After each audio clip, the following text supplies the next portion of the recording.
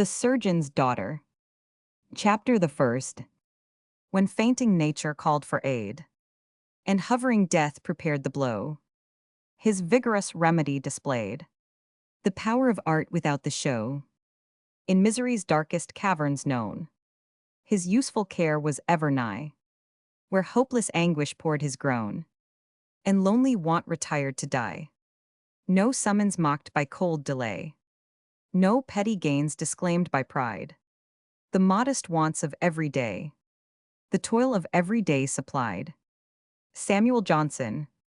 The exquisitely beautiful portrait which the Rambler has painted of his friend, Levitt, well describes Gideon Gray and many other village doctors from whom Scotland reaps more benefit, and to whom she is perhaps more ungrateful than to any other class of men, excepting her schoolmasters. Such a rural man of medicine is usually the inhabitant of some pretty borough or village, which forms the central point of his practice. But besides attending to such cases, as the village may afford, he is day and night at the service of everyone who may command his assistance within a circle of 40 miles in diameter, untraversed by roads in many directions, and including moors, mountains, rivers, and lakes for late and dangerous journeys through an inaccessible country, for services of the most essential kind, rendered at the expense or risk at least of his own health and life. The Scottish village doctor receives at best a very moderate recompense, often one which is totally inadequate, and very frequently none, whatever he has none of the ample resources proper to the brothers of the profession in an English town. The burgesses of a Scottish borough are rendered by their limited means of luxury inaccessible to gout, surfeits, and all the comfortable chronic diseases which are attendant on wealth and indolence.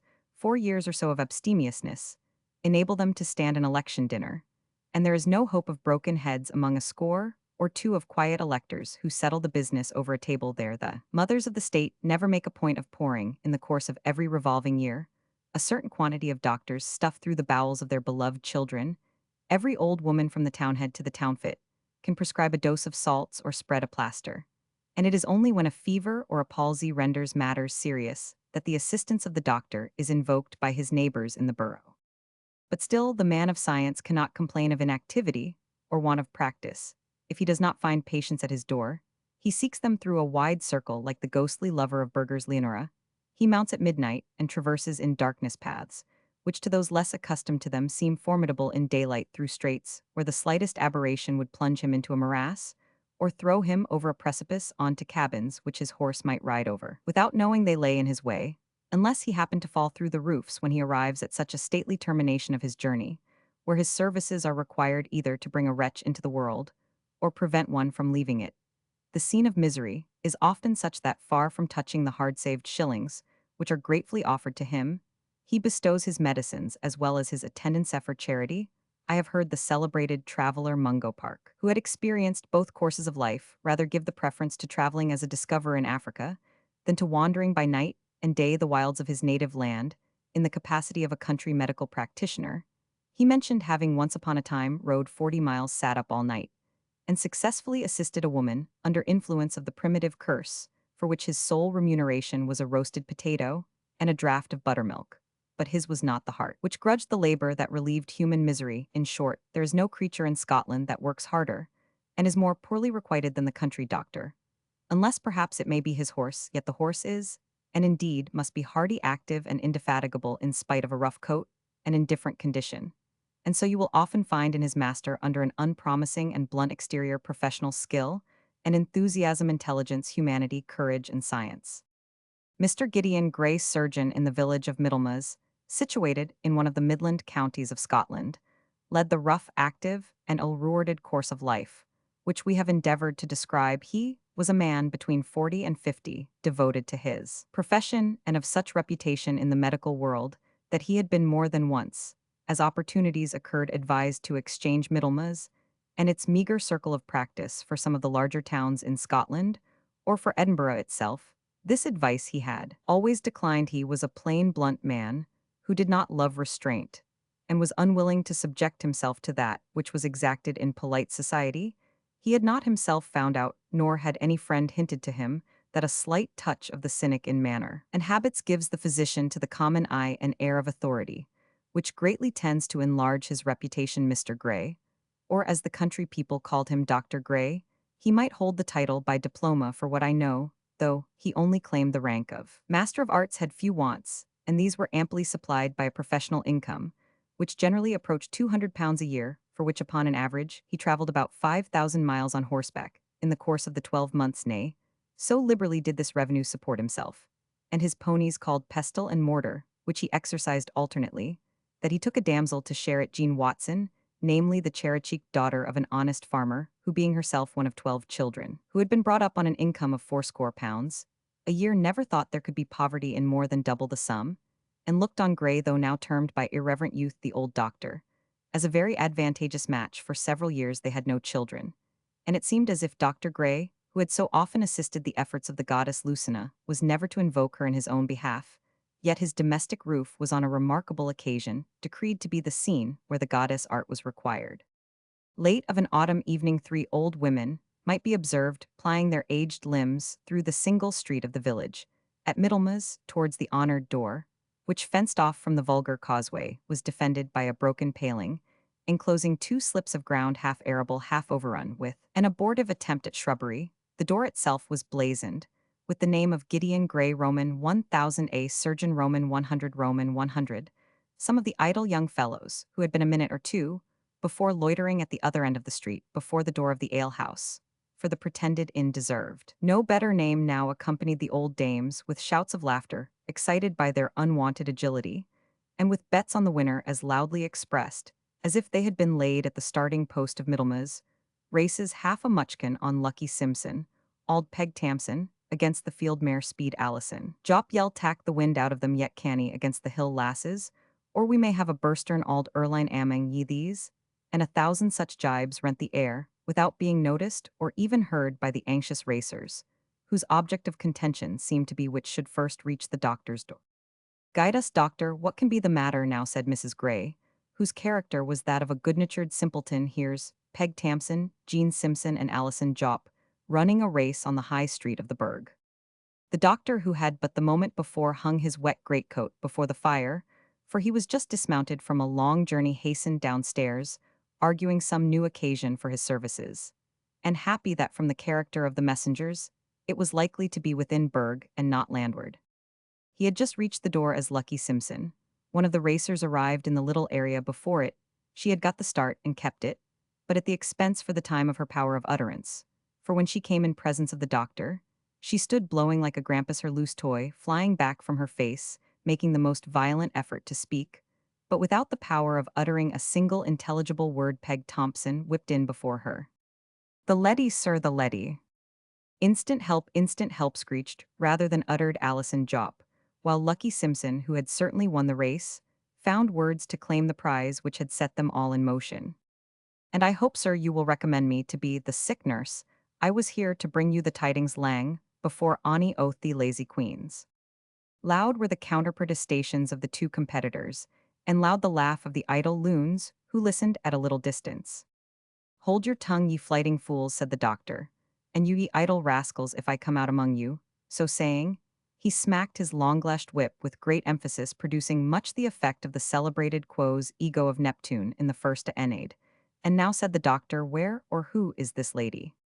The question was scarce necessary, for a plain carriage, with 4 horses, came at a foot's pace towards the door of the doctor's house, and the old women, now more at their ease, gave the doctor to understand that the gentleman thought the accommodation of the Swan Inn totally unfit for his lady's rank and condition, and had by their advice, each claiming the merit of the suggestion, brought her here to experience the hospitality of the West Room, a spare apartment, in which Dr. Gray occasionally accommodated such patients as he desired to keep for a space of time under his own eye. There were 2 persons only in the vehicle, the one a gentleman in a riding dress sprung out, and having received from the doctor an assurance that the lady would receive tolerable accommodation in his house, he lent assistance to his companion to leave the carriage, and with great apparent satisfaction saw her safely deposited in a decent sleeping apartment, and under the respectable charge of the doctor and his lady, who assured him, once more, of every species of attention, to bind their promise more firmly. The stranger slipped a purse of 20 guineas, for this story chanced in the golden age, into the hand of the doctor, as an earnest of the most liberal recompense, and requested he would spare no expense in providing all that was necessary or desirable for a person in the lady's condition, and for the helpless being to whom she might immediately be expected to give birth. He then said he would retire to the inn, where he begged a message, might instantly acquaint him with the expected change in the lady's situation. She is of rank, he said, and a foreigner let no expense be spared. We designed to have reached Edinburgh, but were forced to turn off the road by an accident. Once more, he said, let no expense be spared, and manage that she may travel as soon as possible. That, said the doctor, is past my control. Nature must not be hurried, and she avenges herself of every attempt to do so. But art, said the stranger, can do much, and he proffered a second purse which seemed as heavy as the first. Art, said the doctor, may be recompensed, but cannot be purchased. You have already paid me more than enough to take the utmost care I can of your lady. Should I accept more money, it could only be for promising by implication at least what is beyond my power to perform. Every possible care shall be taken of your lady, and that affords the best chance of her being speedily able to travel. Now go you to the inn, sir, for I may be instantly wanted, and we have not yet provided either an attendant for the lady or a nurse for the child, but both shall be presently done. Yet a moment, doctor, what languages do you understand? Latin and French I can speak indifferently, and so as to be understood, and I read a little Italian. But no Portuguese or Spanish, continued the stranger. No, sir. That is unlucky, but you may make her understand you by means of French. Take notice, you are to comply with her request in everything. If you want means to do so, you may apply to me. May I ask, sir, by what name the lady is to be? It is totally indifferent, said the stranger, interrupting the question. You shall know it at more leisure. So saying, he threw his ample cloak about him, turning himself half round to assist the operation, with an air which the doctor would have found it difficult to imitate, and walked down the street to the little inn. Here he paid and dismissed the postilions, and shut himself up in an apartment, ordering no one to be admitted till the doctor should call. The doctor, when he returned to his patient's apartment, found his wife in great surprise, which, as is usual with persons of her character, was not unmixed with fear and anxiety. She cannot speak a word like a Christian being, said Mrs. Gray. I know it, said the doctor.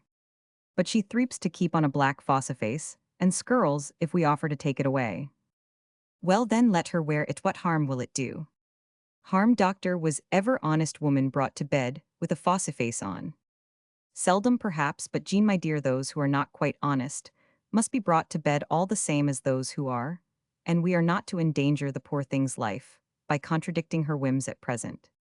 Approaching the sick woman's bed, he observed that she indeed wore a thin silk mask of the kind which do such uncommon service in the elder comedy, such as women of rank still wore in traveling, but certainly never in the situation of this poor lady. It would seem she had sustained importunity on the subject, for when she saw the doctor she put her hand to her face, as if she was afraid he would insist on pulling off the vizard. He hastened to say in tolerable French that her will should be a law to them in every respect, and that she was at perfect liberty to wear the mask, till it was her pleasure to lay it aside. She understood him, for she replied by a very imperfect attempt in the same language to express her gratitude for the permission, as she seemed to regard it of retaining her disguise.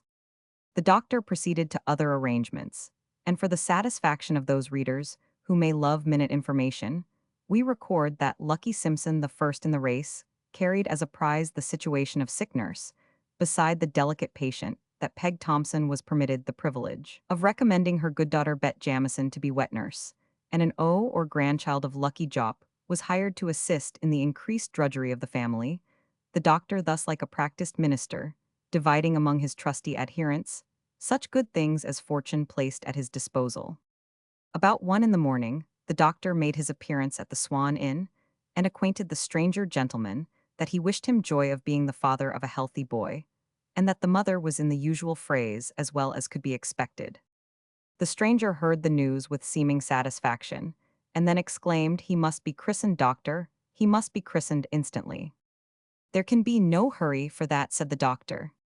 We think otherwise, said the stranger, cutting his argument short. I am a Catholic doctor, and as I may be obliged to leave this place before the lady is able to travel, I desire to see my child received into the pale of the church. There is, I understand, a Catholic priest in this wretched place. There is a Catholic gentleman, Sir Mr. Goodrich, who is reported to be in orders. I commend your caution, doctor, said the stranger. It is dangerous to be too positive on any subject. I will bring that same Mr. Goodrich to your house tomorrow. Gray hesitated for a moment. I am a Presbyterian Protestant, sir. He said, a friend to the Constitution, as established in church and state. As I have a good right, having drawn His Majesty's, pay God bless him, for 4 years, as surgeon's mate in the Cameronian regiment, as my regimental Bible and commission can testify. But although I be bound especially to abhor all trafficking or trinketing with papists, yet I will not stand in the way of a tender conscience. Sir, you may call with Mr. Goodrich, when you please, at my house. And undoubtedly you being, as I suppose, the father of the child, you will arrange matters as you please, only I do not desire to be though an abettor or countenancer of any part of the popish ritual. Enough, sir, said the stranger haughtily, we understand each other. The next day he appeared at the doctor's house with Mr. Goodrich, and two persons, understood to belong to that reverend gentleman's communion. The party were shut up in an apartment with the infant, and it may be presumed that the solemnity of baptism was administered to the unconscious being thus strangely launched upon the world. When the priest and witnesses had retired, the strange gentleman informed Mr. Gray that, as the lady had been pronounced unfit for traveling for several days, he was himself about to leave the neighborhood, but would return thither in the space of 10 days, when he hoped to find his companion able to leave it. And by what name are we to call the child and mother? The infant's name is Richard. But it must have some surname, so must the lady. She cannot reside in my house, yet be without a name. Call them by the name of your town here, Middlemas, I think it is. Yes, sir. Well, Mrs. Middlemas is the name of the mother, and Richard Middlemas of the child, and I am Matthew Middlemas, at your service. This, he continued, will provide Mrs. Middlemas in everything she may wish to possess or assist her.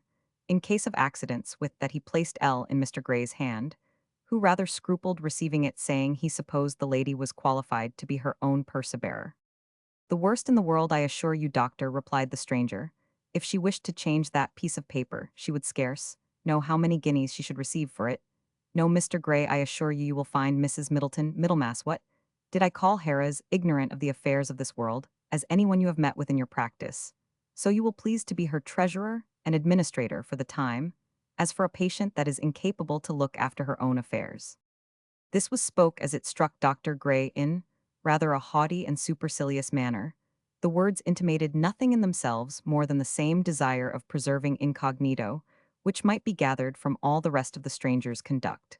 But the manner seemed to say, I am not a person to be questioned by any one. What I say must be received without comment, how little soever you may believe or understand it. It strengthened Gray in his opinion that he had before him a case either of seduction or of private marriage betwixt persons of the very highest rank, and the whole bearing both of the lady and the gentleman confirmed his suspicions. It was not in his nature to be troublesome or inquisitive, but he could not fail to see that the lady wore no marrying, and her deep sorrow and perpetual tremor seemed to indicate an unhappy creature who had lost the protection of parents, without acquiring a legitimate right to that of a husband. He was therefore somewhat anxious when Mr. Middlemas, after a private conference of some length with the lady, bade him farewell.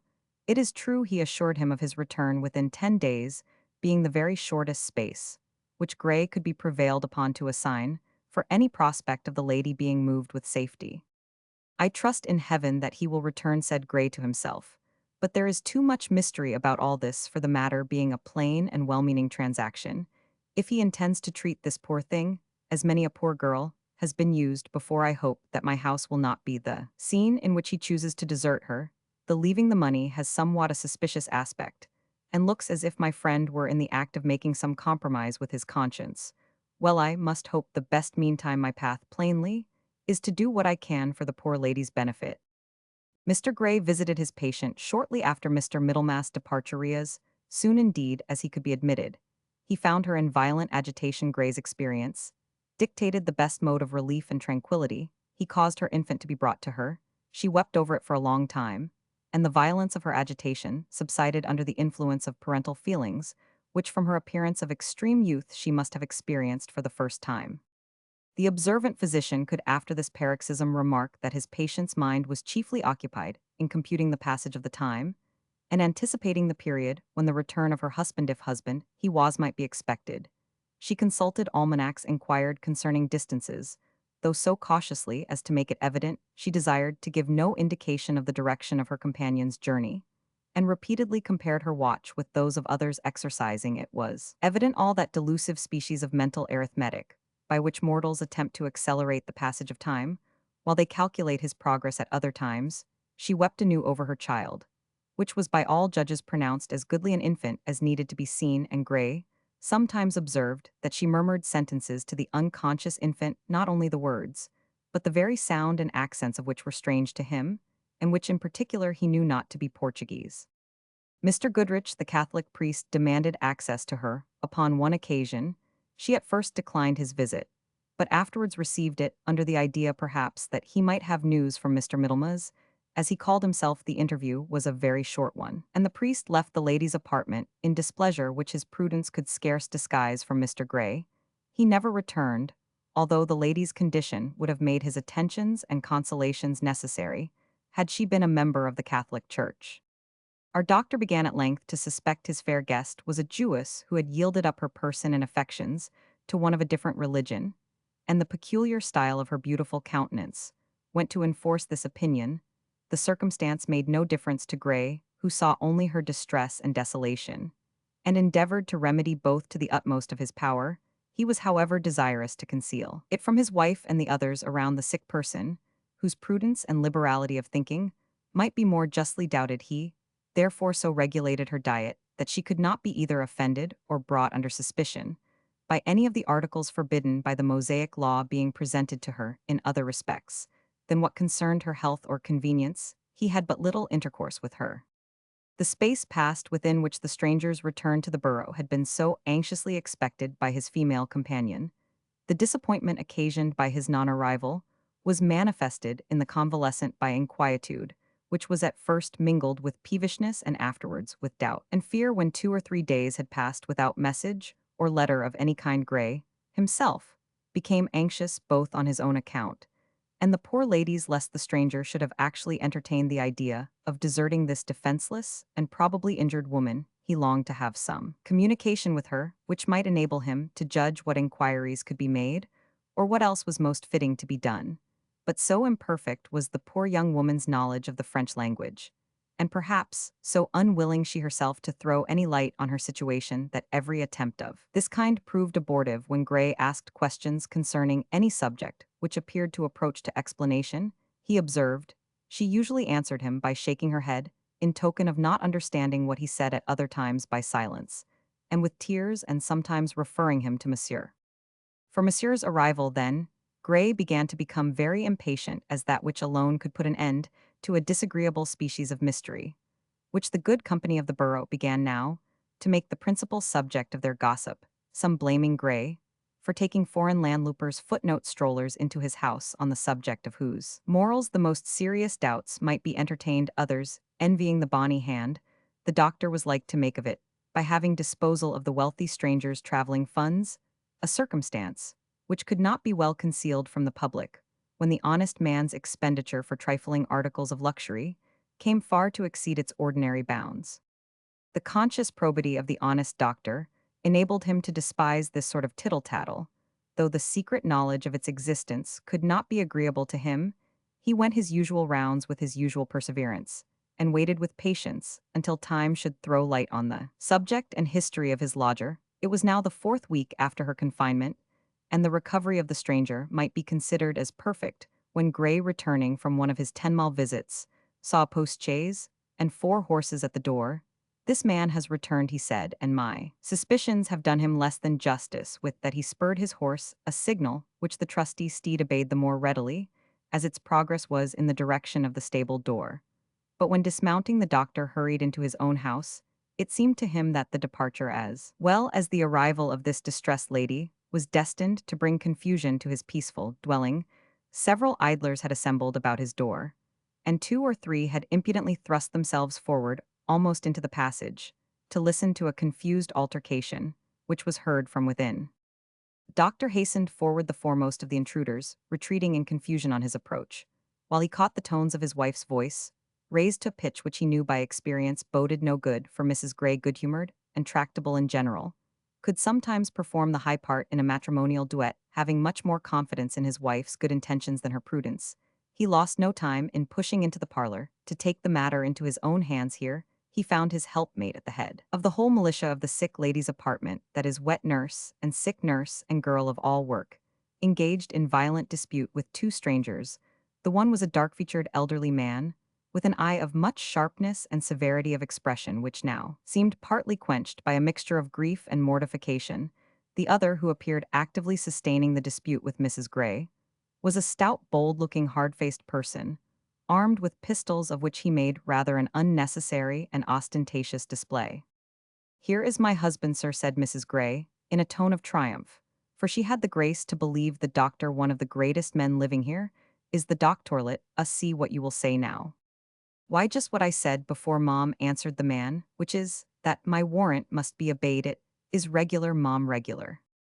So saying, he struck the forefinger of his right hand against a paper, which he held towards Mrs. Gray with his left. "Address yourself to me, if you please, sir," said the doctor, seeing that he ought to lose no time in removing the cause into the proper court. "I am the master of this house, sir, and I wish to know the cause of this visit." "My business is soon told," said the man. "I am a king's messenger, and this lady has treated me as if I was a Baron Bailey's officer." "That is not the question, sir," replied the doctor. "If you are a king's messenger, where is your warrant? And what do you propose to do here at the same time?"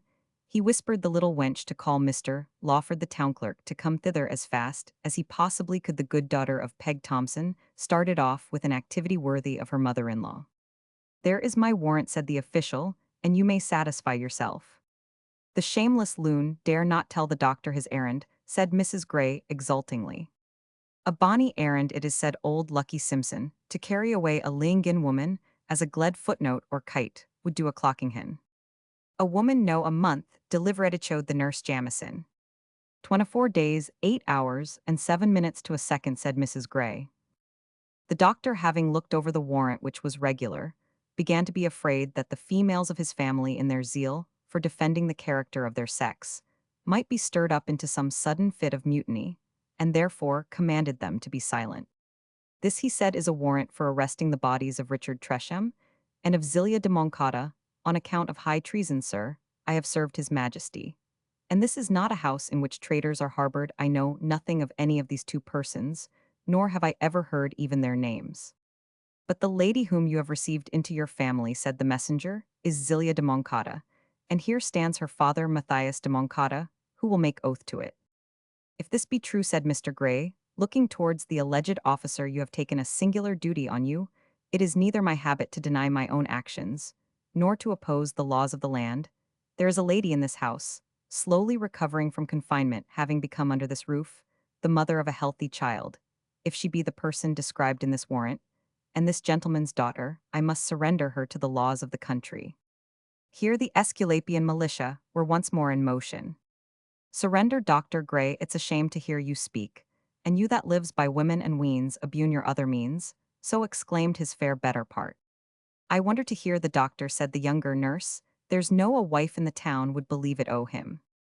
I thought the doctor was a man, till this moment," said Lucky Simpson, "but I believe him now to be an auld wife little balder than mysel, and I dinna wonder that poor Mrs. Gray—" "Hold your peace, you foolish woman," said the doctor. "Do you think this business is not bad enough already, that you are making it worse with your senseless claver footnote, tattling gentleman? This is a very sad case. Here is a warrant for a high crime against a poor creature who is little fit to be removed from one house to another, much more dragged to a prison. I tell you plainly that I think the execution of this arrest may cause her death. It is your business, sir, if you be really her father, to consider what you can do to soften this matter, rather than drive it on." "Better death than dishonor," replied the stern-looking old man, with a voice as harsh as his aspect. "And you, messenger," he continued, "look what you do, and execute the warrant at your peril." "You hear," said the man, appealing to the doctor himself. "I must have immediate access to the lady." "In a lucky time," said Mr. Gray. "Here comes the town clerk. You are very welcome. Mr. Lawford, your opinion here is much wanted as a man of law, as well as of sense and humanity. I was never more glad to see you in all my life." He then rapidly stated the case, and the messenger, understanding the newcomer to be a man of some authority, again exhibited his warrant. "This is a very sufficient and valid warrant, Dr. Gray," replied the man of law nevertheless. "If you're disposed to make oath that instant removal would be unfavorable to the lady's health, unquestionably, she must remain here suitably guarded." "It is not so much the mere act of locomotion which I am afraid of," said the surgeon, "but I am free to depone on soul and conscience that the shame and fear of her father's anger, and the sense of the affront of such an arrest with terror for its consequences, may occasion violent and dangerous illness, even death itself." "The father must see the daughter, though they may have quarreled," said Mr. Lawford, the officer of justice, "must execute his warrant, though it should frighten the criminal to death. These evils are only contingent, not direct, and immediate consequences. You must give up the lady, Mr. Gray, though your hesitation is very natural." "At least, Mr. Lawford, I ought to be certain that the person in my house is the party they search for."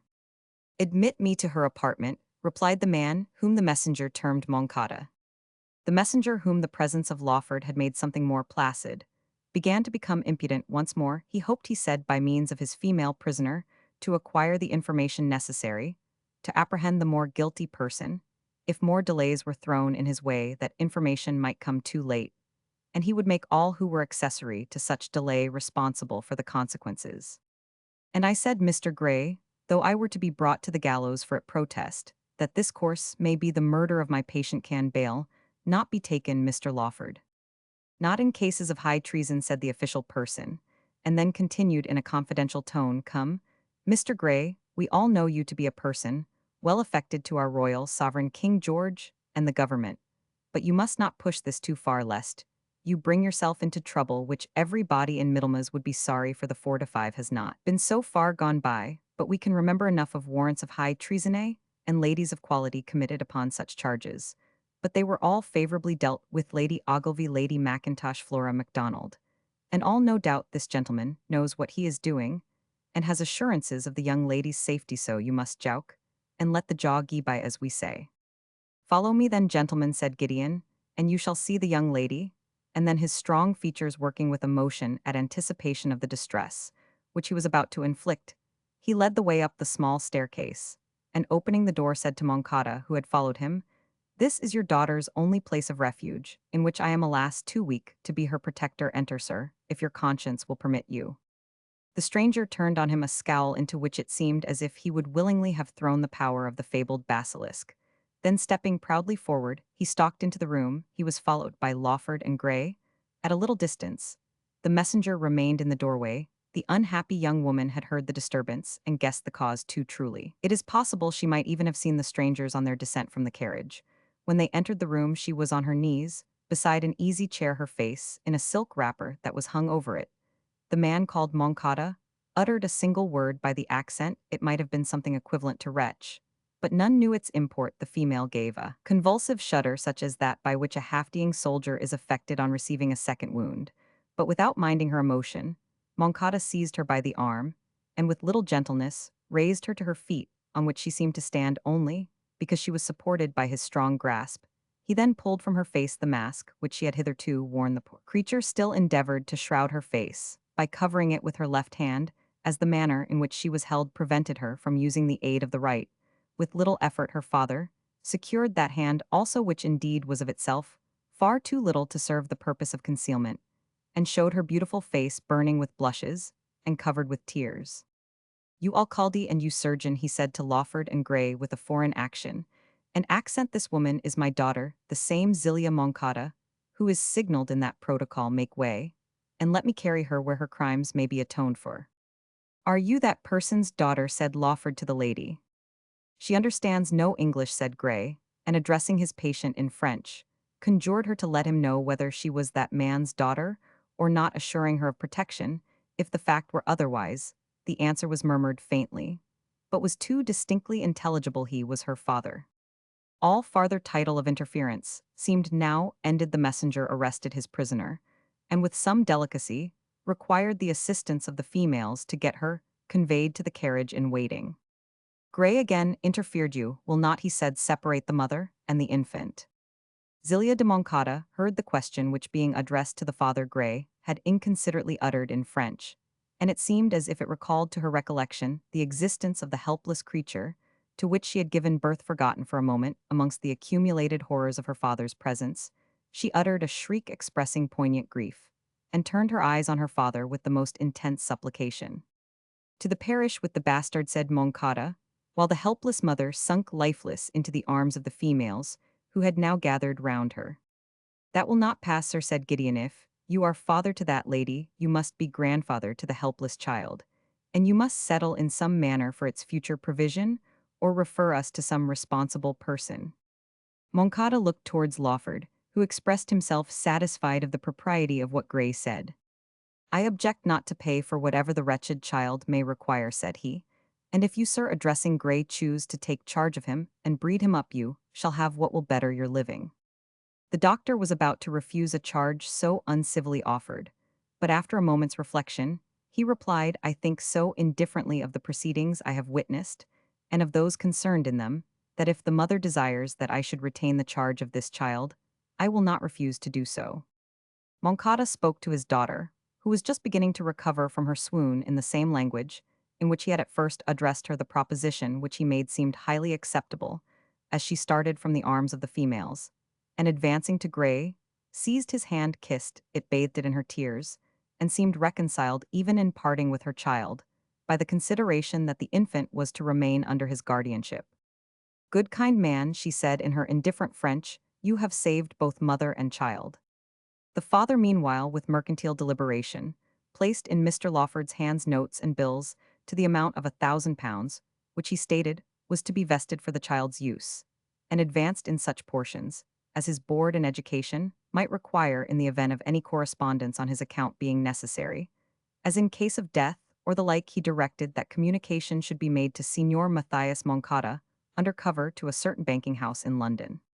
But beware, he said to Gray, how you trouble me about these concerns, unless in case of absolute necessity.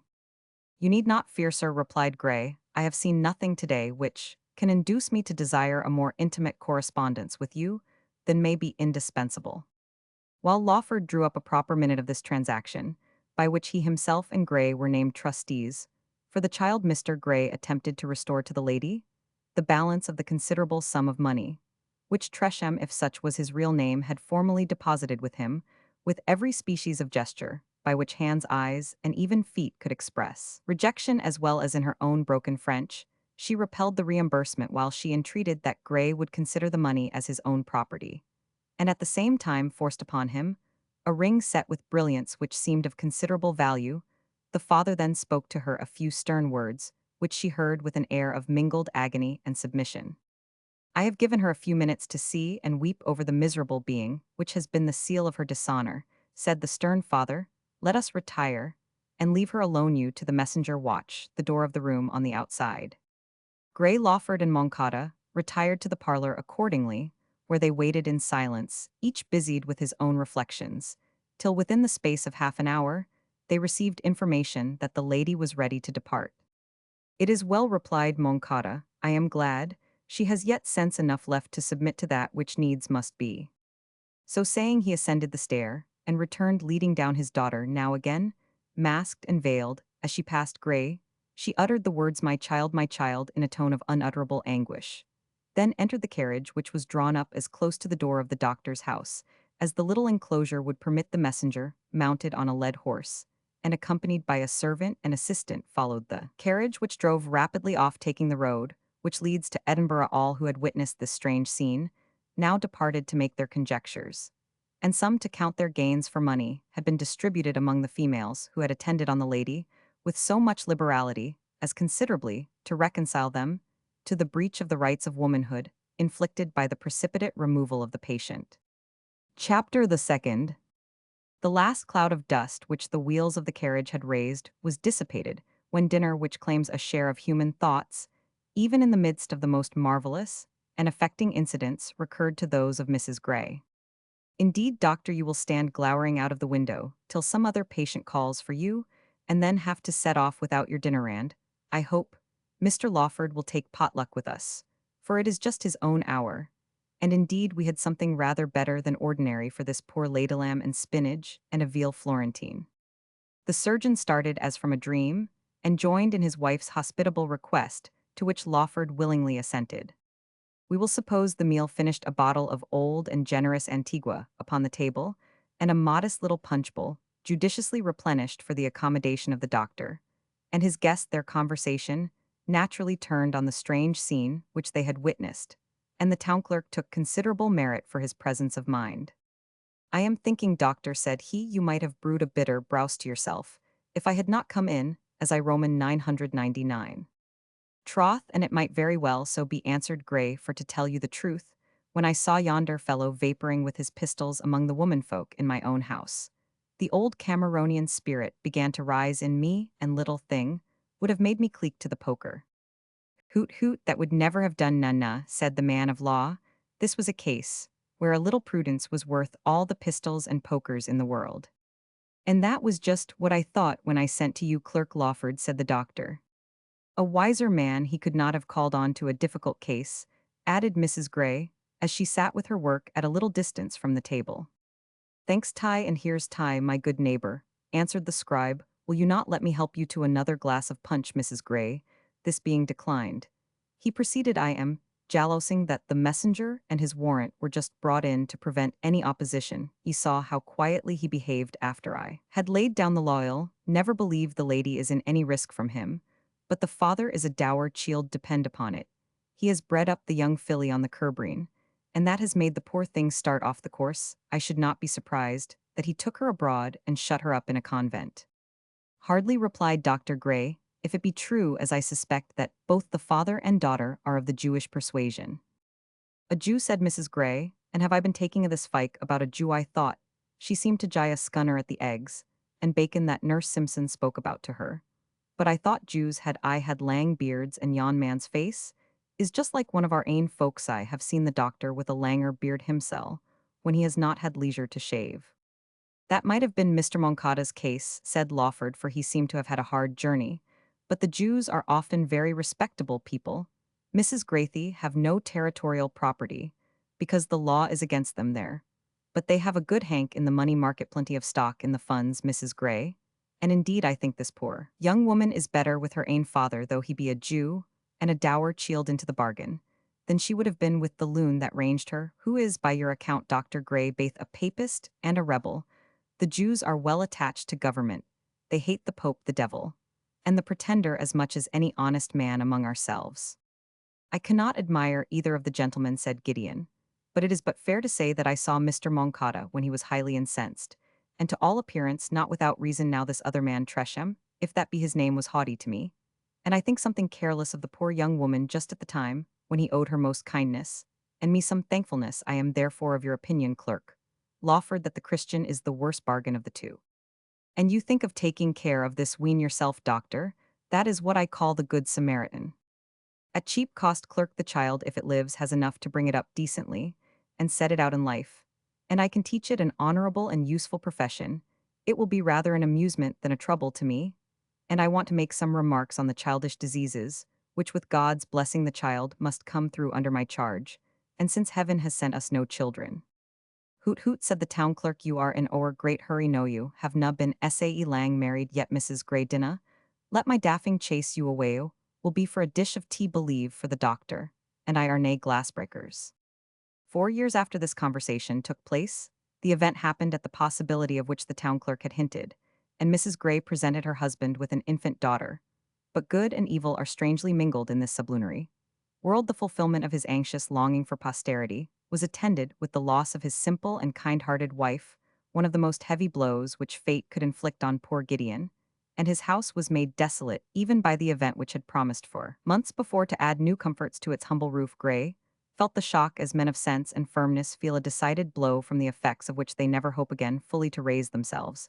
He discharged the duties of his profession with the same punctuality as ever was easy, and even to appearance cheerful in his intercourse with society. But the sunshine of existence was gone every morning. He missed the affectionate charges, which recommended to him to pay attention to his own health while he was laboring to restore that blessing to his patients every evening as he returned from his weary round. It was without the consciousness of a kind and affectionate reception from one eager to tell, and interested to hear all the little events of the day. His whistle, which used to arise clear and strong so soon as Middlemas steeple was in view, was now forever silenced, and the rider's head drooped, while the tired horse, lacking the stimulus of his master's hand and voice, seemed to shuffle along as if it experienced a share of his despondency. There were times when he was so much dejected as to be unable to endure even the presence of his little Minnie, in whose infant countenance he could trace the lineaments of the mother of whose loss she had been the innocent and unconscious cause. Had it not been for this, poor child would think, but instantly aware that the sentiment was sinful, he would snatch the infant to his breast and load it with caresses, then hastily desire it to be removed from the parlor. The Mahometans have a fanciful idea that the true believer in his passage to paradise is under the necessity of passing barefooted over a bridge composed of red-hot iron.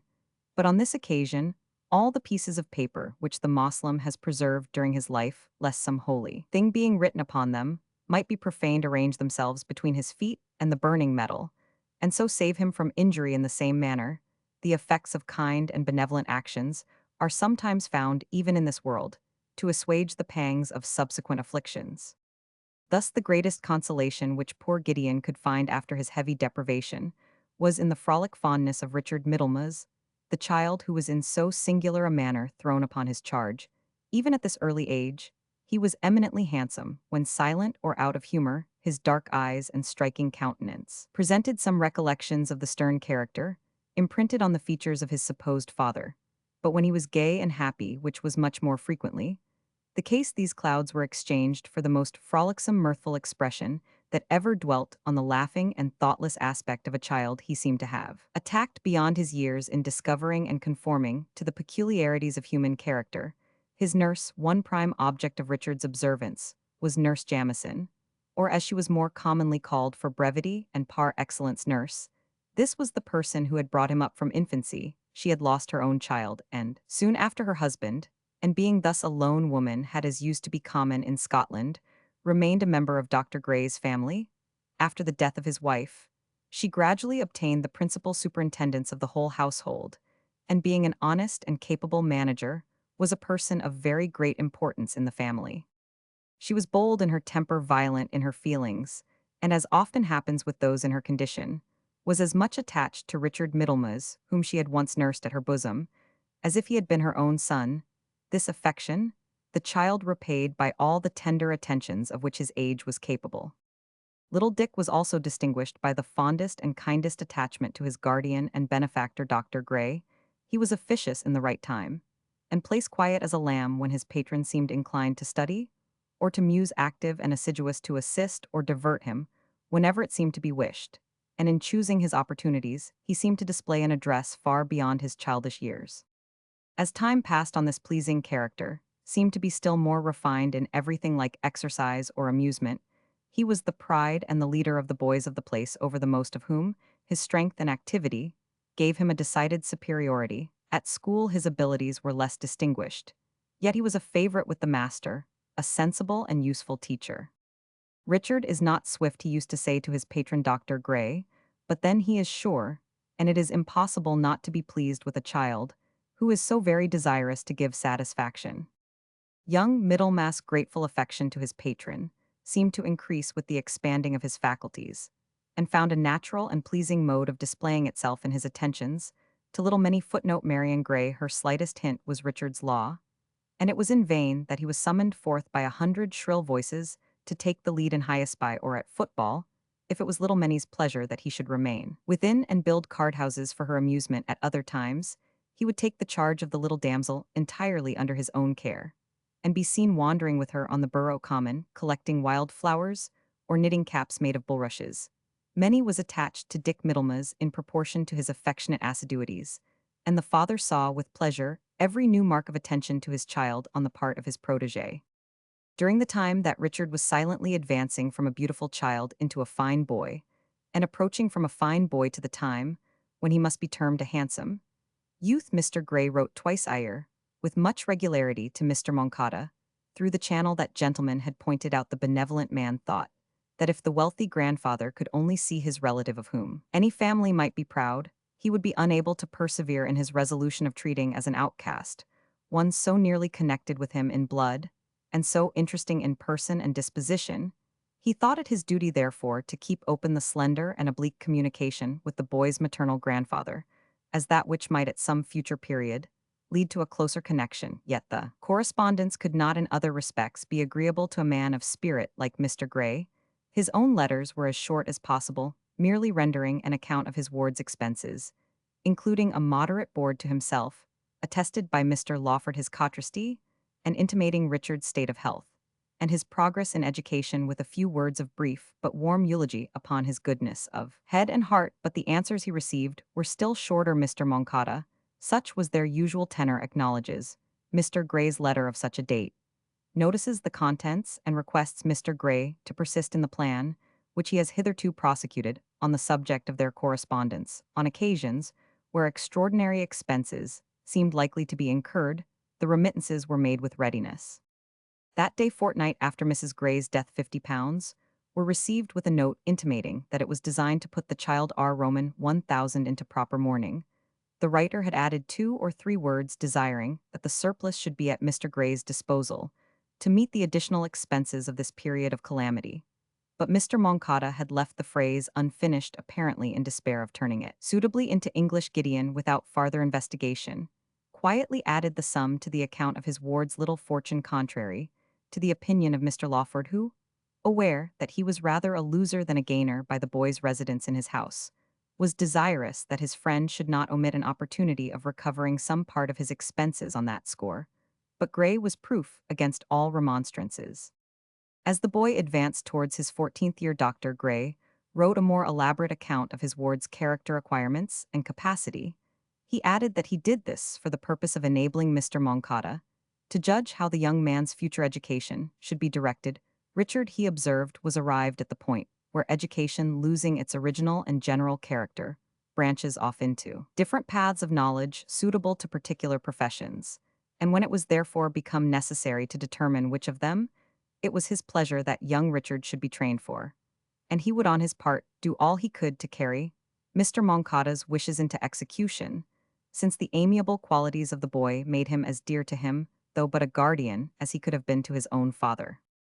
The answer, which arrived in the course of a week or 10 days, was fuller than usual and written in the first person. Mr. Gray, such was the tenor our meeting has been under such circumstances as could not make us favorably known to each other at the time, but I have the advantage of you, since knowing your motives for entertaining an indifferent opinion of me, I could respect them, and you at the same time, whereas you unable to comprehend the motives I say, you being unacquainted with the infamous treatment I had received, could not understand the reasons that I have for acting as I have done, deprived, sir, by the act of a villain of my child, and she despoiled of honor. I cannot bring myself to think of beholding the creature, however innocent, whose look must always remind me of hatred and of shame.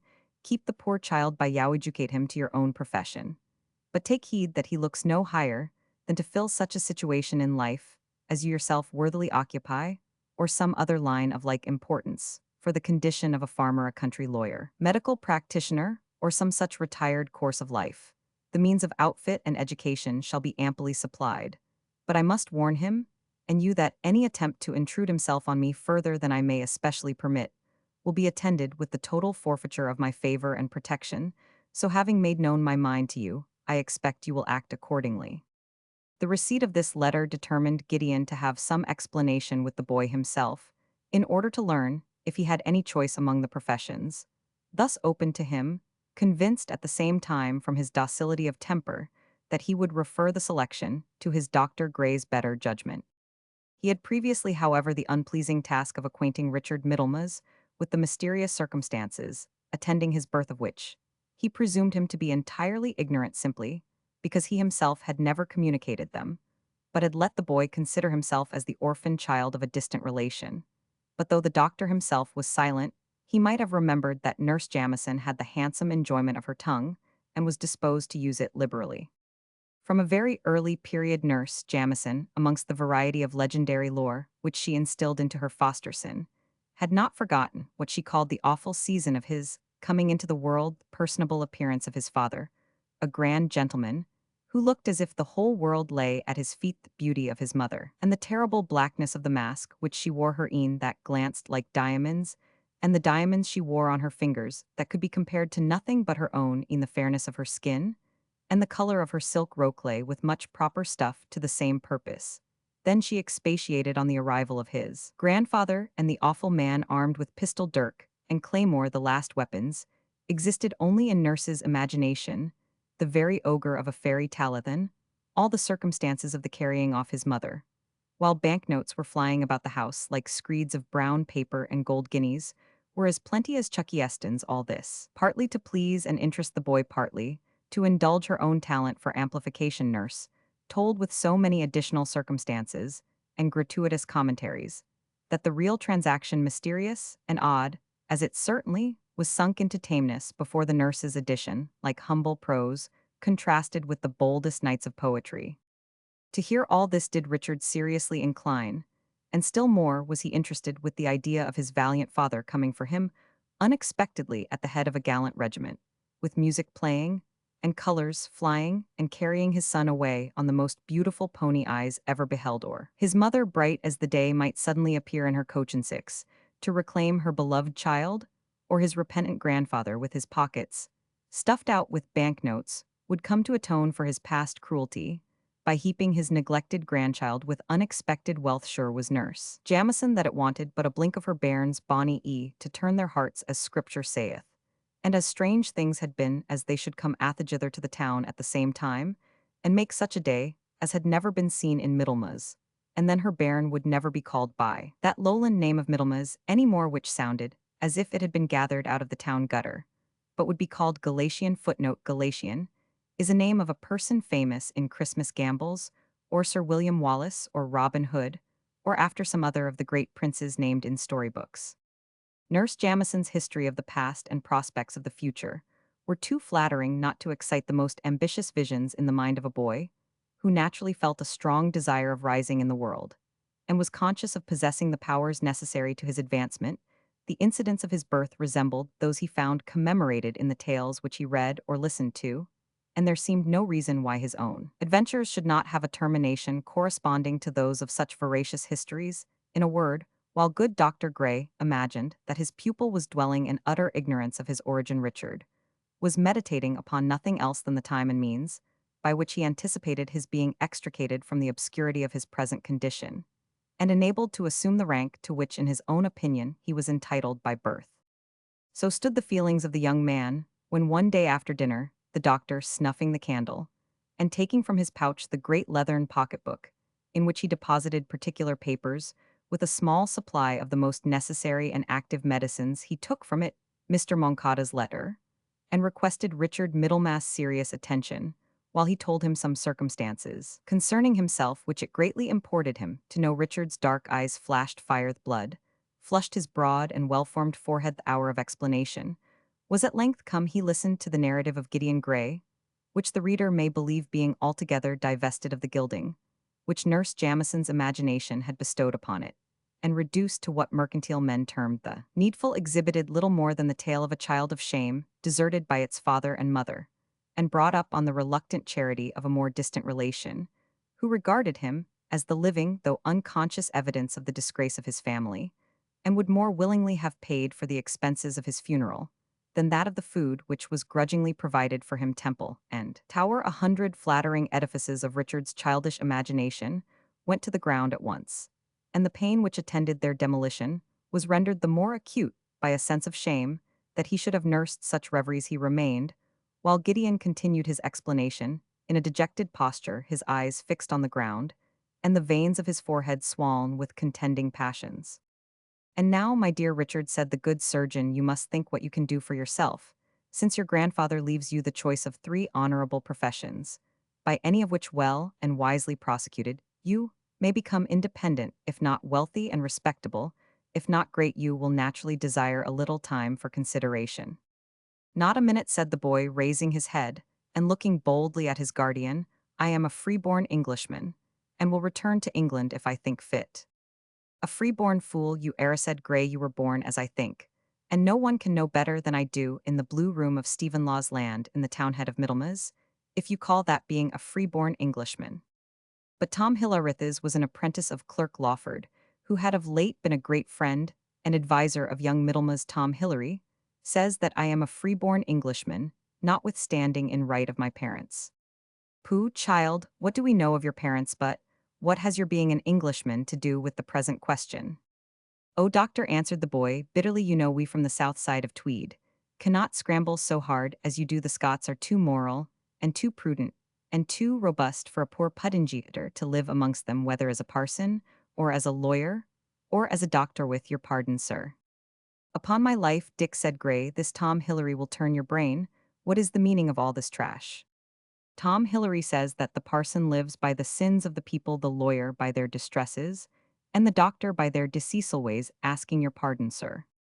Tom Hillary replied the doctor should be drummed out of the borough, a whippersnapper of an attorney's apprentice run away from Newcastle. If I hear him talking so ill, teach him to speak with more reverence of the learned professions. Let me hear no more of Tom Hillary, whom you have seen far too much of lately. Think a little like a lad of sense, and tell me what answer I am to give to Mr. Moncada. Tell him, said the boy, the tone of affected sarcasm laid aside, and that of injured pride substituted in its room. Tell him that my soul revolts at the obscure lot he recommends to me. I am determined to enter my father's profession, the army, unless my grandfather chooses to receive me into his house, and place me in his own line of business. Yes, and make you his partner, I suppose, and acknowledge you for his heir, said Dr. Gray, a thing extremely likely to happen, no doubt, considering the way in which he has brought you up all along, and the terms in which he now writes concerning you. Then, sir, there is one thing which I can demand of you, replied the boy. There is a large sum of money in your hands belonging to me, and since it is consigned to you for my use, I demand you should make the necessary advances to procure a commission in the army account to me, for the balancing, so, with thanks for past favors, I will give you no trouble in future. Young man, said the doctor gravely, I am very sorry to see that your usual prudence and good humor are not proof against the disappointment of some idle expectations, which you had not the slightest reason to entertain. It is very true that there is a sum which, in spite of various expenses, may still approach to £1,000, or better, which remains in my hands for your behoof, but I am bound to dispose of it according to the will of the donor, and at any rate you are not entitled to call for it until you come to years of discretion, a period from which you are 6 years distant according to law, and which in one sense you will never reach at all unless you alter your present unreasonable crotchets. But come, Dick, this is the first time I have seen you in so absurd a humor, and you have many things I own in your situation to apologize for impatience even greater than you have displayed. But you should not turn your resentment on me, that am no way in fault. You should remember that I was your earliest and only friend, and took charge of you when every other person forsook you. I do not thank you for it, said Richard, giving way to a burst of uncontrolled passion. You might have done better for me had you pleased. And in what manner, you ungrateful boy, said Gray, whose composure was a little ruffled. You might have flung me under the wheels of their carriages as they drove off, and have let them trample on the body of their child as they have done on his feelings. So saying, he rushed out of the room, and shut the door behind him with great violence, leaving his guardian, astonished at his sudden and violent change of temper and manner. What the deuce can have possessed him, ah well, high-spirited, and disappointed in some follies which that Tom Hillary has put into his head, but his is a case for anodynes, and shall be treated accordingly. While the doctor formed this good-natured resolution, young Middlemas rushed to Nurse Jamison's apartment, where poor many to whom his presence always gave holiday feelings hastened to exhibit for his admiration a new doll of which she had made the acquisition. No one generally was more interested in Minnie's amusements than Richard, but at present Richard, like his celebrated namesake, was not vain. He threw off the little damsel so carelessly, almost so rudely, that the doll flew out of Minnie's hand, fell on the hearthstone, and broke its waxen face. The rudeness drew from Nurse Jamison a rebuke, even although the culprit was her darling. Hout awa, Richard, that wasna like yoursel, to guide Miss Minnie, that gate haud your tongue, Miss Minnie, and ill soon mend the baby's face. But if Minnie cried, she did not cry for the doll, and while the tears flowed silently down her cheeks, she sat looking at Dick Middlemas with a childish face of fierce sorrow and wonder. Nurse Jamison was soon diverted from her attention to Minnie Gray's distresses, especially as she did not weep aloud, and her attention became fixed on the altered countenance, red eyes, and swollen features of her darling foster child. She instantly commenced an investigation into the cause of his distress, after the usual inquisitorial manner of matrons of her class. What is the matter? Why, my bairn, and wha has been vexing my bairn with similar questions? At last extorted this reply. I am not your bairn, I am no one's bear, no one's son. I am an outcast from my family, and belong to no one. Dr. Gray has told me so himself. And did he cast up to my bairn that he was a bastard troth? He was na blade o' me, certy your father was a better man than ever stood on the doctor's shanks, a handsome grand gentleman, with an E like a Gled's and a step like a Highland piper. Nurse Jamison had got on a favorite topic, and would have expatiated long enough, for she was a professed admirer of masculine beauty.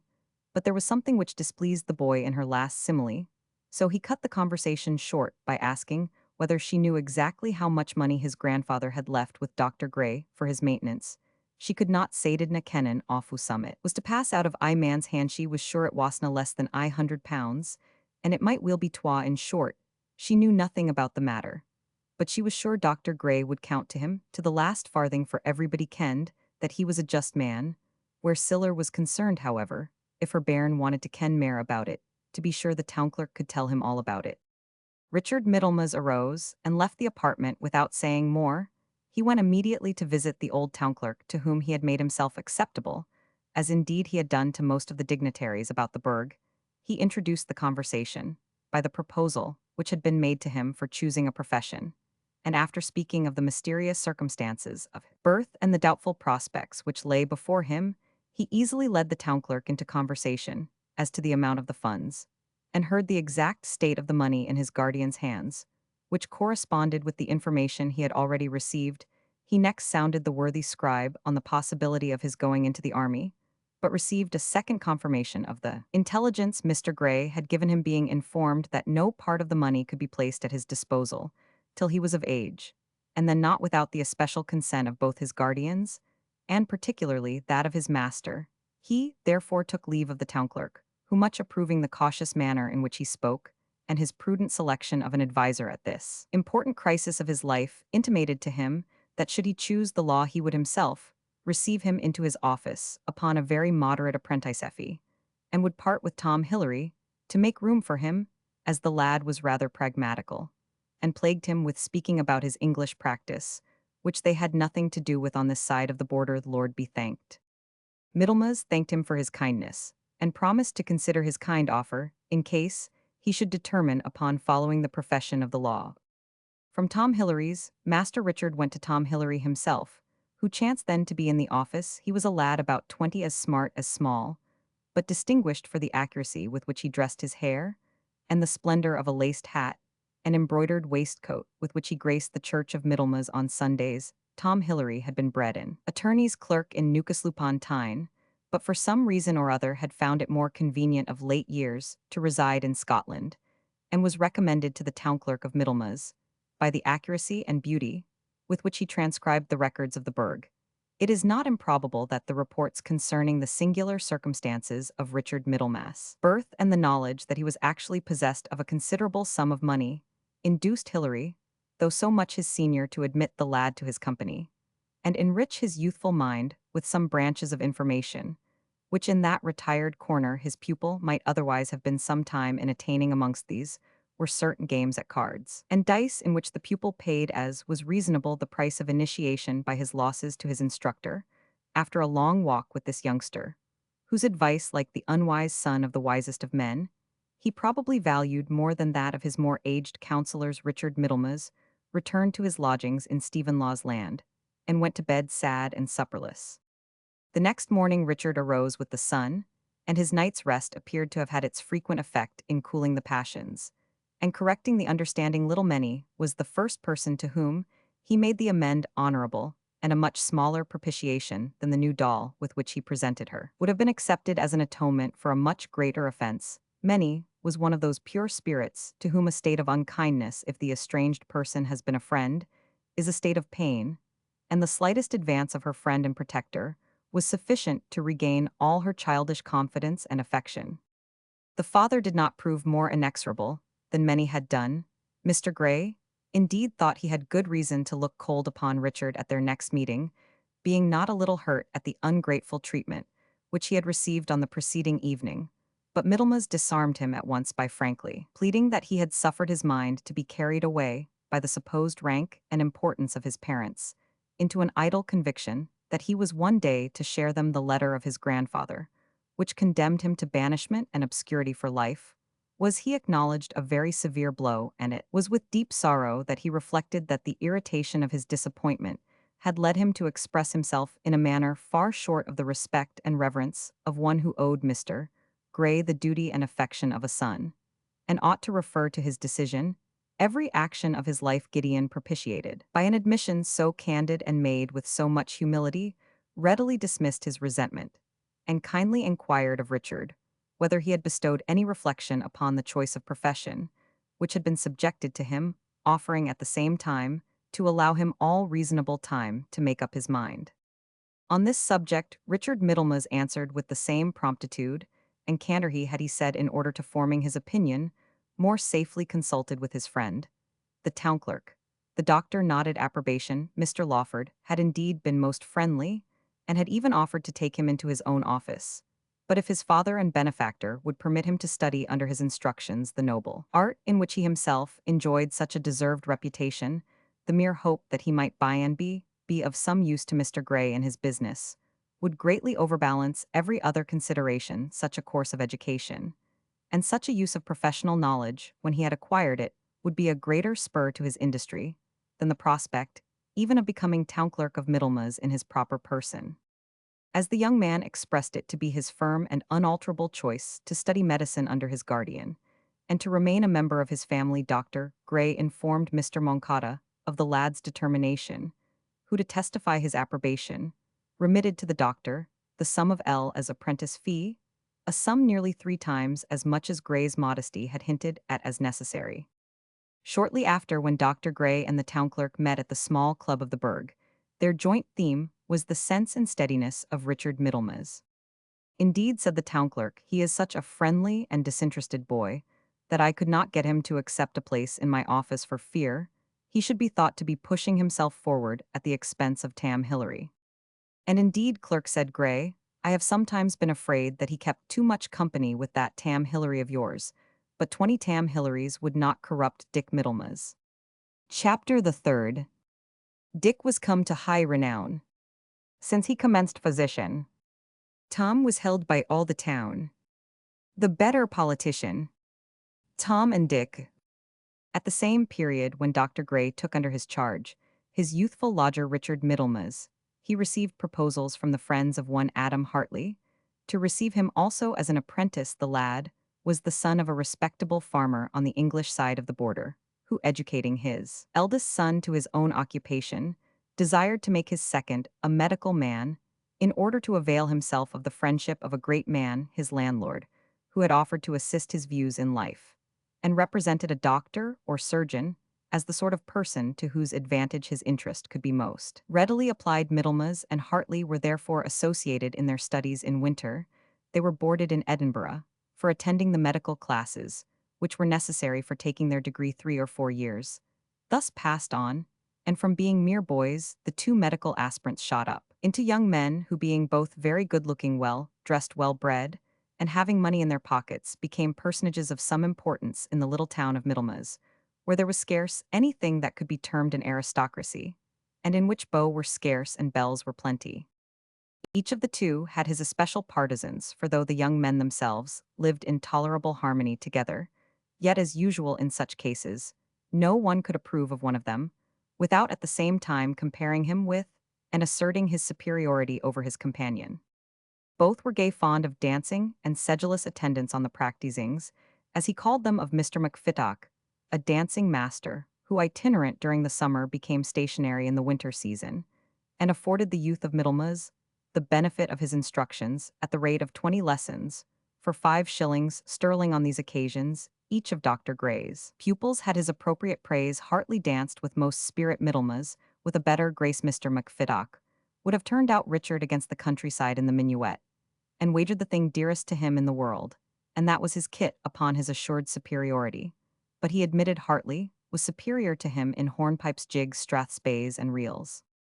In dress, Hartley was most expensive, perhaps, because his father afforded him better means of being so, but his clothes were neither so tasteful when new nor so well preserved, when they began to grow old, as those of Richard Middlemas. Adam Hartley was sometimes fine at other times, rather slovenly and on the former occasions looked rather too conscious of his splendor. His chum was at all times regularly neat and well dressed, while at the same time, he had an air of good breeding, which made him appear always at ease, so that his dress, whatever it was, seemed to be just what he ought to have worn at the time. In their persons there was a still more strongly marked distinction. Adam Hartley was full middle-sized, stout, and well-limbed, and an open English countenance of the genuine Saxon mold showed itself among chestnut locks, until the hairdresser destroyed them. He loved the rough exercises of wrestling, boxing, leaping, and quarterstaff, and frequented, when he could obtain leisure, the bull baitings and football matches by which the burg was sometimes enlivened.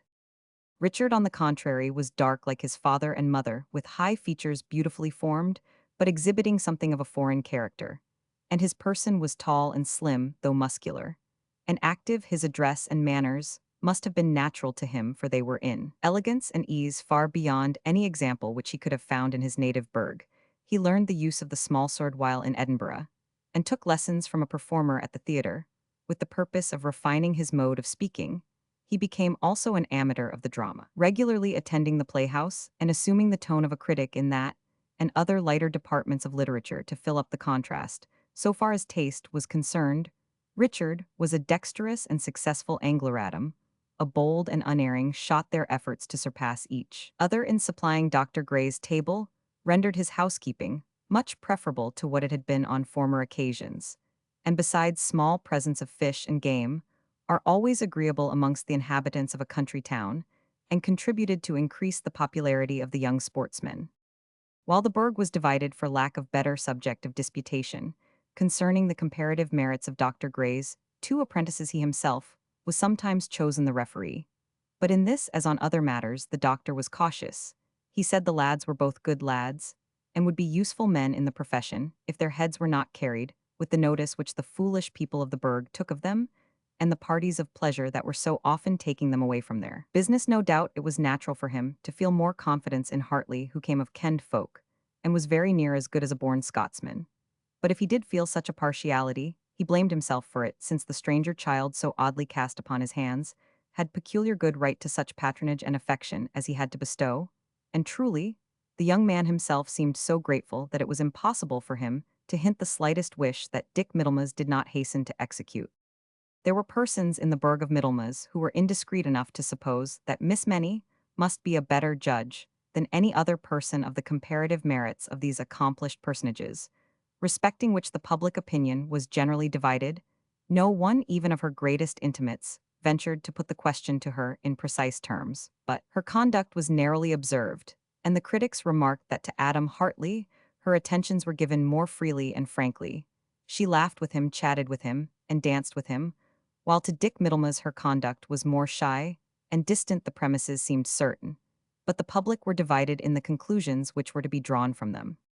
It was not possible for the young men to be the subject of such discussions without being sensible that they existed, and thus contrasted together by the little society in which they moved. They must have been made of better than ordinary clay if they had not themselves entered by degrees into the spirit of the controversy, and considered themselves as rivals for public applause. Nor is it to be forgotten that Many Gray was, by this time, shot up into one of the prettiest young women, not of Middlemas only, but of the whole county in which the little burg is situated. This indeed had been settled by evidence which could not be esteemed short of decisive. At the time of the races, there were usually assembled in the burg some company of the higher classes from the country around, and many of the sober burghers mended their incomes by letting their apartments or taking in lodgers of quality for the busy week. All the rural thanes and thanesses attended on these occasions, and such was the number of cocked hats and silken trains that the little town seemed for a time totally to have changed its inhabitants on this occasion. Persons of a certain quality only were permitted to attend upon the nightly balls which were given in the old town house, and the line of distinction excluded Mr. Gray's family. The aristocracy, however, used their privileges with some feelings of deference to the native beaux and belles of the burg, who were thus doomed to hear the fiddles nightly, without being permitted to dance to them. One evening, in the race week, termed the Hunters' Ball, was dedicated to general amusement, and liberated from the usual restrictions of etiquette on this occasion. All the respectable families in the town were invited to share the amusement of the evening, and to wonder at the finery and be grateful for the condescension of their betters. This was especially the case with the females, for the number of invitations to the gentlemen of the town was much more limited now at this general muster. The beauty of Miss Grey's face and person had placed her, in the opinion of all competent judges decidedly, at the head of all the belles present saving those, with whom according to the ideas of the place, it would hardly have been decent to compare her. The laird of the ancient and distinguished house of Lupenheit did not hesitate to engage her hand during the greater part of the evening, and his mother, renowned for her stern assertion of the distinctions of rank, placed the little plebeian beside her at supper, and was heard to say that the surgeon's daughter behaved very prettily indeed, and seemed to know perfectly well where and what she was. As for the young laird himself, he capered so high and laughed so uproariously as to give rise to a rumor that he was minded to shoot madly from his sphere, and to convert the village doctor's daughter into a lady of his own ancient name. During this memorable evening, Middlemas and Hartley, who had found room in the music gallery, witnessed the scene, and as it would seem with very different feelings, Hartley was evidently annoyed by the excess of attention which the gallant Laird of Lupenheit, stimulated by the influence of a couple of bottles of claret, and by the presence of a partner who danced remarkably well paid to Miss Many Grey, he saw from his lofty stand all the dumb show of gallantry, with the comfortable feelings of a famishing creature, looking upon a feast which he is not permitted to share, and regarded every extraordinary frisk of the jovial Laird as the same might have been looked upon by a gouty person, who apprehended that the dignitary was about to descend on his toes. At length, unable to restrain his emotion, he left the gallery and returned no more. Far different was the demeanor of Middlemas. He seemed gratified and elevated by the attention which was generally paid to Miss Grey, and by the admiration she excited on the valiant Laird of Lupenheit. He looked with indescribable contempt, and amused himself with pointing out to the burg dancing master, who acted pro tempore, as one of the band, the frolicsome bounds and pirouettes, in which that worthy displayed a great deal more of vigor than of grace. "But ye shouldna laugh, sae loud, Master Dick," said the master of capers. "He hasna had the advantage of a real graceful teacher, as ye have had in troth if he listed to tak some lessons. I think I could make some hand of his feet, for he is a supple chield, and has a gallant instep of his ain, and sic a laced hat hasna been seen on the causeway of Middlemas. This mony a day ye are standing laughing there, Dick Middlemas. I would have you be sure he does not cut you out with your bonny partner yonder." He be Middlemas was beginning a sentence which he could not have concluded with strict attention to propriety, when the master of the band summoned McFiddock to his post, by the following artful expostulation: "What? Are ye about, sir? Mind your bowhand, how the deal die think 3 fiddles is to keep down a bass, if yen o' them stands gurning and gabbling as you're doing play up, sir." Dick Middlemas, thus reduced to silence, continued from his lofty station, like one of the gods of the Epicureans, to survey what passed below without the gaieties, which he witnessed being able to excite more than a smile, which seemed, however, rather to indicate a good-humored contempt for what was passing than a benevolent sympathy with the pleasures of others. Chapter the 4th. "Now hold thy tongue, Billy Bewick," he said. "Of peaceful talking let me be. But if thou art a man, as I think thou art, come o'er the dike and fight with me. Border minstrelsy." On the morning after this gay evening, the two young men were laboring together in a plot of ground behind Stephen Law's land, which the doctor had converted into a garden, where he raised with a view to pharmacy, as well as botany, some rare plants, which obtained the place from the vulgar. The sounding name of the physic garden, footnote, the botanic garden, is so termed by the vulgar of Edinburgh. Mr. Grey's pupils readily complied with his wishes that they would take some care of this favorite spot, to which both contributed their labors, after which Hartley used to devote himself to the cultivation of the kitchen garden, which he had raised into this respectability, from a spot not excelling a common kyliard, while Richard Middleman did his utmost to decorate with flowers and shrubs a sort of arbor usually called Miss Many's bower. At present they were both in the botanic patch of the garden, when Dick Middlemas asked Hartley why he had left the ball so soon the evening before. "I should rather ask you," said Hartley, "what pleasure you felt in staying there. I tell you, Dick, it is a shabby low place, this Middlemas of ours, in the smallest burg in England. Every decent freeholder would have been asked if the member gave a ball." What Hartley said his companion, "Are you of all men a candidate for the honor of mixing with the firstborn of the earth? Mercy on us, how will canny Northumberland, throwing a true northern accent on the letter R, acquit himself, methinks? I see thee in thy pea green suit dancing a jig with the Honourable Miss Matty MacFudgeon, while chiefs and thanes around laugh as they would do at a hog in armor. You don't, or perhaps you won't understand me, said Hartley. I am not such a fool as to desire to be haleful o'whelmet with these fine folks. I care as little for them as they do for me. But as they do not choose to ask us to dance, I don't see what business they have with our partners. Partners, said you, answered Middlemas. I don't think many is very often yours. As often as I ask her, answered Hartley, rather haughtily. I did not think that, and hang me if I think so yet, said Middlemas with the same sarcastic tone. I tell thee, Adam, I will bet you a bowl of punch that Miss Grey will not dance with you the next time you ask her. All I stipulate is to know the day. I will lay no bets about Miss Grey, said Hartley. Her father is my master, and I am obliged to him. I think I should act very scurvily if I were to make her the subject of any idle debate betwixt you and me.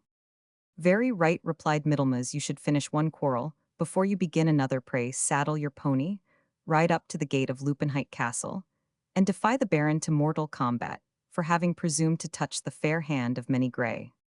I wish you would leave Miss Grey's name out of the question, and take your defiances to your fine folks in your own name, and see what they will say to the surgeon's apprentice. Speak for yourself, if you please, Mr. Adam Hartley. I was not born a clown like some folks, and should care little if I saw it fit to talk to the best of them at the ordinary, and make myself understood too. Very likely, answered Hartley, losing patience. You are one of themselves, you know, Middlemas of that ilk. You scoundrel, said Richard, advancing on him in fury, his taunting humor entirely changed into rage. Stand back, said Hartley, or you will come by the worst. If you will break rude jests, you must put up with rough answers. I will have satisfaction for this insult, by heaven. Why, so you shall if you insist on it, said Hartley, but better, I think, to say no more about the matter. We have both spoken what would have been better left unsaid. I was in the wrong to say what I said to you, although you did provoke me. And now I have given you as much satisfaction as a reasonable man can ask. Sir, repeated Middlemas, the satisfaction which I demand is that of a gentleman. Doctor has a pair of pistols. And a pair of mortars also, which are heartily at your service, gentlemen, said Mr. Grey, coming forward from behind a yew hedge, where he had listened to the whole or greater part of this dispute. A fine story it would be of my apprentices shooting each other with my own pistols. Let me see either of you fit to treat a gunshot wound. Before you think of inflicting one, go, you are both very foolish boys, and I cannot take it kind of either of you to bring the name of my daughter into such disputes as these. Hark ye, lads, ye both owe me, I think, some portion of respect, and even of gratitude. Will be a poor return, if instead of living quietly with this poor motherless girl, like brothers with a sister, you should oblige me to increase my expense and abridge my comfort by sending my child from me for the few months that you are to remain here. Let me see you shake hands, and let us have no more of this nonsense. While their master spoke in this manner, both the young men stood before him in the attitude of self-convicted criminals. At the conclusion of his rebuke, Hartley turned frankly round and offered his hand to his companion, who accepted it. But after a moment's hesitation, there was nothing farther passed on the subject. But the lads never resumed the same sort of intimacy which had existed betwixt them in their earlier acquaintance. On the contrary, avoiding every connection not absolutely required by their situation, and abridging as much as possible even their indispensable intercourse in professional matters, they seemed as much estranged from each other as two persons residing in the same small house had the means of being.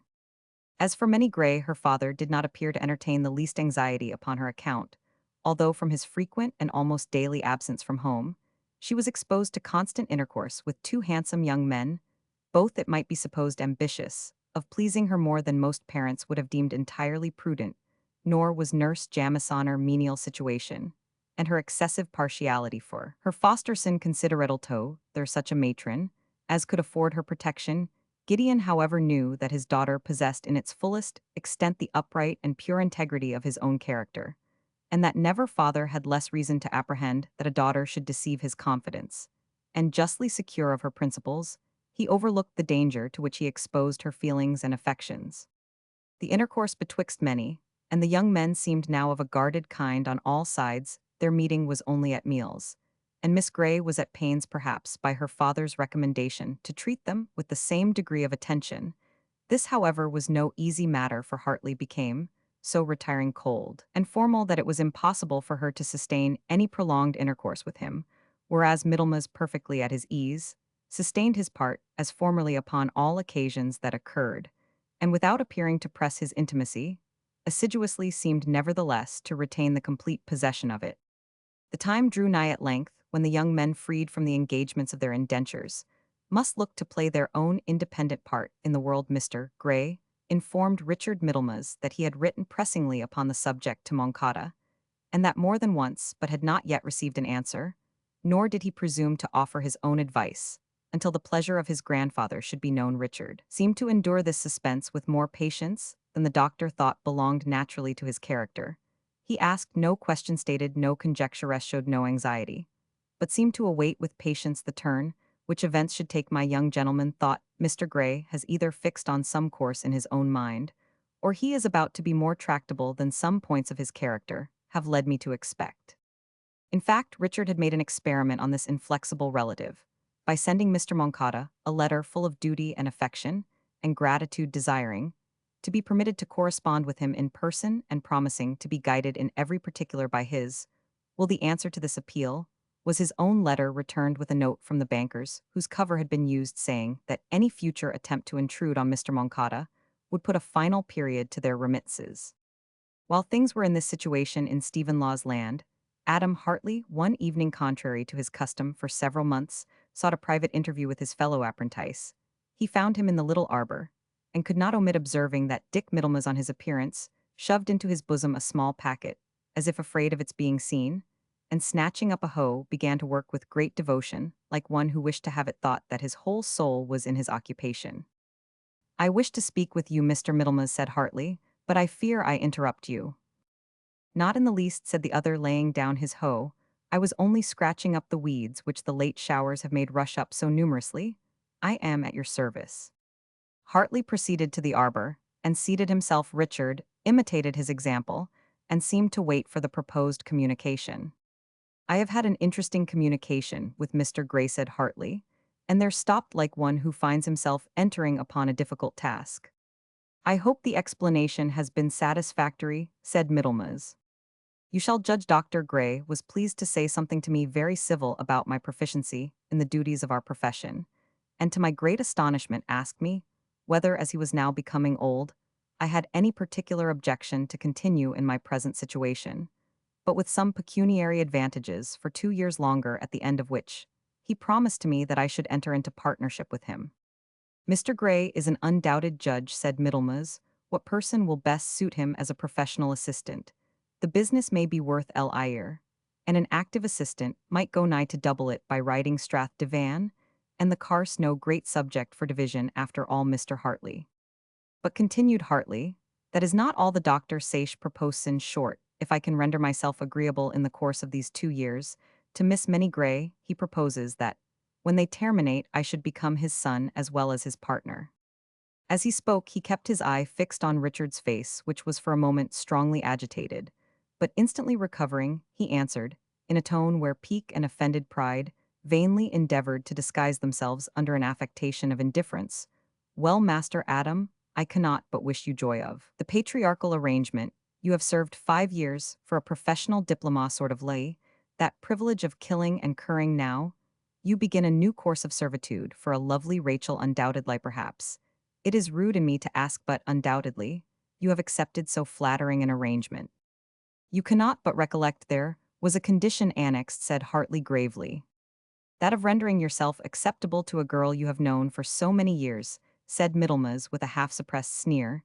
"No great difficulty in that, I should think, for such a person as Mr. Hartley, with Dr. Gray's favor to back him. No, nother could be no great obstacle there."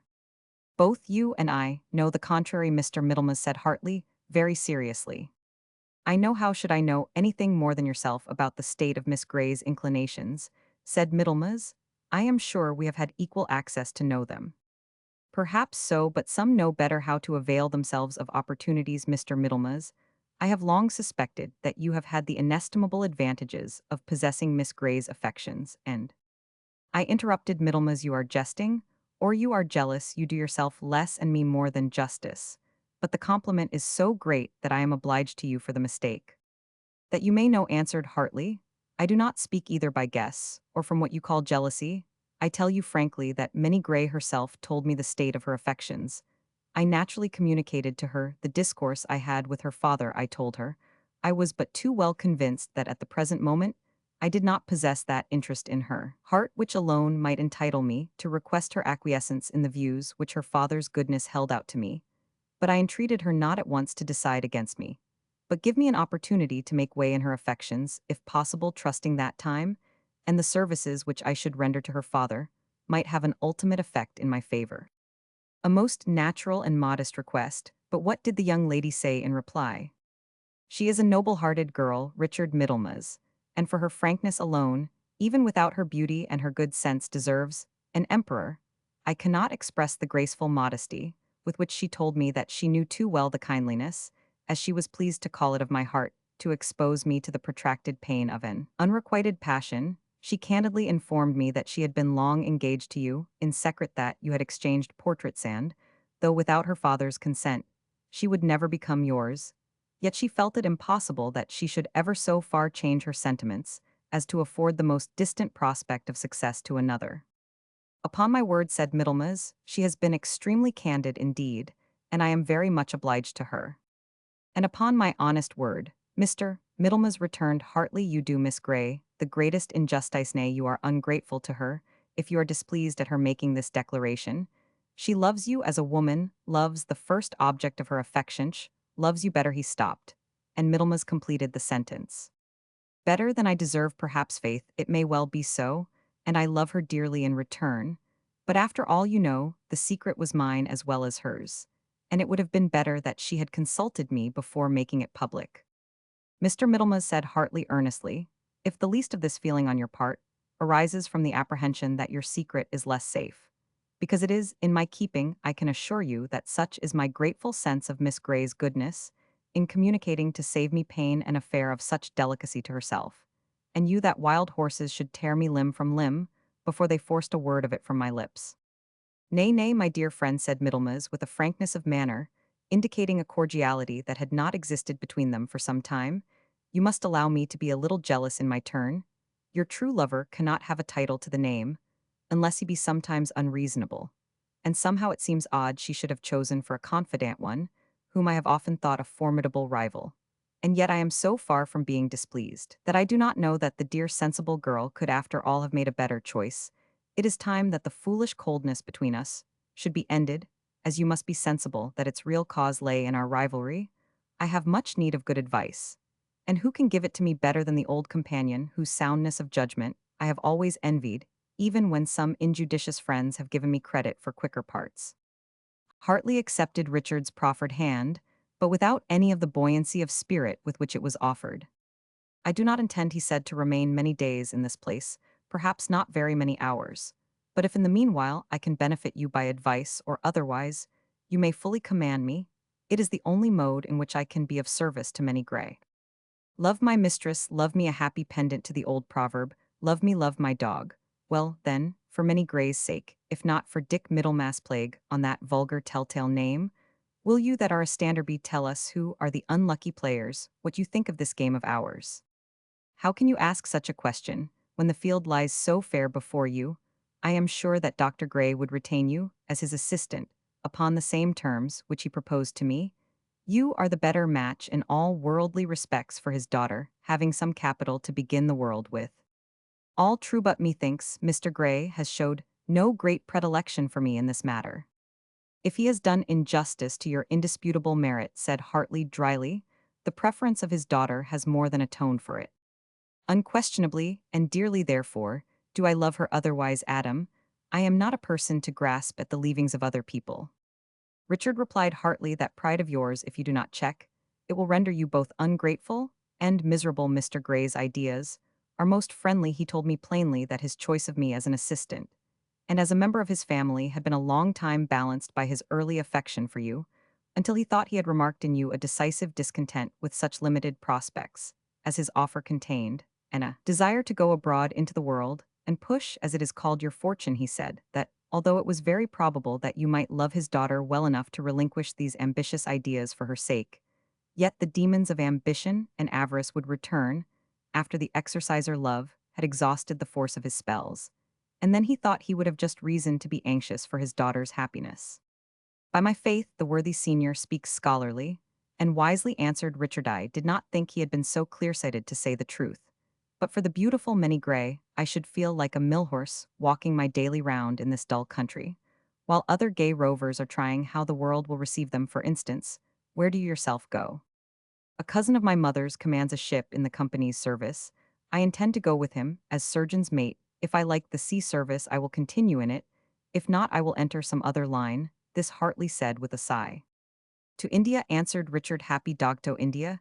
You may well bear with equanimity all disappointments sustained on this side of the globe, O Delhi, O Golconda.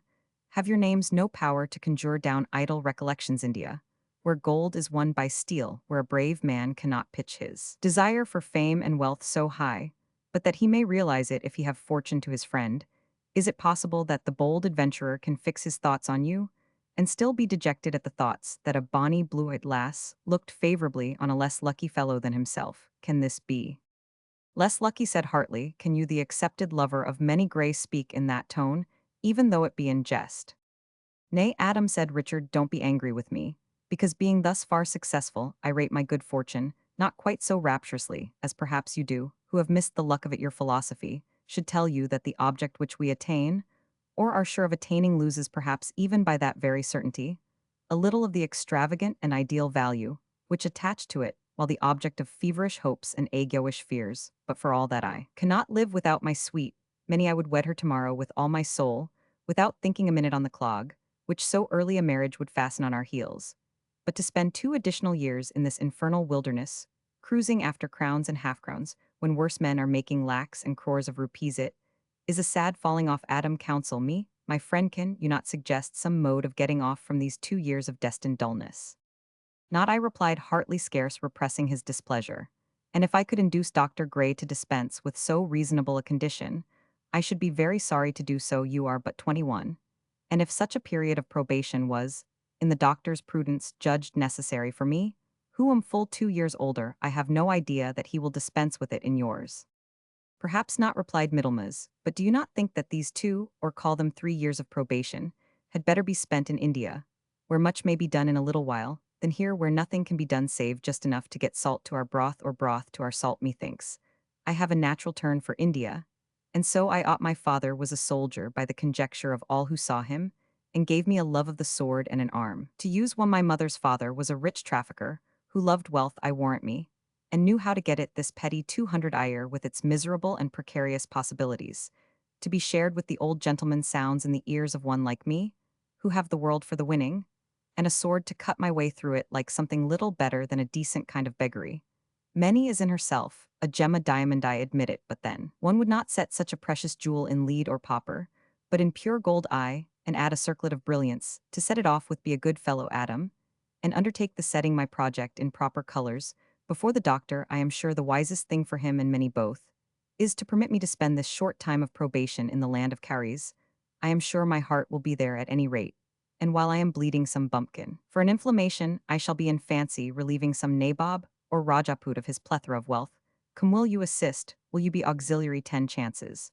But you plead your own cause, man, for I may be brought up by a saber or a bowstring before I make my pack up. Then your road to many will be free and open, and as you will be possessed of the situation of comforter ex officio, you may take her with the tear in her as old saws advise.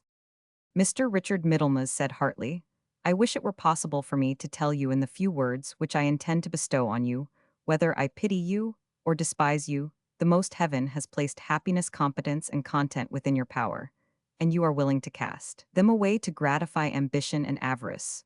Were I to give any advice on this subject either to Dr. Gray or his daughter, it would be to break of all connection with a man who, however clever by nature, may soon show himself a fool, and however honestly brought up may also upon temptation prove himself a villain. You may lay aside the sneer, which is designed to be a sarcastic smile. I will not attempt to do this, because I am convinced that my advice would be of no use, unless it could come unattended with suspicion of my motives. I will hasten my departure from this house that we may not meet again, and I will leave it to God Almighty to protect honesty and innocence against the dangers which must attend vanity and folly. So saying, he turned contemptuously from the youthful votary of ambition and left the garden. "Stop," said Middlemas, struck with the picture which had been held up to his conscience. "Stop, Adam Hartley. And I will confess to you," but his words were uttered in a faint and hesitating manner, and either never reached Hartley's ear or failed in changing his purpose of departure. When he was out of the garden, Middlemas began to recall his usual boldness of disposition. Had he stayed a moment longer, he said, I would have turned papist, and made him my ghostly confessor. The yeomanly churley would give something to know how he has got such a hank over me. What are Many Grey's engagements to him? She has given him his answer, and what right has he to come betwixt her and me?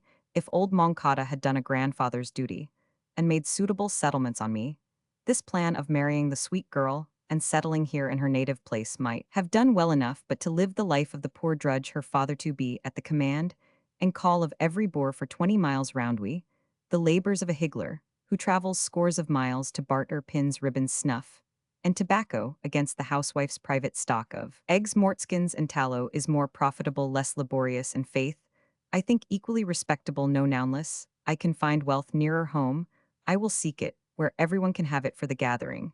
And so I will down to the Swan Inn and hold a final consultation with my friend. Chapter the 5th. The friend whom Middlemas expected to meet at the Swan was a person already mentioned in this history, by the name of Tom Hillary, bred an attorney's clerk in the ancient town of Novum Castrum Doctus Utriusque Juris, as far as a few months, in the service of Mr. Lawford, town clerk of Middlemas, could render him so. The last mention that we made of this gentleman was when his gold-laced hat veiled its splendor before the fresher mounted beavers of the prentices of Dr. Gray. That was now about 5 years since, and it was within 6 months that he had made his appearance in Middlemas, a very different sort of personage from that which he seemed at his departure. He was now called captain, his dress was regimental, and his language martial. He appeared to have plenty of cash, for he not only to the great surprise of the parties paid certain old debts, which he had left unsettled behind him, and that notwithstanding his having, as his old practice, told him a good defense of prescription, but even sent the minister a guinea to the assistance of the parish poor. These acts of justice and benevolence were bruited abroad greatly, to the honor of one who so long absent had neither forgotten his just debts, nor hardened his heart against the cries of the needy. His merits were thought the higher, when it was understood he had served the Honorable East India Company, that wonderful company of merchants, who may indeed with the strictest propriety be termed princes. It was about the middle of the 18th century, and the directors in Leadenhall Street were silently laying the foundation of that immense empire, which afterwards rose like an exhalation, and now astonishes Europe as well as Asia, with its formidable extent and stupendous strength. Britain had now begun to lend a wondering ear to the account of battles fought and cities won in the East,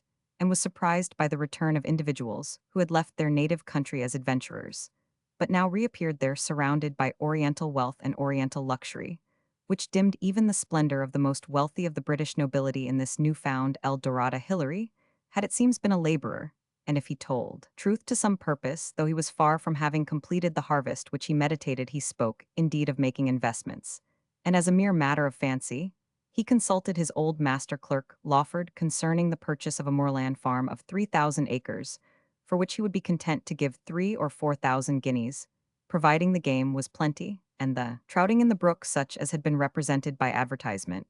But he did not wish to make any extensive landed purchase at present. It was necessary to keep up his interest in Leadenhall Street, and in that view, it would be impolitic to part with his India stock and India bonds. In short, it was folly to think of settling on a poor 1,000 or 1,200 a year when one was in the prime of life and had no liver complaint, and so he was determined to double the Cape once again. Ere he retired to the chimney corner for life, all he wished was to pick up a few clever fellows for his regiment, or rather for his own company.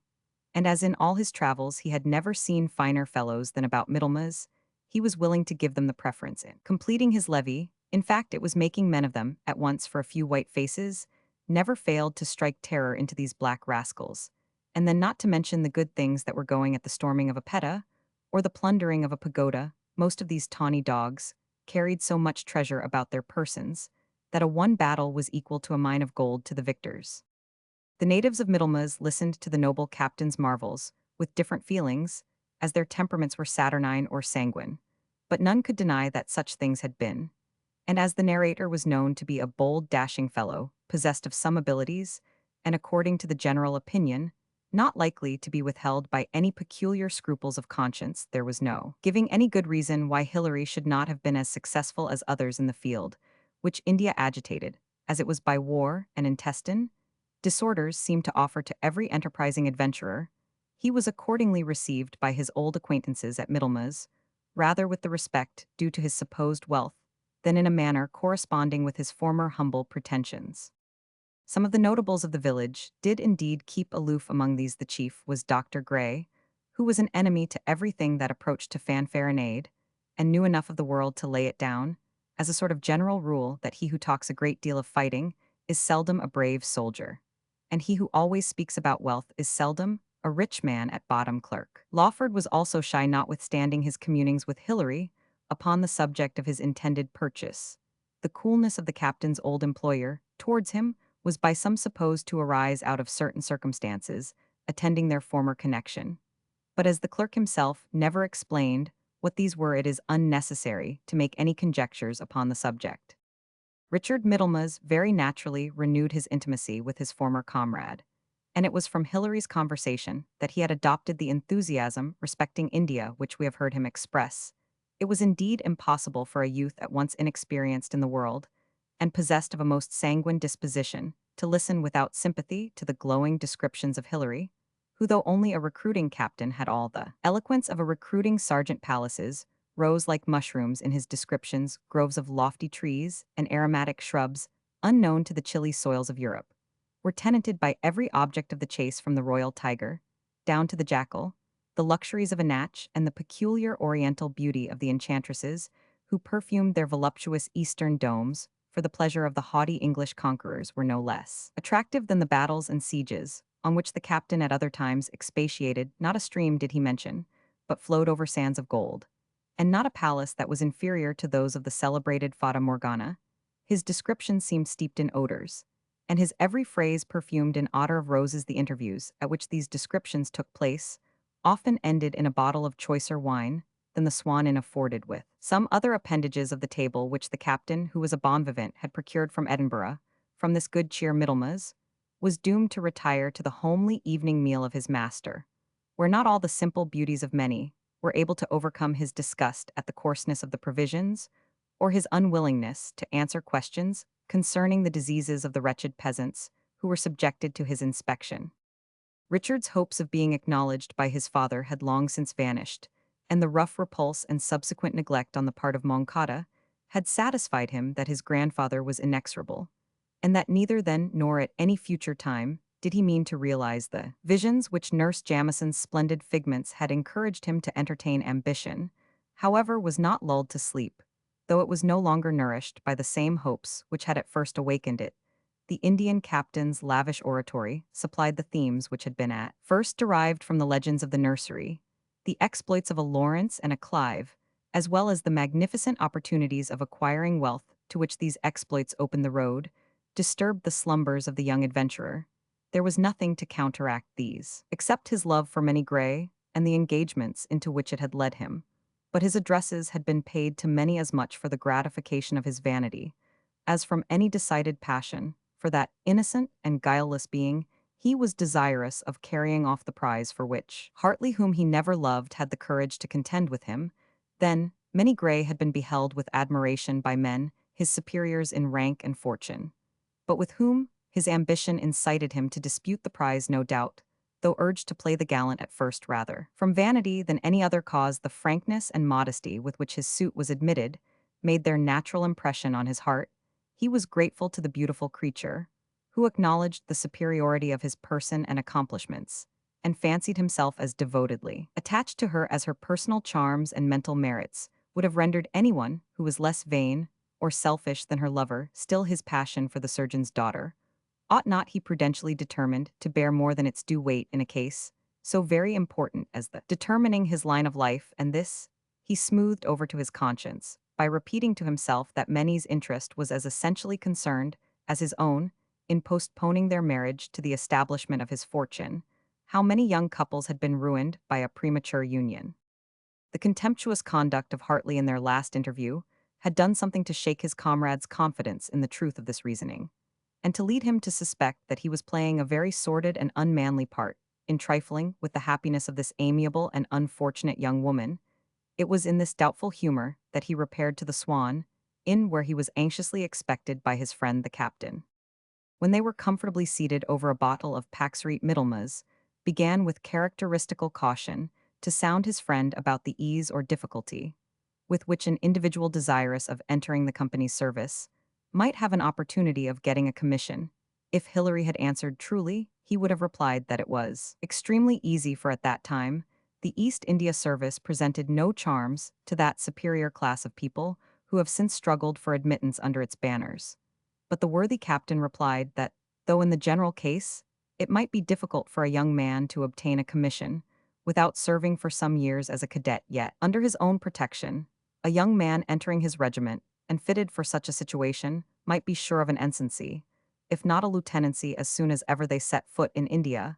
If you, my dear fellow, continued, he extending his hand to Middlemas, would think of changing she-fed broth and haggis for mulligatawny and curry, I can only say that though it is indispensable that you should enter the service at first simply as a cadet, yet by you should live like a brother on the passage with me, and no sooner were we through the surf at Madras than I would put you in the way of acquiring both wealth and glory.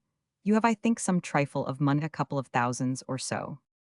About 1,000 or 1,200, said Richard, affecting the indifference of his companion, but feeling privately humbled by the scantiness of his resources.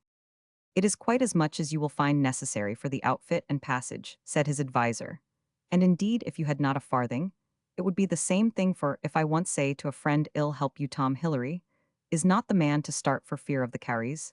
However, it is as well you have something of a capital of your own to begin upon. Yes, replied the proselyte, I should not like to be a burden on anyone. I have some thoughts to tell you the truth to marry before I leave Britain, and in that case, you know cash will be necessary, whether my wife goes out with us, or remains behind till she hear how luck goes with me, so after all I may have to borrow a few hundreds of you. What the devil is that you say, Dick, about marrying and giving in marriage? Replied his friend, what can put it into the head of a gallant young fellow like you, just rising 21 and 6 feet high on your stocking soles, to make a slave of yourself for life? No, no, Dick, that will never do. Remember the old song. Bachelor bluff, bachelor bluff. Hay for a heart that is rugged and tough. Aye, that sounds very well, replied Middlemas, but then one must shake off a number of old recollections. The sooner the better, Dick. Old recollections are like old clothes, and should be sent off by wholesale. They only take up room in one's wardrobe, and it would be old-fashioned to wear them, but you look grave upon it. Who the devil is it that has made such a hole in your heart? Pshaw, answered Middlemas, I am sure you must remember Menemy Master's daughter. What, Miss Green, the old potter-carrier's daughter? A likely girl enough, I think. My master is a surgeon, said Richard, not an apothecary, and his name is Grey. I green or grey, what does it signify? He sells his own drugs, I think, which we in the South call being a potter-carrier. The girl is a likely girl enough for a Scottish ballroom. But is she up to anything? Has she any news? Why, she is a sensible girl, save in loving me, answered Richard, and that, as Benedict says, is no proof of her wisdom, and no great argument of her folly. But has she spirit, spunkdash, a spice of the devil about her?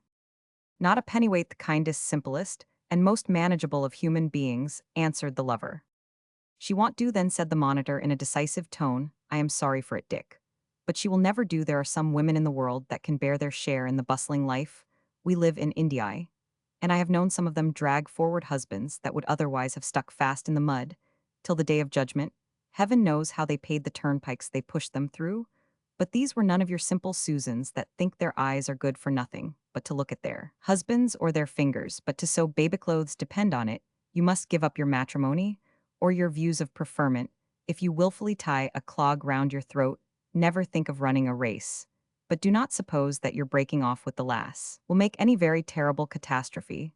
A scene there may be at parting, but you will soon forget her among the native girls, and she will fall in love with Mr. Tapetout, the minister's assistant and successor. She is not goods for the Indian market, I assure you. Among the capricious weaknesses of humanity, that one is particularly remarkable, which inclines us to esteem persons and things, not by their real value, or even by our own judgment so much as by the opinion of others, who are often very incompetent judges.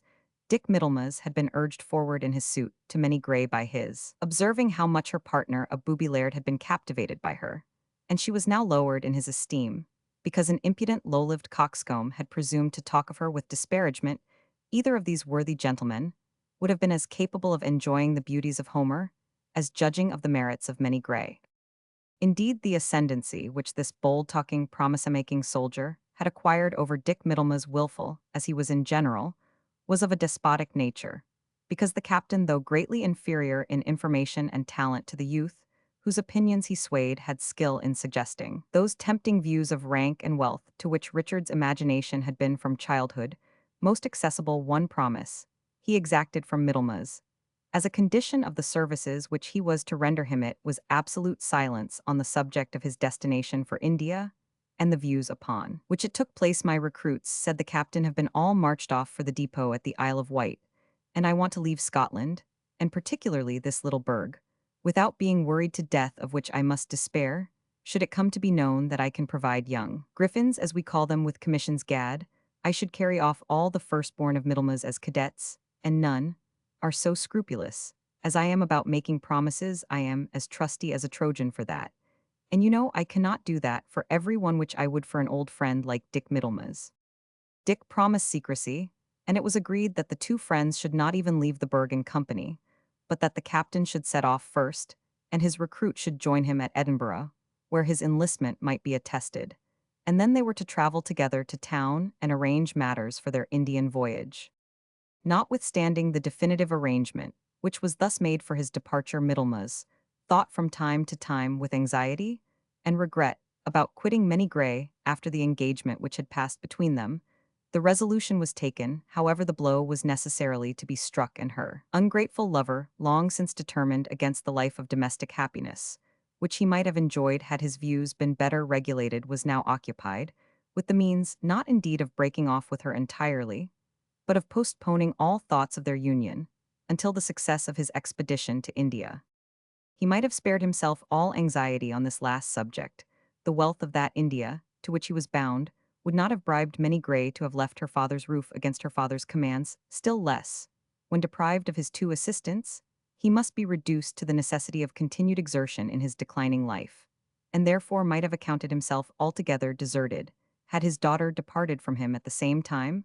But though it would have been her unalterable determination not to accept any proposal of an immediate union of their fortunes, Many could not, with all a lover's power of self-deception, succeed in persuading herself to be satisfied with Richard's conduct towards her. Modesty and a becoming pride prevented her from seeming to notice, but could not prevent her from bitterly feeling that her lover was preferring the pursuits of ambition to the humble lot which he might have shared with her, and which promised content at least, if not wealth. If he had loved me as he pretended, such was the unwilling conviction that rose on her mind, my father would surely not have ultimately refused him the same terms which he held out to Hartley. His objections would have given way to my happiness, nay, to Richard's importunities, which would have removed his suspicions of the unsettled cast of his disposition. But I fear Richard hardly thought the terms proposed were worthy of his acceptance. Would it not have been natural, too, that he should have asked me engaged, as we stand to each other, to have united our faith before his quitting Europe, when I might either have remained here with my father, or accompanied him to India in quest of that fortune which he is so eagerly pushing for? It would have been very wrong in me to have consented to such a proposal, unless my father had authorized it, but surely it would have been natural that Richard should have offered it. Alas, men do not know how to love like women. Their attachment is only one of 1,000 other passions and predilections. They are daily engaged in pleasures which blunt their feelings, and in business which distracts them. We sit at home to weep, and to think how coldly our affections are repaid. The time was now arrived at which Richard Middlemas had a right to demand the property vested in the hands of the town clerk, and Dr. Gray he did so, and received it accordingly. His late guardian naturally inquired what views he had formed in entering on life. The imagination of the ambitious aspirant saw, in this simple question, a desire on the part of the worthy man to offer and perhaps press upon him the same proposal which he had made to Hartley. He hastened therefore to answer dryly that he had some hopes held out to him which he was not at liberty to communicate, but that the instant he reached London, he would write to the guardian of his youth and acquaint him with the nature of his prospects, which he was happy to say were rather of a pleasing character. Gideon, who supposed that, at this critical period of his life, the father or grandfather of the young man might perhaps have intimated a disposition to open some intercourse with him, only replied, "You have been the child of mystery, Richard. And as you came to me, so you leave me. Then I was ignorant from whence you came, and now I know not whither you are going. It is not perhaps a very favorable point in your horoscope, that everything connected with you is a secret, but as I shall always think with kindness on him, whom I have known so long, so, when you remember the old man, you ought not to forget that he has done his duty to you, to the extent of his means and power, and taught you that noble profession by means of which, wherever your lot casts you may always gain your bread, and alleviate at the same time the distresses of your fellow creatures." Middlemas was excited by the simple kindness of his master, and poured forth his thanks with the greater profusion that he was free from the terror of the emblematical collar and chain which a moment before seemed to glisten in the hand of his guardian, and gaped to enclose his neck. "One word more," said Mr. Gray, producing a small ring case. "This valuable ring was forced upon me by your unfortunate mother. I have no right to it, having been amply paid for my services, and I only accepted it with the purpose of keeping it for you, till this moment should arrive. It may be useful, perhaps, should there occur any question about your identity. Thanks once more, my more than father, for this precious relic, which may indeed be useful. You shall be repaid, if India has diamonds left." "India and diamonds," said Gray. "Is your head turned, child?"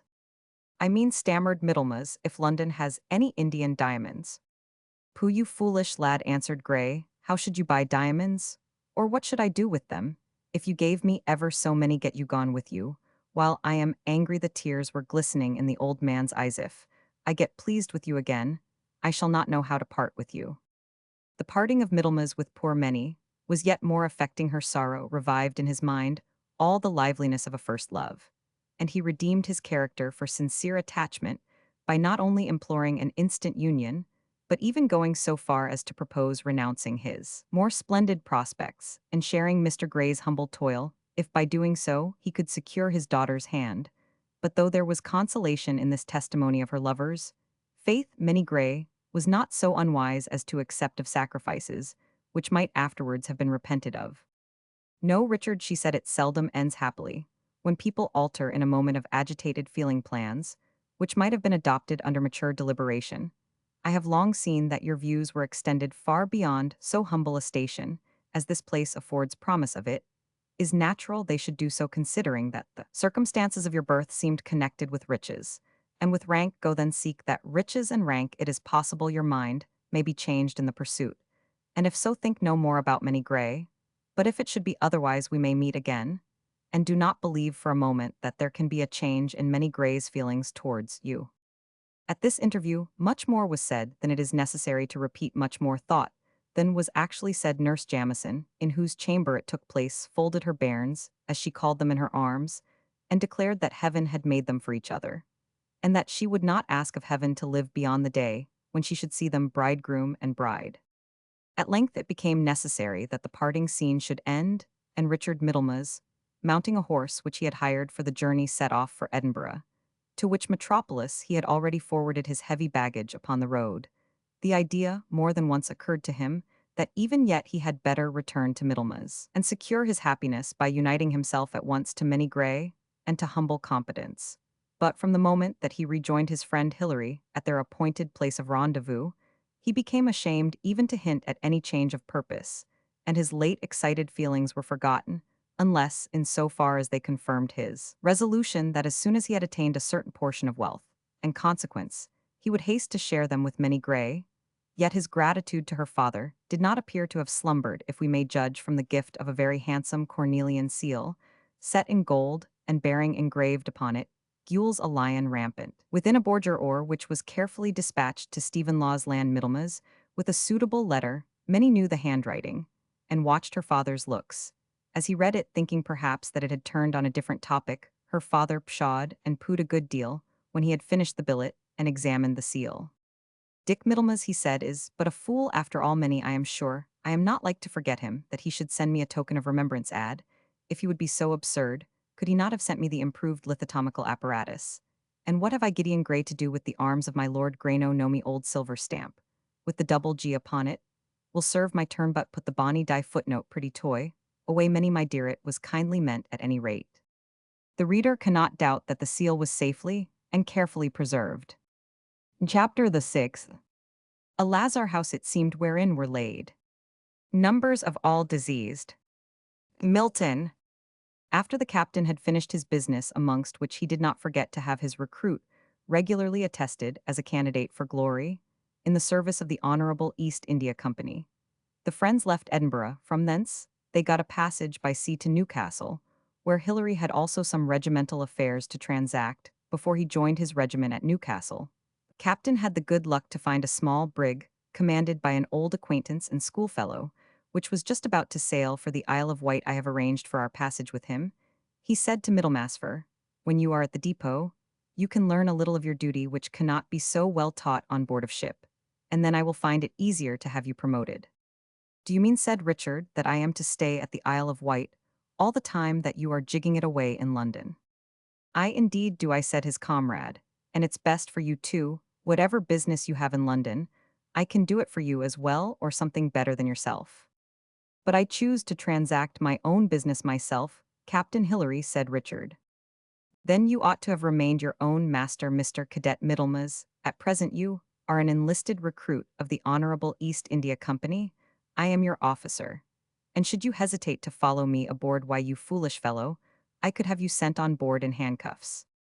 This was jestingly spoken, but yet there was something in the tone which hurt Middlemas' pride, and alarmed his fears. He had observed of late that his friend, especially, when in company of others, talked to him, with an air of command or superiority, difficult to be endured, and yet so closely allied to the freedom, often exercised betwixt two intimates, that he could not find any proper mode of rebuffing or resenting it. Such manifestations of authority were usually followed by an instant renewal of their intimacy, but in the present case that did not so speedily ensue. Middlemas indeed consented to go with his companion to the Isle of Wight, perhaps, because if he should quarrel with him the whole plan of his Indian voyage, and all the hopes built upon it, must fall to the ground. But he altered his purpose of entrusting his comrade with his little fortune to lay out as his occasions might require, and resolved himself to overlook the expenditure of his money, which in the form of Bank of England notes was safely deposited in his travelling trunk. Captain Hilary, finding that some hint he had thrown out on this subject was disregarded, appeared to think no more about it. The voyage was performed with safety and celerity, and having coasted the shores of that beautiful island, which he who once sees never forgets through whatever part of the world his future path may lead him, the vessel was soon anchored off the little town of Ryde, and as the waves were uncommonly still, Richard felt the sickness diminish which for a considerable part of the passage had occupied his attention more than anything else. The master of the brig, in honor to his passengers and affection to his old schoolfellow, had formed an awning upon deck, and proposed to have the pleasure of giving them a little treat before they left his vessel. Lobsca sipai, and other delicacies of a naval description, had been provided in a quantity far disproportionate to the number of the guests. But the punch which succeeded was of excellent quality and portentously strong. Captain Hilary pushed it round, and insisted upon his companion taking his full share in the merry bout, the rather that, as he facetiously said, there had been some dryness between them, which good liquor would be sovereign in removing. He renewed with additional splendors the various panoramic scenes of India and Indian adventures, which had first excited the ambition of Middlemas, and assured him that even if he should not be able to get him a commission instantly, yet a short delay would only give him time to become better acquainted with his military duties. And Middlemas was too much elevated by the liquor he had drank to see any difficulty which could oppose itself to his fortunes, whether those who shared in the competition were more seasoned topers, whether Middlemas drank more than Thayer, whether, as he himself afterwards suspected, his cup had been drugged like those of King Duncan's bodyguard. It is certain that on this occasion he passed with unusual rapidity through all the different phases of the respectable state of drunkenness. Laud, sung, whooped, and hallooed, was maudlin in his fondness and frantic in his wrath, and at length fell into a fast and imperturbable sleep. The effect of the liquor displayed itself as usual in 100 wild dreams of parched deserts, and of serpents whose bite inflicted the most intolerable thirst off, the suffering of the Indian on the death's day canned, the torments of the infernal regions themselves, when at length he awakened, and it appeared that the latter vision was in fact realized the sounds which had at first influenced his dreams, and at length Broken his slumbers were of the most horrible, as well as the most melancholy description. They came from the ranges of pallet beds which were closely packed together in a species of military hospital, where a burning fever was the prevalent complaint. Many of the patients were under the influence of a high delirium, during which they shouted, shrieked, laughed, blasphemed, and uttered the most horrible imprecations. Others, sensible of their condition, bewailed it with low groans and some attempts at devotion, which showed their ignorance of the principles, and even the forms of religion. Those who were convalescent talked ribaldry in a loud tone, or whispered to each other in cant language upon schemes which, as far as a passing phrase could be understood by a novice, had relation to violent and criminal exploits. Richard Middlemass' astonishment was equal to his horror. He had but one advantage over the poor wretches with whom he was classed, and it was in enjoying the luxury of a pallet, to himself most of the others being occupied by two unhappy beings. He saw no one who appeared to attend to the wants, or to heed the complaints of the wretches around him, or to whom he could offer any appeal against his present situation. He looked for his clothes that he might arise and extricate himself from this den of horrors.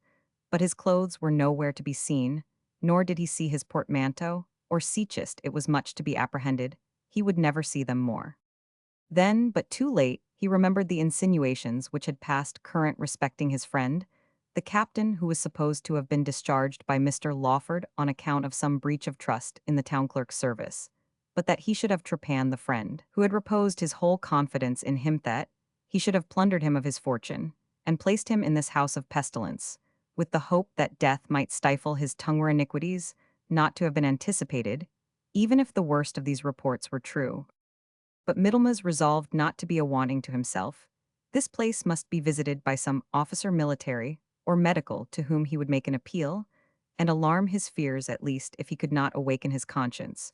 While he revolved these distracting thoughts, tormented at the same time by a burning thirst which he had no means of satisfying, he endeavored to discover if amongst those stretched upon the pallets nearest him, he could not discern someone likely to enter into conversation with him and give him some information about the nature and customs of this horrid place. But the bed nearest him was occupied by two fellows who, although to judge from their gaunt cheeks, hollow eyes, and ghastly looks, they were apparently recovering from the disease, and just rescued from the jaws of death, were deeply engaged in endeavoring to cheat each other of a few halfpence at a game of cribbage, mixing the terms of the game with oaths, not loud, but deep, each turn of luck being hailed by the winner, as well as the loser, with execrations, which seemed designed to blight both body and soul, now used as the language of triumph, and now as reproaches against fortune. Next to the gamblers was a pallet occupied indeed by two bodies, but only one of which was living. The other sufferer had been recently relieved from his agony. "He is dead, he is dead," said the wretched survivor. "Then do you die too, and be DD," answered one of the players, "and then there will be a pair of you, as Pug says." "I tell you he is growing stiff and cold," said the poor wretch. "Dead is no bedfellow for the living. For God's sake help to rid me of the corpse. I, and get the credit of having done hemas. May be the case with yourself, Frenfer. He had some 2 or 3 hogs about him. You know you took the last wrap from his breeches pocket, not an hour ago," expostulated the poor convalescent. "But help me to take the body out of the bed, and I will not tell the jiggerdubber that you have been beforehand with him."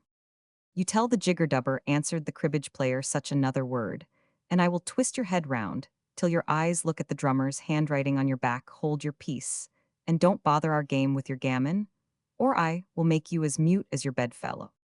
The unhappy wretch, exhausted, sunk back beside his hideous companion, and the usual jargon of the game, interlarded with execrations, went on as before. From this specimen of the most obdurate indifference, contrasted with the last excess of misery, Middlemas became satisfied how little could be made of an appeal to the humanity of his fellow sufferers. His heart sunk within him, and the thoughts of the happy and peaceful home, which he might have called his own, rose before his overheated fancy, with a vividness of perception that bordered upon insanity. He saw before him the rivulet which wanders through the Bergmuir of Middlemas, where he had so often set little mills for the amusement of many while she was a child. One draught of it would have been worth all the diamonds of the East which of late he had worshipped with such devotion. But that draught was denied to him as to Tantalus. Rallying his senses from this passing illusion, and knowing enough of the practice of the medical art to be aware of the necessity of preventing his ideas from wandering, If possible, he endeavored to recollect that he was a surgeon, and after all should not have the extreme fear for the interior of a military hospital, which its horrors might inspire into strangers to the profession.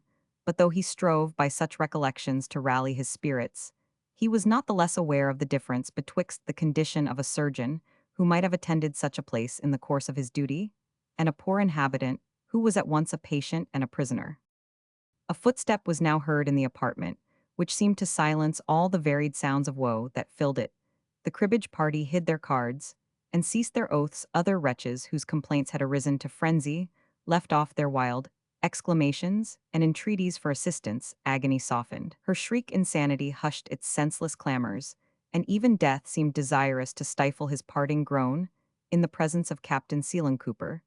This official was the superintendent, or as the miserable inhabitants termed him, the governor of the hospital. He had all the air of having been originally a turnkey in some ill-regulated jail, a stout, short, bandy-legged man with one eye, and a double portion of ferocity. In that which remained he wore an old-fashioned tarnished uniform, which did not seem to have been made for him, and the voice in which this minister of humanity addressed the sick was that of a boatswain shouting in the midst of a storm. He had pistols and a cutlass in his belt, for his mode of administration being such as provoked even hospital patients to revolt. His life had been more than once in danger amongst them.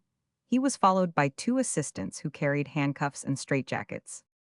As Cooper made his rounds, complaint and pain were hushed, and the flourish of the bamboo which he bore in his hand seemed powerful as the wand of a magician to silence all complaint and remonstrance. I tell you, the meat is as sweet as a no-scan for the bread. It's good enough and too good for a set of lubbers that lie shamming Abraham and consuming the right honorable company's victuals. I don't speak to them that are really sick, for God knows I am always for humanity. If that be the case, sir, said Richard Middlemas, whose lair the captain had approached, while he was thus answering the low and humble complaints of those by whose bedside he passed. If that be the case, sir, I hope your humanity will make you attend to what I say. And who the devil are you, said the governor, turning on him, his single eye of fire, while a sneer gathered on his harsh features, which were so well qualified to express it. My name is Middlemas. I come from Scotland, and have been sent here by some strange mistake. I am neither a private soldier, nor am I indisposed more than by the heat of this cursed place. Why then, friend, all I have to ask you is whether you are an attested recruit or not. I was attested at Edinburgh, said Middlemas, but what the devil would you have then? You are enlisted, captain, and the doctor sent you heraldry. They know best whether you are private or officer, sick or well. But I was promised, said Middlemas, promised by Tom Hillary. Promised were you? Why, there is not a man here that has not been promised something by somebody or another, or perhaps has promised something to himself. This is the land of promise, my smart fellow. But you know it is India that must be the land of performance, so good morning to you. The doctor will come his rounds presently, and put you all to rights. Stay but one moment only, I have been robbed. Robbed, look you there now, said the governor, everybody that comes here has been robbed. Egad, I am the luckiest fellow in Europe, yother. People in my line have only thieves and blackguards upon their hands, but none come to my ken, but honest, decent, unfortunate gentlemen that have been robbed. Take care how you treat this so lightly, sir, said Middlemas. I have been robbed of £1,000. Here Governor Cooper's gravity was totally overcome, and his laugh was echoed by several of the patients, either because they wished to curry favor with the superintendent, or from the feeling which influences evil spirits to rejoice in the tortures of those who are sent to share their agony. £1,000, exclaimed Captain Cooper, as he recovered his breath. Come, that's a good one. I like a fellow that does not make two bites of a cherry. There is not a cull in the ken that pretends to have lost more than a few hogs, and here is a servant to the honorable company that has been robbed of £1,000. Well done, Mr. Tom, of 10,000 a credit to the house, and to the service, and so good morning to you. He passed on, and Richard, starting up in a storm of anger and despair, found, as he would have called after him, that his voice, betwixt thirst and agitation, refused its office. Water. He said, laying hold at the same time of one of the assistants who followed Cooper by the sleeve. The fellow looked carelessly round. There was a jug stood by the side of the cribbage players, which he reached to Middlemas, bidding him drink, and be Roman 500.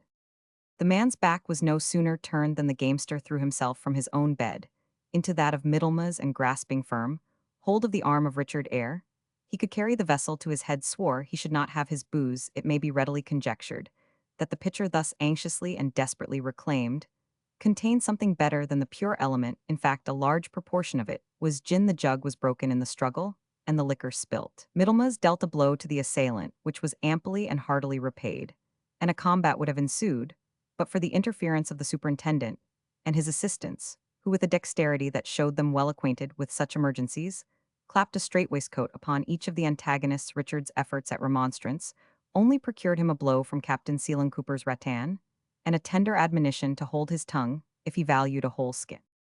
Irritated at once by sufferings of the mind, and of the body tormented by raging thirst, and by the sense of his own dreadful situation, the mind of Richard Middlemas seemed to be on the point of becoming unsettled.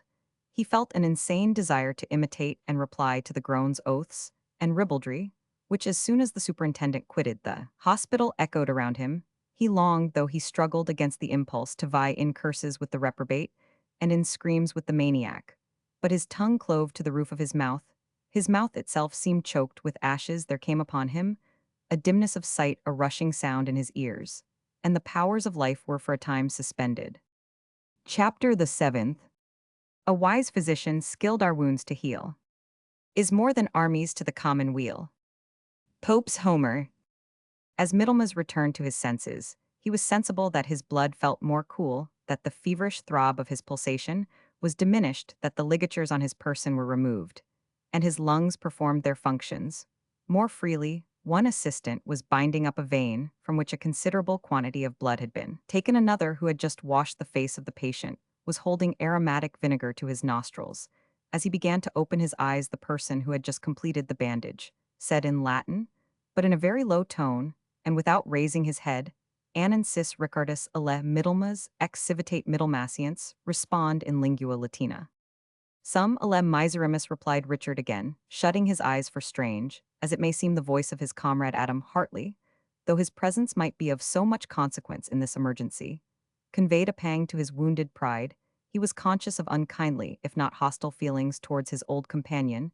He remembered the tone of superiority which he used to assume over him, and thus to lie stretched at his feet, and in a manner at his mercy, aggravated his distress by the feelings of the dying chieftain. Earl Percy sees my fall. This was, however, too unreasonable an emotion to subsist above a minute in the next. He availed himself of the Latin language, with which both were familiar, for in that time the medical studies at the celebrated University of Edinburgh were in a great measure conducted in Latin, to tell, in a few words, his own folly and the villainy of Hilary. I must be gone instantly, said Hartley. Take courage, I trust, to be able to assist you. In the meantime, take food and physic from none but my servant, who you see holds the sponge in his hand. You are in a place where a man's life has been taken for the sake of his gold sleeve buttons. Stay yet a moment, said Middlemas. Let me remove this temptation from my dangerous neighbors. He drew a small packet from his under waistcoat and put it into Hartley's hands. If I die, he said, be my heir. You deserve her better than Roman one. All answer was prevented by the hoarse voice of Cooper. Well, doctor, will you carry through your patient? Symptoms are dubious, yet, said the doctor, that was an alarming swoon. You must have him carried into the private ward, and my young man shall attend him. Why, if you command it, doctor, needs must, but I can tell you there is a man, we both know, that has 1,000 reasons, at least, for keeping him in the public ward. I know nothing of your 1,000 reasons, said Hartley. I can only tell you that this young fellow is as well-armed and likely a lad as the company have among their recruits. It is my business to save him for their service. And if he dies by your neglecting what I direct, depend upon it, I will not allow the blame to lie at my door. I will tell the general the charge I have given you. The general, said Cooper, much embarrassed, tell the generale about his health.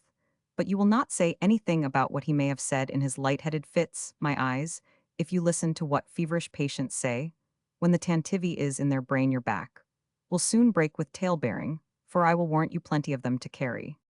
Captain Cooper, said the doctor, I do not meddle with your department in the hospital.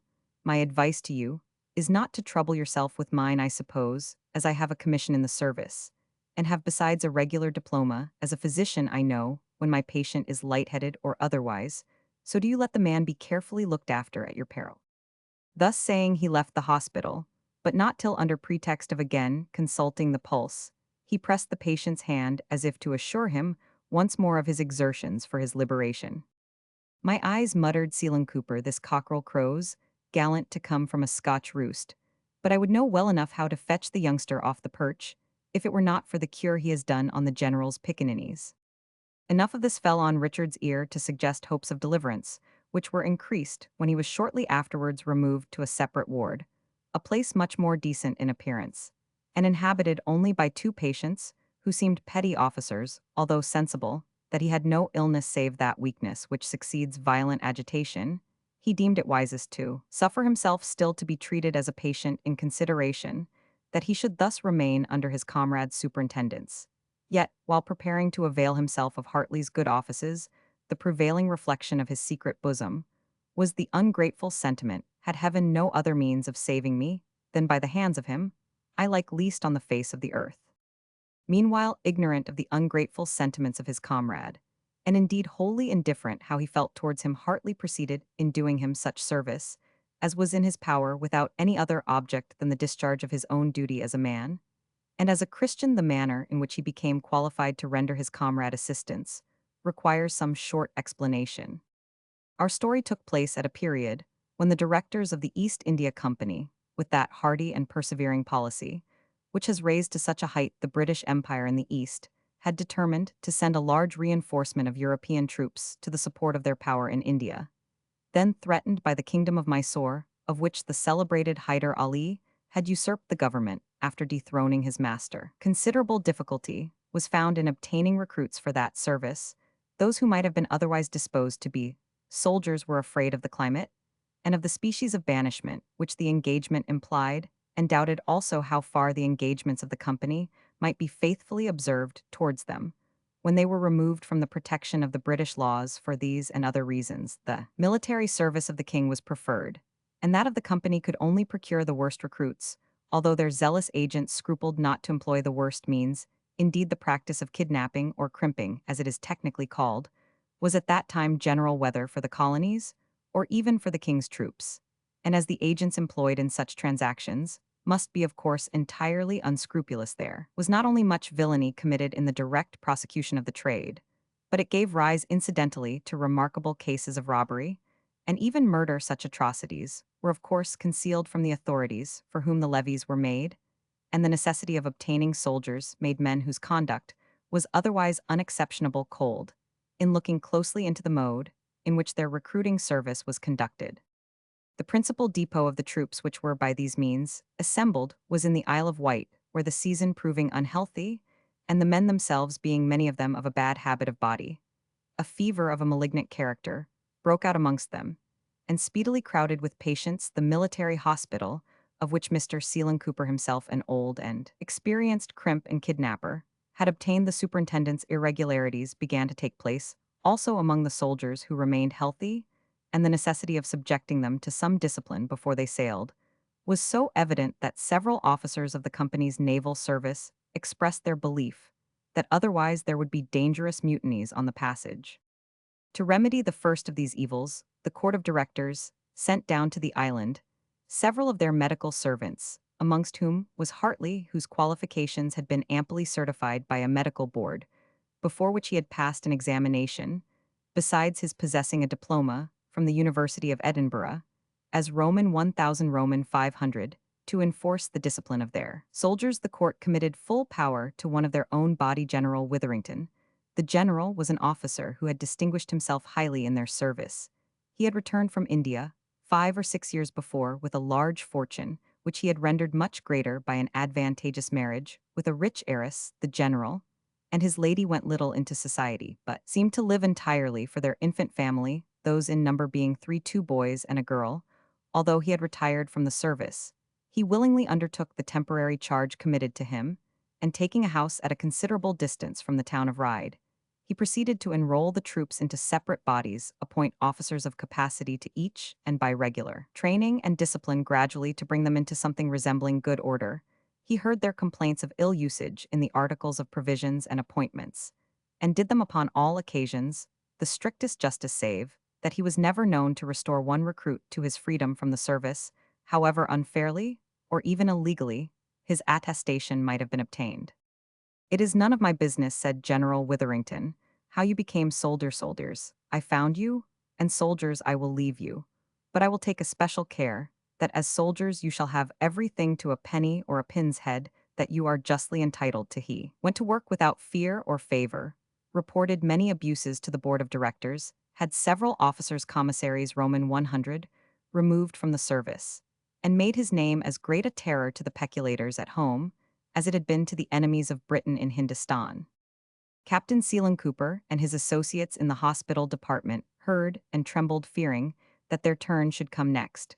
But the general, who elsewhere examined all with his own eyes, showed a reluctance to visit the hospital in person. Public report industriously imputed this to fear of infection. Such was certainly the motive, though. It was not fear for his own safety that influenced General Witherington, but he dreaded lest he should carry the infection home to the nursery, on which he doted. The alarm of his lady was yet more unreasonably sensitive. She would scarcely suffer the children to walk abroad if the wind but blew from the quarter where the hospital was situated. But Providence baffles the precautions of mortals in a walk across the fields, chosen as the most sheltered, and sequestered the children with their train of Eastern and European attendants, met a woman who carried a child that was recovering from the smallpox. The anxiety of the father, joined to some religious scruples on the mother's part, had postponed inoculation, which was then scarcely come into general use. The infection caught like a quick match, and ran like wildfire through all those in the family who had not previously had the disease. One of the general's children, the second boy, died, and two of the ayahs or black female servants had the same fate. The hearts of the father and mother would have been broken for the child they had lost had not their grief been suspended by anxiety for the fate of those who lived, and who were confessed to be in imminent danger. They were like persons distracted, as the symptoms of the poor patients appeared gradually to resemble more nearly that of the child already lost. While the parents were in this agony of apprehension, the general's principal servant, a native of Northumberland like himself, informed him one morning that there was a young man from the same county, among the hospital doctors, who had publicly blamed the mode of treatment observed towards the patients and spoken of another, which he had seen practiced with eminent success. Some impudent quack, said the general, who would force himself into business by bold assertions. Dr. Tourniquet and Dr. Lancelot are men of high reputation. Do not mention their reputation, said the mother with a mother's impatience. Did they not let my sweet Reuben die? What avails the reputation of the physician when the patient perisheth? If his honor would but see Dr. Hartley, said Winter, turning half towards the lady, then turning back again to his master. He is a very decent young man, who I am sure never expected what he said to reach your honor's ear. Send. He is a native of Northumberland. Send a servant with a led horse, said the general. Let the young man come hither instantly. It is well known that the ancient mode of treating the smallpox was to refuse to the patient everything which nature urged him to desire, and in particular to confine him to heated rooms, beds loaded with blankets and spiced wine, when nature called for cold water and fresh air. A different mode of treatment had of late been adventured upon by some practitioners who preferred reason to authority, and Gideon Gray had followed it for several years with extraordinary success. When General Witherington saw Hartley, he was startled at his youth, but when he heard him modestly, but with confidence, state the difference of the two modes of treatment and the rationale of his practice, he listened with the most serious attention.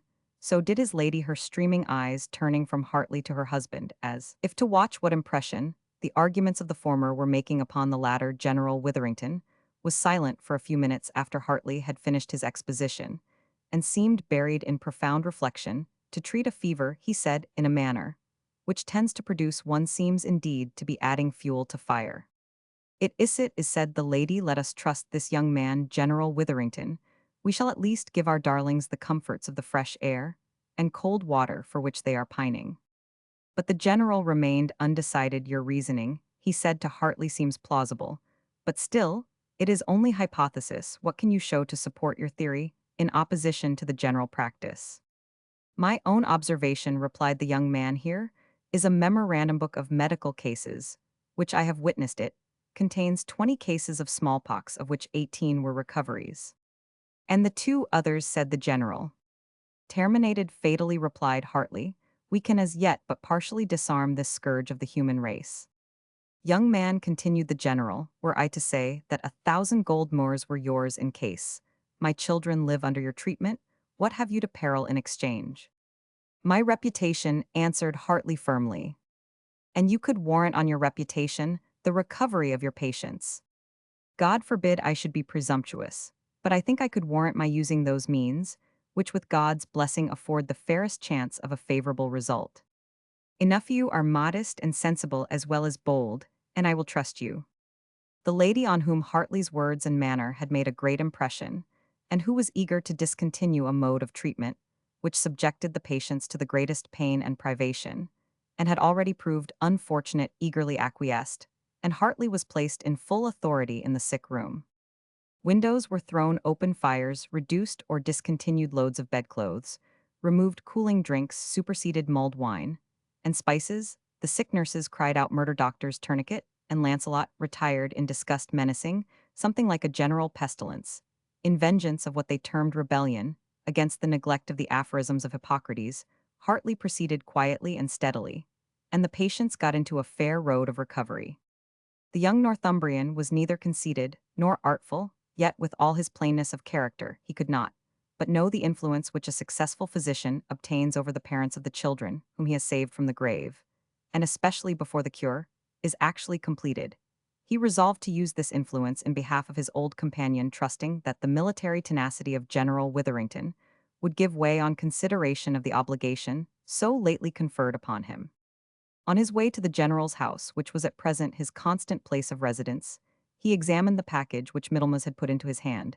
It contained the picture of many Gray plainly set, and the ring with brilliants which Dr. Gray had given to Richard, as his mother's last gift. The first of these tokens extracted from honest Hartley a sigh, perhaps a tear of sad remembrance. I fear, he said, she has not chosen worthily, but she shall be happy if I can make her so. Arrived at the residence of General Witherington, our doctor went first to the sick apartment, and then carried to their parents the delightful account that the recovery of the children might be considered as certain. May the God of Israel bless the young man, said the lady, trembling with emotion. Thou hast wiped the tear from the eye of the despairing mother, and yet all is, alas, still. It must flow. When I think of my cherub Rubino, Mr. Hartley, why did we not know you a week sooner? Me darling had not then died. God gives and takes away, my lady, answered Hartley, and you must remember that 2 are restored to you out of 3. It is far from certain that the treatment I have used towards the convalescents would have brought through their brother, for the case, as reported to me, was of a very inveterate description. Doctor, said Witherington, his voice testifying more emotion than he usually, or willingly, gave way to, you can comfort the sick in spirit as well as the sick in body. But it is time we settle our wager. You betted your reputation, which remains with you increased by all the credit due to your eminent success, against 1,000 gold, more's the value of which you will find in that pocketbook. General Witherington, said Hartley, you are wealthy and entitled to be generous. I am poor, and not entitled to decline, whatever may be, even in a liberal sense, a compensation for my professional attendance. But there is a bound to extravagance both in giving and accepting, and I must not hazard the newly acquired reputation with which you flatter me by giving room to have it said that I fleeced the parents when their feelings were all afloat with anxiety for their children. Allow me to divide this large sum 1/2.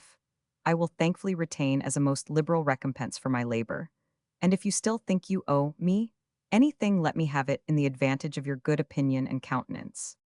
If I acquiesce in your proposal, Doctor, Hartley, said the general, reluctantly receiving back a part of the contents of the pocketbook, it is because I hope to serve you with my interest even better than with my purse.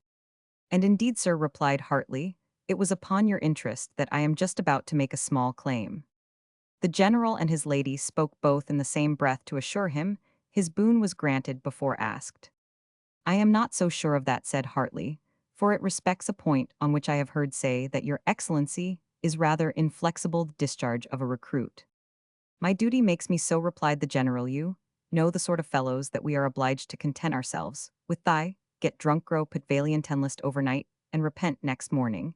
If I am to dismiss all those who pretend to have been trepanned, we should have few volunteers remain behind. Everyone has some idle story of the promises of a swaggering Sergeant Kite. It is impossible to attend to them.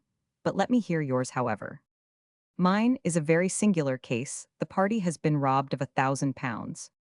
A recruit for this service possessing £1,000, my dear doctor, depend upon it, The fellow has gulled you, bless my heart. Would a man who had £1,000 think of enlisting as a private sentinel? He had no such thoughts, answered Hartley. He was persuaded by the rogue whom he trusted that he was to have a commission. Then his friend must have been Tom Hillary, or the devil, for no other could possess so much cunning and impudence. He will certainly find his way to the gallows at last. Still, this story of the £1,000 seems a touch even beyond Tom Hillary. What reason have you to think that this fellow ever had such a sum of money? I have the best reason to know it for certain, answered Hartley. He and I served our time together, under the same excellent master. And when he came of age, not liking the profession which he had studied and obtaining possession of his little fortune, he was deceived by the promises of the same Hillary. Who has had him locked up in our well-ordered hospital yonder, said the general. Even so please your excellency, replied Hartley, not I think to cure him of any complaint, but to give him the opportunity of catching one which would silence all inquiries. The matter shall be closely looked into, but how miserably careless the young man's friends must have been to let a raw lad go into the world with such a companion and guide as Tom Hillary, and such a sum as £1,000 in his pocket. His parents had better have knocked him on the head. It certainly was not done like canny Northumberland, as my servant Winter calls it. The youth must indeed have had strangely hard-hearted or careless parents, said Mrs. Witherington in accents of pity. He never knew them, madam, said Hartley. There was a mystery on the score of his birth. A cold, unwilling, and almost unknown hand dealt him out his portion, when he came of lawful age, and he was pushed into the world like a bark forced from shore, without rudder, compass, or pilot. Here General Witherington involuntarily looked to his lady. While guided by a similar impulse, her looks were turned upon him. They exchanged a momentary glance of deep and peculiar meaning, and then the eyes of both were fixed on the ground. Were you brought up in Scotland? Said the lady, addressing herself in a faltering voice to Hartley. And what was your master's name? I served my apprenticeship with Mr. Gideon Gray, of the town of Middlemas, said Hartley. Middlemas Gray, repeated the lady, and fainted away. Hartley offered the succors of his profession. The husband flew to support her head, and the instant that Mrs. Witherington began to recover, he whispered to her in a tone betwixt entreaty and warning, Zelia, beware. Some imperfect sounds, which she had begun to frame, died away upon her tongue. Let me assist you to your dressing-room, my love, said her obviously anxious husband. She arose with the action of an automaton, which moves at a touch of a spring, and half hanging upon her husband, half dragging herself on, by her own efforts had nearly reached the door of the room, when Hartley, following, asked if he could be of any service. No, sir, said the general sternly. This is no case for a stranger's interference. When you are wanted, I will send for you.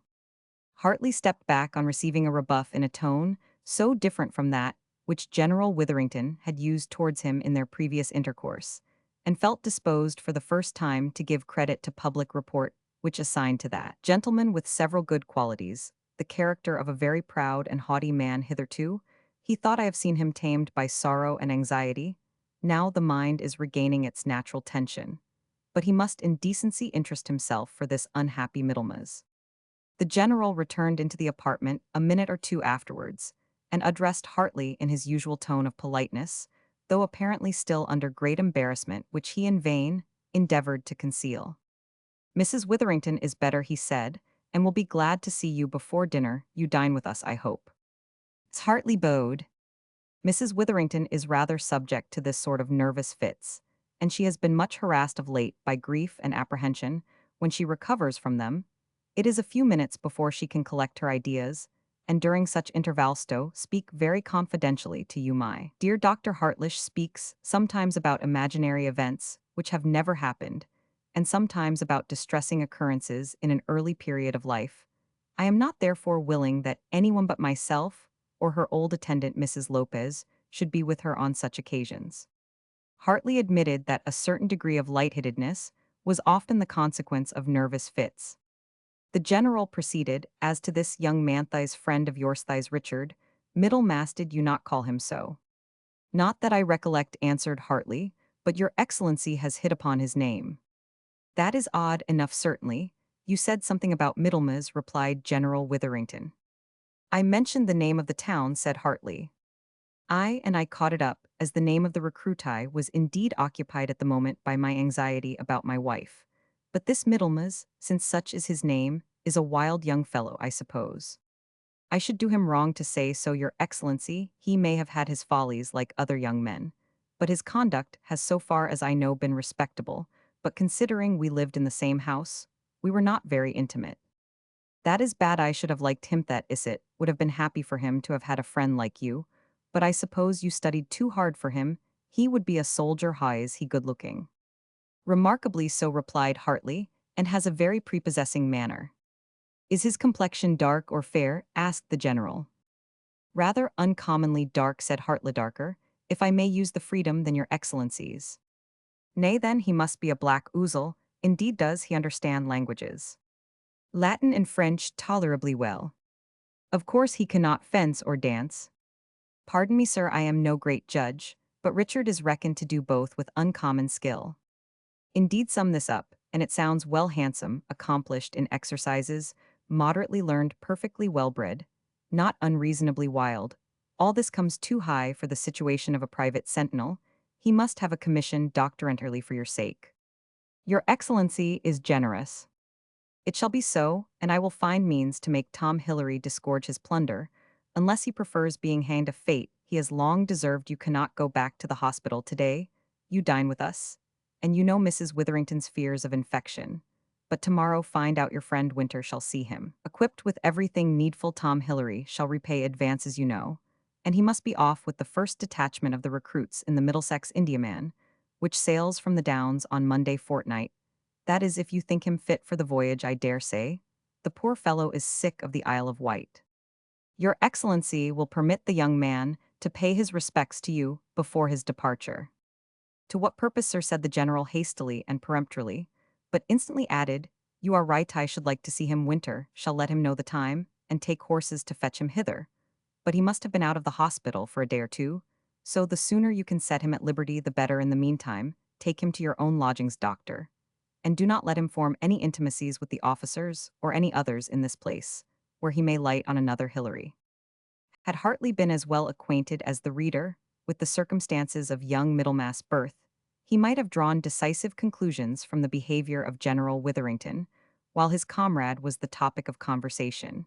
But as Mr. Grey and Middlemas himself were both silent on the subject, he knew little of it but from general report, which his curiosity had never induced him to scrutinize minutely. Nevertheless, what he did apprehend interested him so much that he resolved upon trying a little experiment in which he thought there could be no great harm. He placed on his finger the remarkable ring entrusted to his care by Richard Middlemas, and endeavored to make it conspicuous in approaching Mrs. Witherington, taking care, however, that this occurred during her husband's absence. Her eyes had no sooner caught a sight of the gem than they became riveted to it, and she begged a nearer sight of it, as strongly resembling one which she had given to a friend. Taking the ring from his finger and placing it in her emaciated hand, Hartley informed her it was the property of the friend, in whom he had just been endeavoring to interest the general. Mrs. Witherington retired in great emotion, but next day summoned Hartley to a private interview, the particulars of which, so far as are necessary to be known,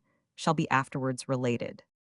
On the succeeding day after these important discoveries, Middlemas, to his great delight, was rescued from his seclusion in the hospital, and transferred to his comrade's lodgings in the town of Ryde, of which Hartley himself was a rare inmate. The anxiety of Mrs. Witherington detaining him at the general's house long after his medical attendance might have been dispensed with. Within 2 or 3 days, a commission arrived for Richard Middlemas as a lieutenant in the service of the East India Company. Winter, by his master's orders, put the wardrobe of the young officer on a suitable footing, while Middlemas, enchanted at finding himself at once emancipated from his late dreadful difficulties, and placed under the protection of a man of such importance as the general, obeyed implicitly the hints transmitted to him by Hartley and enforced by Winter, and abstained from going into public or forming acquaintances with anyone. Even Hartley himself he saw seldom, and deep as were his obligations, he did not perhaps greatly regret the absence of one whose presence always affected him with a sense of humiliation and abasement. Chapter the 8th. The evening before he was to sail for the Downs, where the Middlesex lay ready to weigh anchor, the new lieutenant was summoned by Winter to attend him to the general's residence, for the purpose of being introduced to his patron, to thank him at once, and to bid him farewell on the road. The old man took the liberty of schooling his companion concerning the respect which he ought to pay to his master, who was, though a kind and generous man, as ever came from Northumberland, extremely rigid in punctiliously exacting the degree of honor which was his due. While they were advancing towards the house, the general and his wife expected their arrival with breathless anxiety.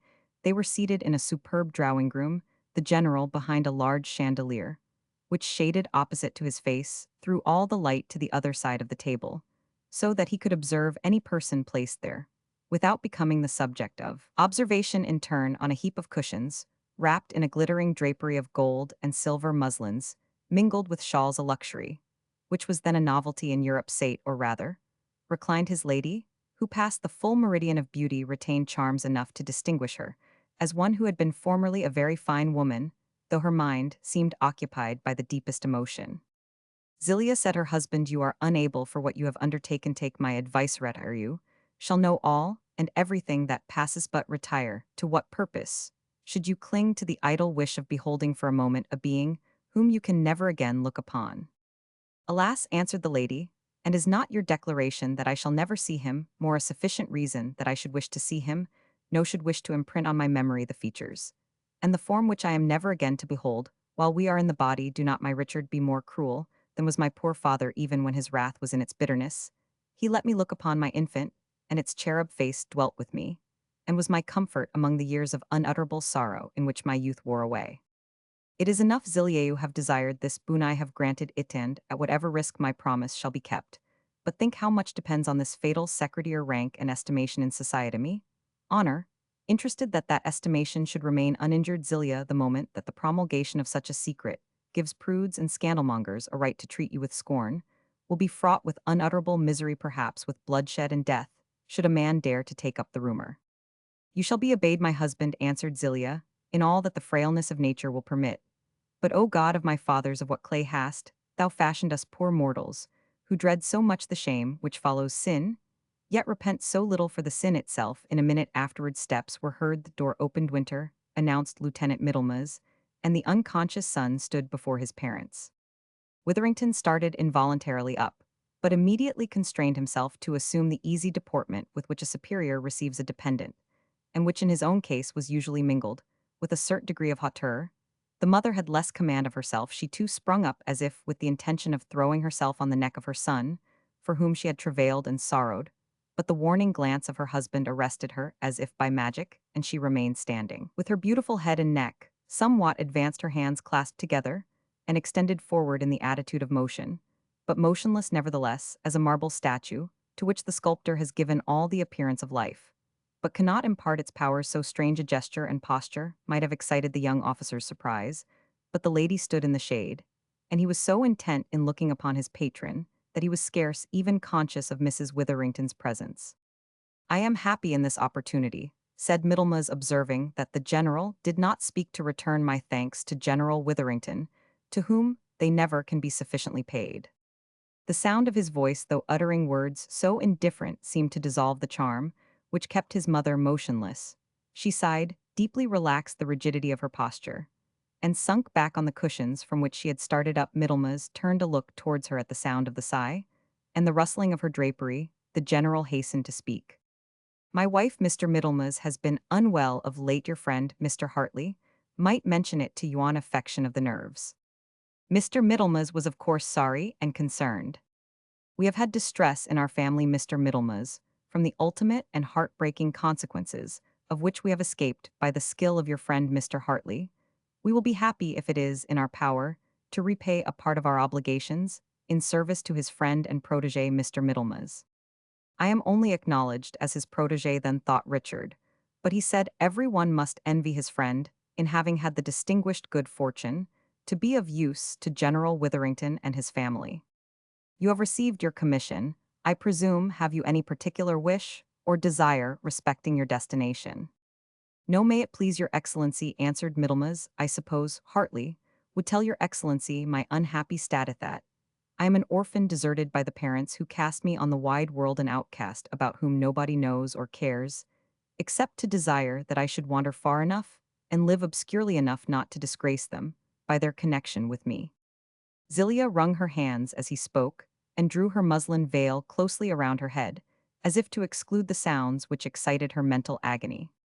Mr. Hartley was not particularly communicative about your affairs, said the general, nor do I wish to give you the pain of entering into them.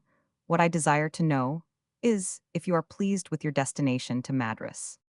Perfectly please your excellency anywhere, so that there is no chance of meeting the villain Hilary. Oh, Hilary's services are too necessary in the purlieus of St. Giles, the lowlights of Newcastle, and such like places where human carrion can be picked up to be permitted to go to India.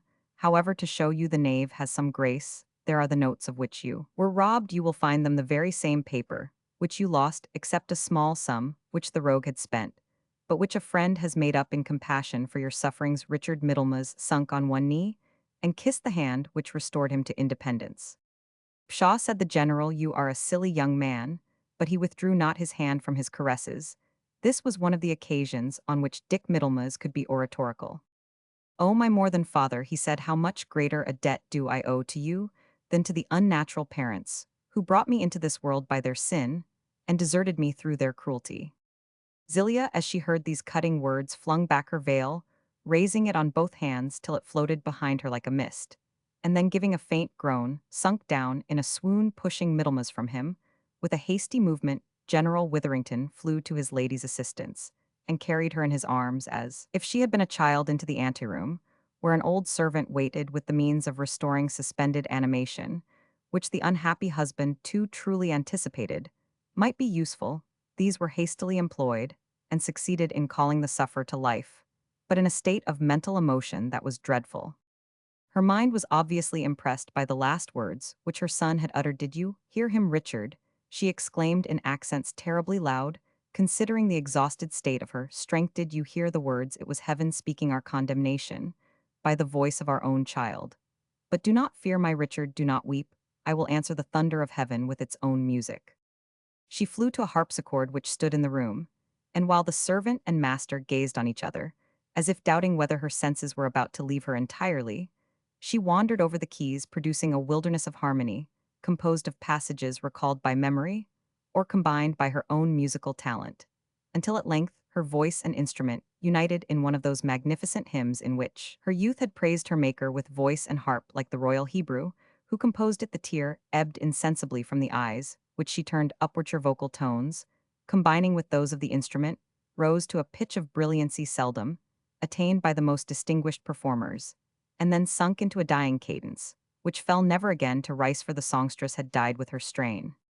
The horror of the distracted husband may be conceived when all efforts to restore life proved totally ineffectual. Servants were dispatched for medical men. Hartley and every other who could be found. The general precipitated himself into the apartment they had so lately left, and in his haste ran against Middlemas, who at the sound of the music from the adjoining apartment had naturally approached nearer to the door, and surprised and startled by the sort of clamor, hasty steps, and confused voices, which ensued, had remained standing there endeavoring to ascertain the cause of so much disorder. The sight of the unfortunate young man wakened the general's stormy passions to frenzy. He seemed to recognize his son only as the cause of his wife's death. He seized him by the collar and shook him violently as he dragged him into the chamber of mortality.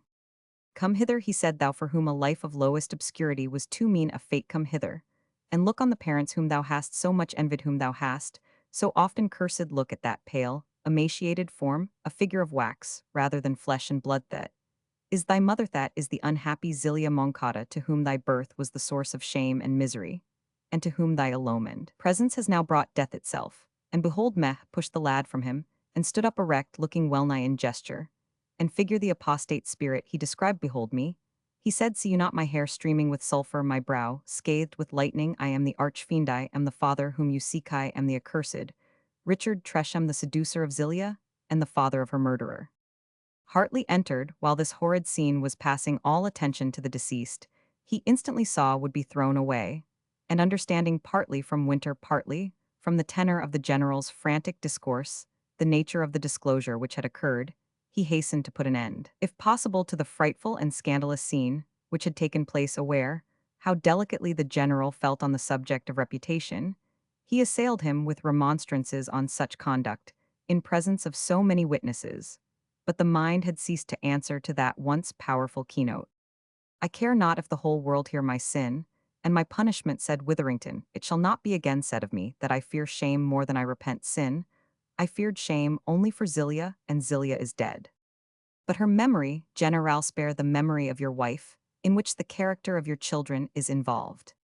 I have no children, said the desperate and violent man. My Reuben is gone to heaven to prepare a lodging for the angel who has now escaped from the earth in a flood of harmony, which can only be equaled. Where she is gone, the other two cherubs will not survive their mother. I shall be, nay, I already feel myself, a childless man.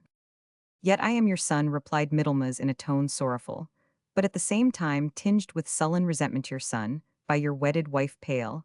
As she lies there, I call upon you both to acknowledge my rights, and all who are present to bear witness to them. Wretch, exclaimed the maniac father, canst thou think of thine own sordid rights in the midst of death? And frenzy, my son, thou art the fiend who has occasioned my wretchedness in this world, and who will share my eternal misery in the next. Hence from my sight, and my curse go with thee.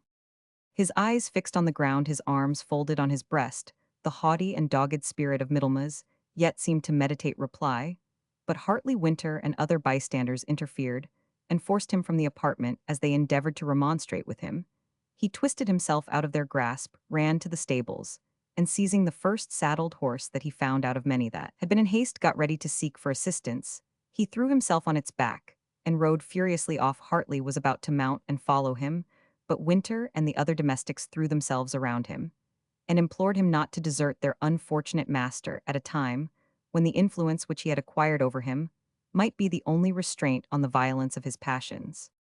He had a coup de soleil in India, whispered Winter, and is capable of anything in his fits. These cowards cannot control him, and I am old and feeble.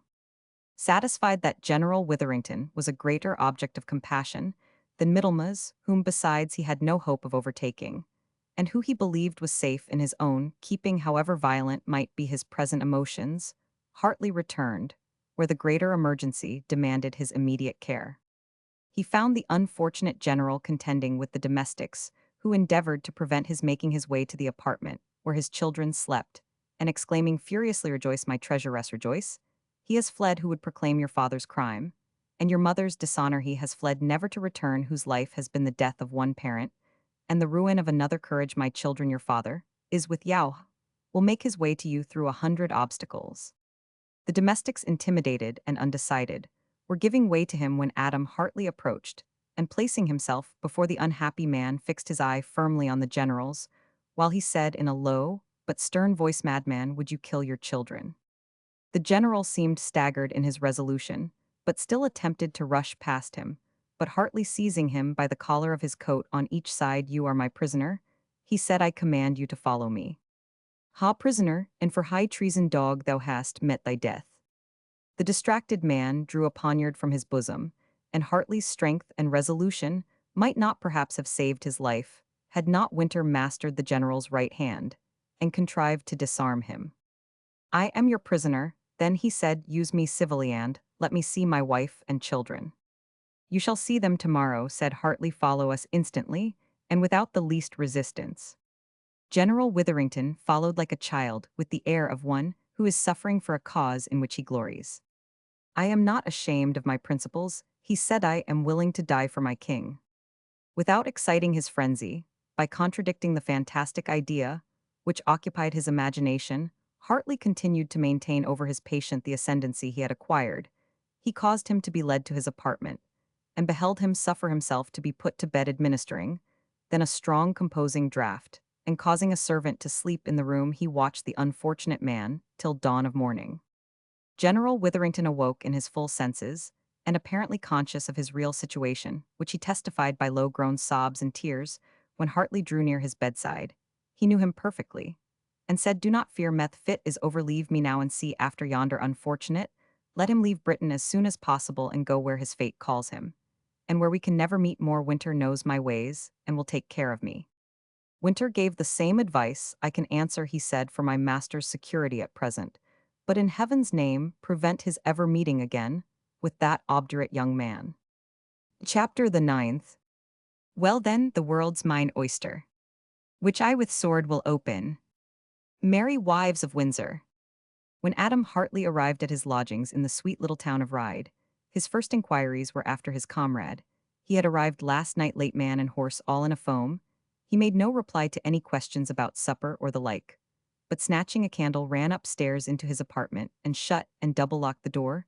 The servants only supposed that, being something intoxicated, he had ridden hard and was unwilling to expose himself. Hartley went to the door of his chamber, not without some apprehensions, and after knocking and calling more than once received at length the welcome return, "Who is there?" On Hartley announcing himself, the door opened, and Middlemas appeared well dressed, and with his hair arranged and powdered, although from the appearance of the bed, it had not been slept in on the preceding night, and Richard's countenance, haggard and ghastly, seemed to bear witness to the same fact. It was, however, with an affectation of indifference that he spoke. "I congratulate you on your improvement in worldly knowledge, Adam. It is just the time to desert the poor heir, and to stick by him that is in immediate possession of the wealth." "I stayed last night at General Witherington's," answered Hartley, "because he is extremely Roman 99. Tell him to repent of his sins." Then said Richard, "Old Grey used to say a doctor had as good a title to give ghostly advice as a parson. Do you remember Dr. Dulberry? The minister calling him an interloper, ha ha ha. I am surprised at this style of language, from one in your circumstances. Why," I said Middlemas with a bitter smile, "would be difficult to most men to keep up their spirits after gaining and losing father, mother, and a good inheritance all in the same day. But I had always a turn for philosophy. I really do not understand you, Mr. Middlemas. Why, I found my parents yesterday. Did I not?" answered the young man. "My mother, as you know, had waited but that moment to die, and my father to become distracted. And I conclude both were contrived purposely to cheat me of my inheritance, as he has taken up such a prejudice against me." "Inheritance," repeated Hartley, bewildered by Richard's calmness and half suspecting that the insanity of the father was hereditary in the family. "In heaven's name, recollect yourself, and get rid of these hallucinations. What inheritance are you dreaming of?" "That of my mother, to be sure, who must have inherited old Moncada's wealth hand. To whom should it descend save to her children? I am the eldest of them, that fact cannot be denied." "But consider, Richard, recollect yourself." "I do," said Richard, "and what then?" "Then you cannot but remember," said Hartley, "that unless there was a will in your favor, your birth prevents you from inheriting." "You are mistaken, sir. I am legitimate. Yonder sickly brats, whom you rescued from the grave, are not more legitimate than I am. Yes, our parents could not allow the air of heaven to breathe on them. They committed to the winds and the waves. I am nevertheless their lawful child, as well as their puling offspring of advanced age and decayed health. I saw them. Adam Winter showed the nursery to me, while they were gathering courage to receive me in the drawing room. There they lay, the children of predilection, the riches of the East expended that they might sleep soft and wake in magnificence. I, the eldest brother, ere I stood beside their bed in the borrowed dress, which I had so lately exchanged for the rags of an hospital. Their couches breathed the richest perfumes, while I was reeking from a pest house. And I repeat it, ere the produce of their earliest and best love was thus treated. No wonder that my look was that of a basilisk." "You speak as if you were possessed with an evil spirit," said Hartley, "or else you labor under a strange delusion. You think those only are legally married over whom a drowsy parson has read the ceremony from a dog-eared prayer book. It may be so in your English law, but Scotland makes love himself the priest. A vow betwixt a fond couple, the blue heaven alone witnessing, will protect a confiding girl against the perjury of a fickle swain as much as if a dean had performed the rites in the loftiest cathedral in England. Nay, more, if the child of love be acknowledged by the father at the time when he is baptized, if he present the mother to strangers of respectability as his wife, the laws of Scotland will not allow him to retract the justice which has in these actions been done to the female whom he has wronged, or the offspring of their mutual love. This General Tresham, or Witherington, treated my unhappy mother as his wife before Gray and others quartered her as such in the family of a respectable man, gave her the same name by which he himself chose to pass for the time. He presented me to the priest as his lawful offspring, and the law of Scotland, benevolent to the helpless child, will not allow him now to disown what he so formally admitted. I know my rights, and am determined to claim them." "You do not then intend to go on board the Middlesex? Think a little, you will lose your voyage and your commission." "I will save my birthright," answered Middlemas. "When I thought of going to India, I knew not my parents, or how to make good the rights which I had through them. That riddle is solved, I am entitled to at least a third of Moncada's estate, which by Winter's account is considerable but for you and your mode of treating the smallpox. I should have had the whole, little did I think, when old Gray was likely to have his wig pulled off for putting out fires, throwing open windows, and exploding whiskey and water, that the new system of treating the smallpox was to cost me so many £1,000. You are determined, then, said Hartley, on this wild course. I know my rights and am determined to make them available, answered the obstinate youth. Mr. Richard Middlemas, I am sorry for you. Mr. Adam Hartley, I beg to know why I am honored by your sorrow. I pity you, answered Hartley, both for the obstinacy of selfishness, which can think of wealth after the scene you saw last night, and for the idle vision, which leads you to believe that you can obtain possession of it. Selfish, cried Middlemas, why I am a dutiful son, laboring to clear the memory of a calumniated mother, and am I a visionary? Why? It was to this hope that I awakened when old Moncada's letter to Gray devoting me to perpetual obscurity first roused me to a sense of my situation, and dispelled the dreams of my childhood. Do you think that I would ever have submitted to the drudgery which I shared with you, but that by doing so I kept in view the only traces of these unnatural parents, by means of which I proposed to introduce myself to their notice, and if necessary enforce the rights of a legitimate child? The silence and death of Moncada broke my plans, and it was then only I reconciled myself to the thoughts of India. You were very young to have known so much of the Scottish law at the time when we were first acquainted, said Hartley, but I can guess your instructor. No less authority than Tom Hillary's, replied Middlemas. His good counsel on that head is a reason why I do not now prosecute him to the gallows. I judged as much, replied Hartley, for I heard him before I left Middlemas debating the point with Mr. Lawford, and I recollect perfectly that he stated the law to be such as you now lay down. And what said Lawford in answer? Demanded Middlemas. He admitted, replied Hartley, that in circumstances where the case was doubtful, such presumptions of legitimacy might be admitted, but he said they were liable to be controlled by positive and precise testimony, as for instance the evidence of the mother declaring the illegitimacy of the child. But there can exist none such in my case, said Middlemas hastily, and with marks of alarm. I will not deceive you, Mr. Middlemas, though I fear I cannot help giving you pain. I had yesterday a long conference with your mother, Mrs. Witherington, in which she acknowledged you as her son, but a son born before marriage. This express declaration will therefore put an end to the suppositions on which you ground your hopes. If you please, you may hear the contents of her declaration, which I have in her own handwriting. Confusion is the cup to be forever dashed from my lips, muttered Richard, but recovering his composure by exertion of the self-command, of which he possessed so large a portion, he desired Hartley to proceed with his communication. Hartley accordingly proceeded to inform him of the particulars preceding his birth, and those which followed after it, while Middlemas, seated on a sea-chest, listened with inimitable composure to a tale which went to root up the flourishing hopes of wealth which he had lately so fondly entertained. Zilia Moncada was the only child of a Portuguese Jew of great wealth, who had come to London, in prosecution of his commerce among the few Christians who frequented his house, and occasionally his table was Richard Tresham, a gentleman of a high Northumbrian family, deeply engaged in the service of Charles Edward during his short invasion, and though holding a commission in the Portuguese service still an object of suspicion to the British government, on account of his well-known courage and Jacobitical principles. The high-bred elegance of this gentleman, together with his complete acquaintance with the Portuguese language and manners, had won the intimacy of old Moncada, and alas, the heart of the inexperienced Zilia, who, beautiful as an angel, had as little knowledge of the world and its wickedness as the lamb that is but a week old. Tresham made his proposals to Moncada perhaps in a manner which too evidently showed that he conceived the high-born Christian was degrading himself in asking an alliance with the wealthy Jew. Moncada rejected his proposals, forbade him his house, but could not prevent the lovers from meeting in private. Tresham made a dishonorable use of the opportunities which the poor Zilia so incautiously afforded, and the consequence was her ruin. The lover, however, had every purpose of righting the injury which he had inflicted, and after various plans of secret marriage, which were rendered abortive by the difference of religion and other circumstances, flight for Scotland was determined. On the hurry of the journey, the fear and anxiety to which Zilia was subjected brought on her confinement several weeks before the usual time, so that they were compelled to accept of the assistance and accommodation offered by Mr. Gray, They had not been there many hours ere Tresham heard, by the medium of some sharp-sighted or keen-eared friend, that there were warrants out against him for treasonable practices. His correspondence with Charles Edward had become known to Moncada during the period of their friendship.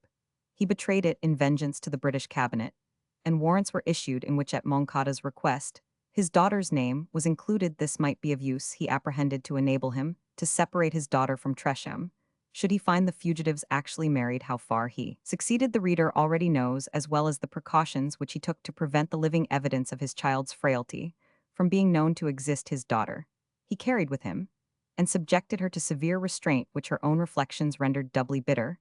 It would have completed his revenge had the author of Zelia's misfortunes been brought to the scaffold for his political offenses. But Tresham skulked among his friends in the Highlands and escaped until the affair blew over. He afterwards entered into the East India Company's service under his mother's name of Witherington, which concealed the Jacobite and rebel, until these terms were forgotten. His skill in military affairs soon raised him to riches and eminence. When he returned to Britain, his first inquiries were after the family of Moncada. His fame, his wealth, and the late conviction that his daughter never would marry any but him who had her first love, induced the old man to give that encouragement to General Witherington which he had always denied to the poor and outlawed. Major Tresham and the lovers, after having been 14 years separated, were at length united in wedlock. General Witherington eagerly concurred in the earnest wish of his father-in-law that every remembrance of former events should be buried by leaving the fruit of the early and unhappy intrigue suitably provided for, but in a distant and obscure situation.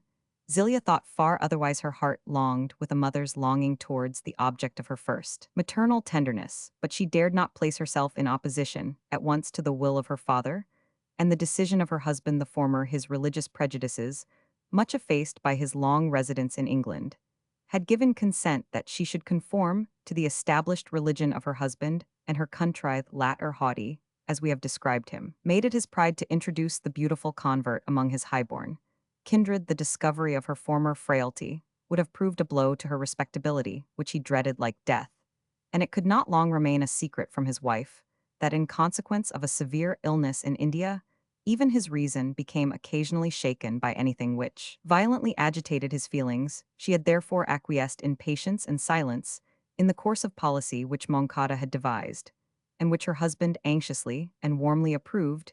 Yet her thoughts, even when their marriage was blessed with other offspring, anxiously reverted to the banished and outcast child who had first been clasped to the maternal bosom. All these feelings, subdued and cherished long, were set afloat in full tide by the unexpected discovery of this son, redeemed from a lot of extreme misery, and placed before his mother's imagination in circumstances so disastrous.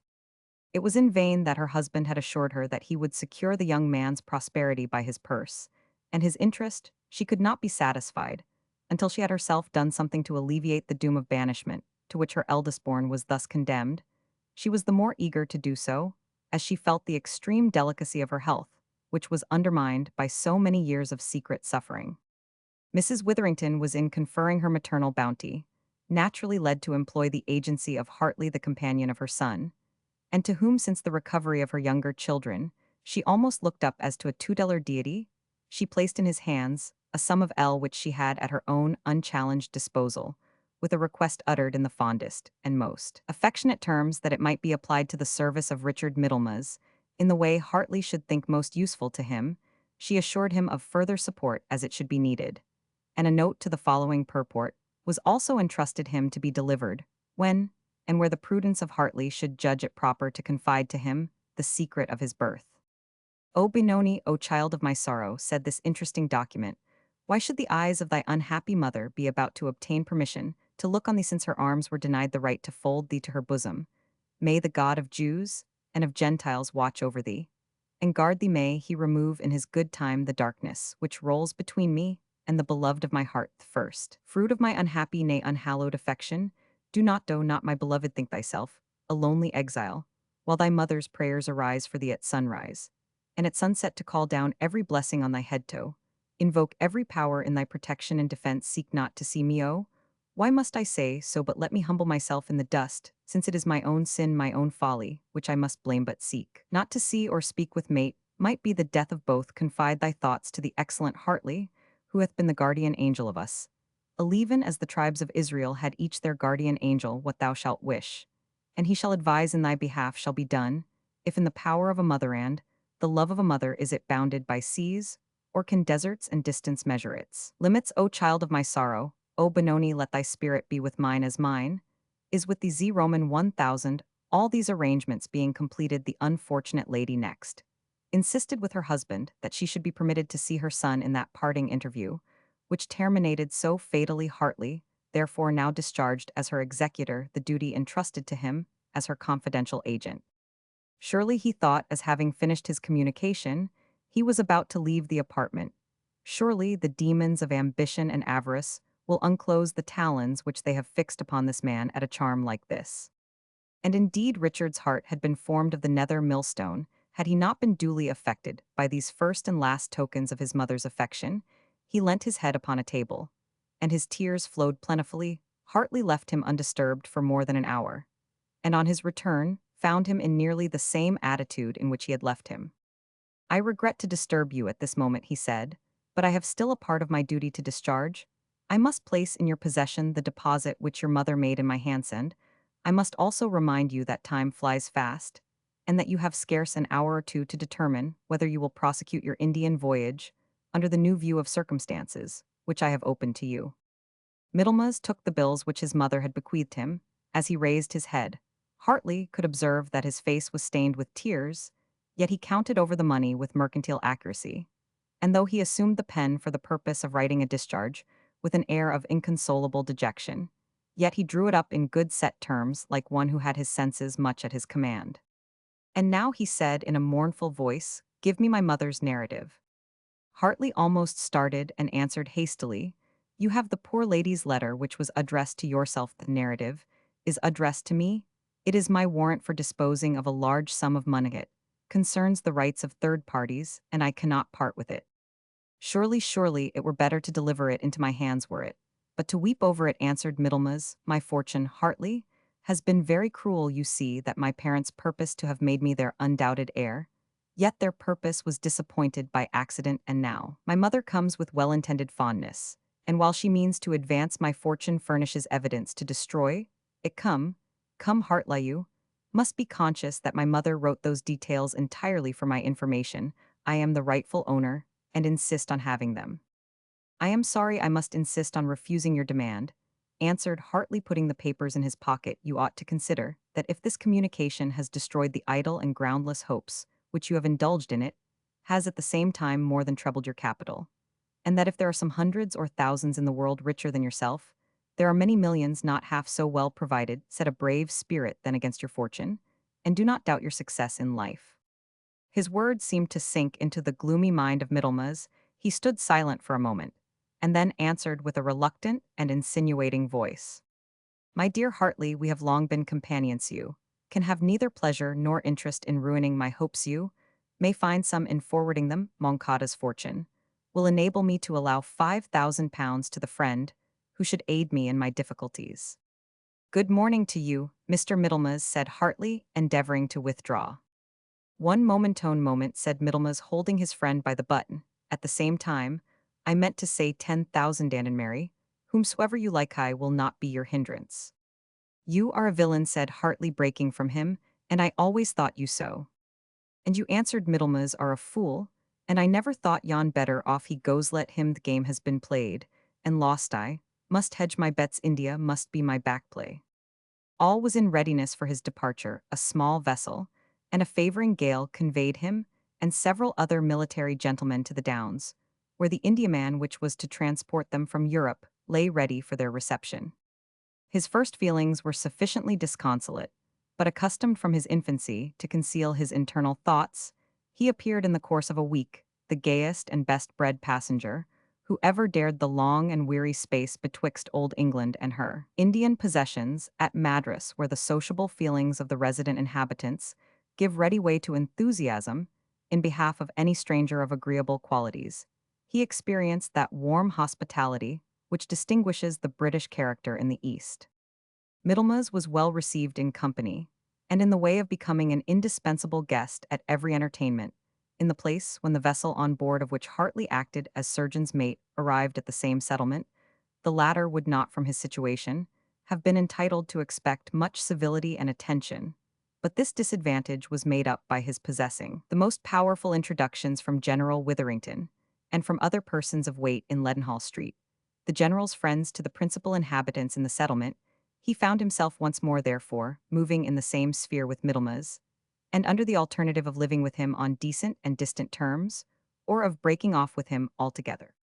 The first of these courses might perhaps have been the wisest, but the other was most congenial to the blunt and plain character of Hartley, who saw neither propriety nor comfort in maintaining a show of friendly intercourse to conceal hate, contempt, and mutual dislike. The circle at Fort St. George was much more restricted at that time than it has been since the coldness of the young men did not escape notice. It transpired that they had been once intimates and fellow students, yet it was now found that they hesitated at accepting invitations to the same parties. Rumor assigned many different and incompatible reasons for this deadly breach to which Hartley gave no attention whatever, while Lieutenant Middlemas took care to countenance those which represented the cause of the quarrel most favorably to himself. A little bit of rivalry had taken place, he said, when pressed by gentlemen for an explanation.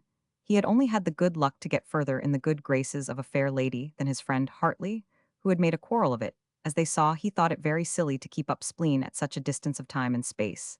He was sorry more for the sake of the strangeness of the appearance of the thing than anything else, although his friend had really some very good points about him. While these whispers were working their effect in society, they did not prevent Hartley from receiving the most flattering assurances of encouragement and official promotion from the Madras government, as opportunity should arise soon, after it was intimated to him that a medical appointment of a lucrative nature in a remote settlement was conferred on him, which removed him for some time from Madras and its neighborhood. Hartley accordingly sailed on his distant expedition, and it was observed that after his departure the character of Middlemas, as if some check had been removed, began to display itself in disagreeable colors.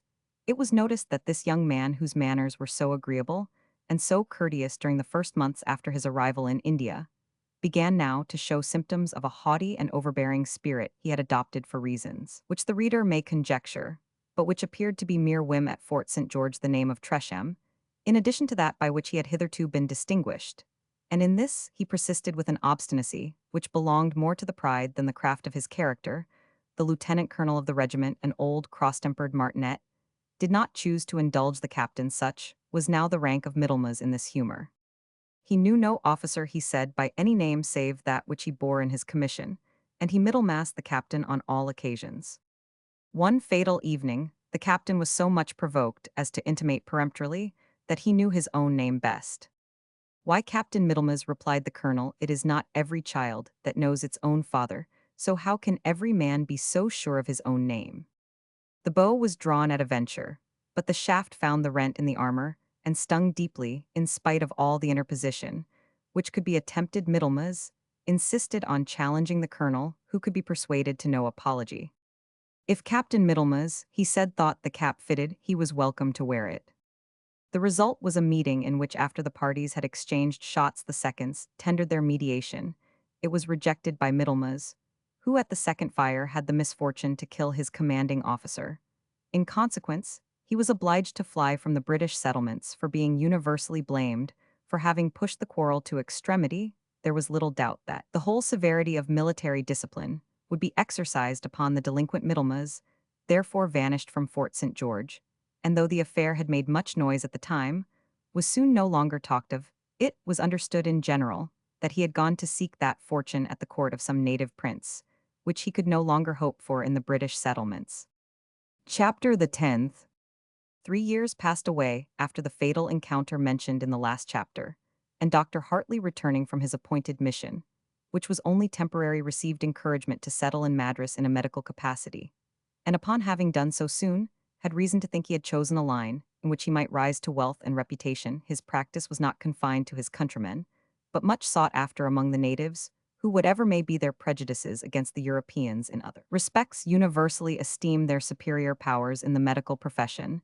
This lucrative branch of practice rendered it necessary that Hartley should make the Oriental languages his study, in order to hold communication with his patients without the intervention of an interpreter. He had enough of opportunities to practice as a linguist, for in acknowledgement, as he used jocularly to say of the large fees of the wealthy Moslema and Hindus, he attended the poor of all nations gratis whenever he was called upon. It so chanced that one evening he was hastily summoned by a message from the secretary of the government to attend a patient of consequence. Yet he is after all only a fakir, said the message. You will find him at the tomb of Kara Razi, the Mahomedan saint and doctor. About one cost from the fort. Inquire for him, by the name of Barak el-Haji. Such a patient promises no fees, but we know how little you care about the pagodas, and besides the government is your paymaster on this occasion. That is the last matter to be thought on, said Hartley, and instantly repaired in his palanquin to the place pointed out to him. The tomb of the Alaya or Mahomedan Saint Kara Razi was a place held in much reverence by every good Mussulman. It was situated in the center of a grove of mangoes and tamarind trees, and was built of red stone, having 3 domes and minarets at every corner. There was a court in front, as usual, around which were cells constructed for the accommodation of the fakirs who visited the tomb from motives of devotion, and made a longer or shorter residence there, as they thought proper, subsisting upon the alms which the faithful never fail to bestow on them in exchange for the benefit of their prayers. These devotees were engaged day and night in reading verses of the Quran before the tomb, which was constructed of white marble, inscribed with sentences from the book of the Prophet, and with the various titles conferred by the Quran upon the Supreme, being such a sepulchre of which there are many, is with its appendages and attendants respected during wars and revolutions, and no less by Ferengis Franks, that is, and Hindus, than by Mahomedans themselves. The fakirs in return act as spies for all parties and are often employed in secret missions of importance. Complying with the Mahomedan custom, our friend Hartley laid aside his shoes at the gates of the holy precincts, and avoiding to give offense by approaching near to the tomb, he went up to the principal mollah or priest, who was distinguishable by the length of his beard and the size of the large wooden beads with which the Mahomedans, like the Catholics, keep register of their prayers. Such a person, venerable by his age, sanctity of character, and his real or supposed contempt of worldly pursuits and enjoyments, is regarded as the head of an establishment of this kind. The mollah is permitted by his situation to be more communicative with strangers than his younger brethren, who, in the present instance, remained with their eyes fixed on the Quran, muttering their recitations, without noticing the European, or attending to what he said, as he inquired at their superior for Barak el-Haji. The mollah was seated on the earth, from which he did not arise or show any mark of reverence, nor did he interrupt the tale of his beads, which he continued to count assiduously. While Hartley was speaking, when he finished, the old man raised his eyes and looked at him with an air of distraction, as if he was endeavoring to recollect what he had been saying. He at length pointed to one of the cells, and resumed his devotions like one who felt impatient of whatever withdrew his attention from his sacred duties, were it but for an instant. Hartley entered the cell, indicated with the usual salutation of Salam alaikum. His patient lay on a little carpet in a corner of the small whitewashed cell.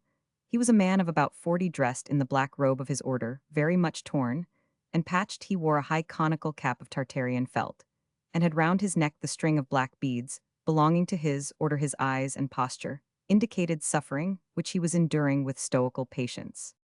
Salam alaikum, said Hartley. You are in pain, my father, a title which he gave rather to the profession than to the years of the person he addressed. Salam alaikum bima sabastum, answered the fakir. Well is it for you that you have suffered patiently. The book saith such shall be the greeting of the angels to those who enter paradise. The conversation being thus opened, the physician proceeded to inquire into the complaints of the patient, and to prescribe what he thought advisable. Having done this, he was about to retire, when, to his great surprise, the fakir tendered him a ring of some value. The wise, said Hartley, declining the present, and at the same time paying a suitable compliment to the fakir's cap and robeth wise of every country, our brethren, my left hand takes no guerdon of my right. A Ferengi can then refuse gold, said the fakir. I thought they took it from every hand, whether pure as that of an Huri, or leprous like Gehazispin, as the hungry dog recketh, not whether the flesh he eateth be of the camel of the prophet Saleth, or of the ass of Djielin, whose head be curses. The book says, replied Hartley, that it is Allah who closes, and who enlarges the heart. Frank and Mussulman are all alike molded by his pleasure. My brother hath spoken wisely, answered the patient. Welcome the disease, if it bring thee acquainted with a wise physician, for what saith the poet, it is well to have fallen to the earth, if while groveling there thou shalt discover a diamond. The physician made repeated visits to his patient, and continued to do so even after the health of Al-Haji was entirely restored. He had no difficulty in discerning in him one of those secret agents frequently employed by Asiatic sovereigns. His intelligence, his learning, above all his versatility and freedom from prejudices of every kind left no doubt of Barrack's possessing the necessary qualifications for conducting such delicate negotiations, while his gravity of habit and profession could not prevent his features from expressing occasionally a perception of humor not usually seen in devotees of his class. Barak el-Haji talked often amidst their private conversations of the power and dignity of the Nawab of Mysore, and Hartley had little doubt that he came from the court of Hyder Ali on some secret mission, perhaps, for achieving a more solid peace betwixt that able and sagacious prince and the East India Company's government that, which existed for the time, being regarded on both parts as little more than a hollow and insincere truce. He told many stories to the advantage of this prince, who certainly was one of the wisest that Hindustan could boast, and amidst great crimes, perpetrated to gratify his ambition, displayed many instances of princely generosity, and what was a little more surprising, of even-handed justice. On one occasion, shortly before Barak el-Haji left Madras, he visited the doctor and partook of his sherbet, which he preferred to his own perhaps, because a few glasses of rum or brandy were usually added to enrich the compound. It might be owing to repeated applications to the jar which contained this generous fluid that the pilgrim became more than usually frank in his communications, and not contented with praising his Nawab with the most hyperbolic eloquence, he began to insinuate the influence which he himself enjoyed with the invincible, the Lord and shield of the faith of the Prophet. Brother of my soul, he said, do but think if thou needest aught that the all-powerful Hyder Ali Khan Bohander can give, and then use not the intercession of those who dwell in palaces and wear jewels in their turbans, but seek the cell of thy brother at the great city which is Seringapatam, and the poor fakir in his torn cloak shall better advance thy suit with the Nawab, for Hyder did not assume the title of Sultan than they who sit upon seats of honor in the divan. With these and sundry other expressions of regard, he exhorted Hartley to come into the Mysore and look upon the face of the great prince, whose glance inspired wisdom, and whose nod conferred wealth, so that folly or poverty could not appear before him.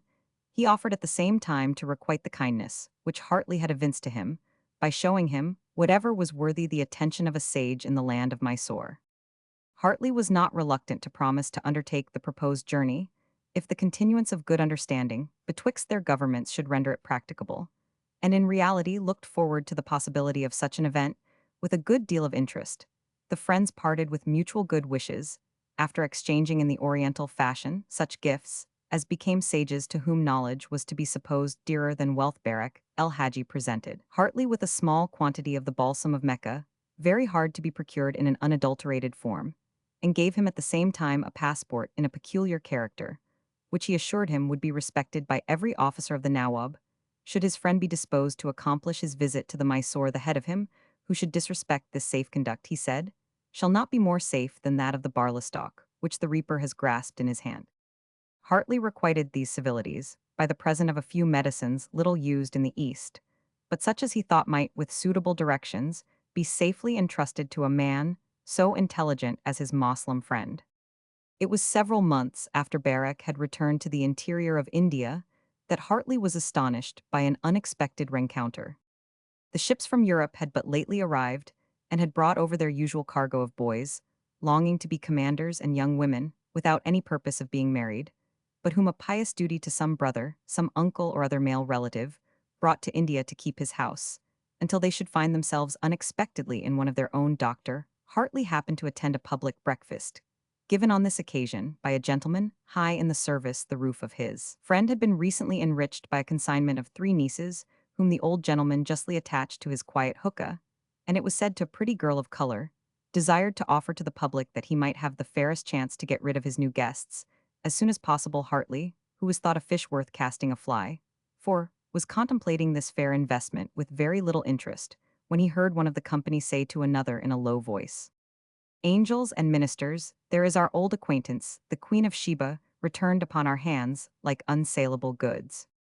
Hartley looked in the same direction with the two who were speaking, and his eye was caught by a Semiramis-looking person of unusual stature and amplitude, arrayed in a sort of riding habit, but so formed and so looped and gallooned with lace as made it resemble the upper tunic of a native chief. Her robe was composed of crimson silk rich, with flowers of gold she wore wide. Trousers of light blue silk, a fine scarlet shawl around her waist, in which was stuck a criss, with a richly ornamented handle. Her throat and arms were loaded with chains and bracelets, and her turban, formed of a shawl similar to that worn around her waist, was decorated by a magnificent aigrette from which a blue ostrich plume flowed in one direction and a red one in another. The brow of European complexion, on which this tiara rested, was too lofty for beauty, but seemed made for command. The aquiline nose retained its form, but the cheeks were a little sunken, and the complexion so very brilliant as to give strong evidence that the whole countenance had undergone a thorough repair, since the lady had left her couch. A black female slave, richly dressed, stood behind her, with a chowry or cow's tail, having a silver handle,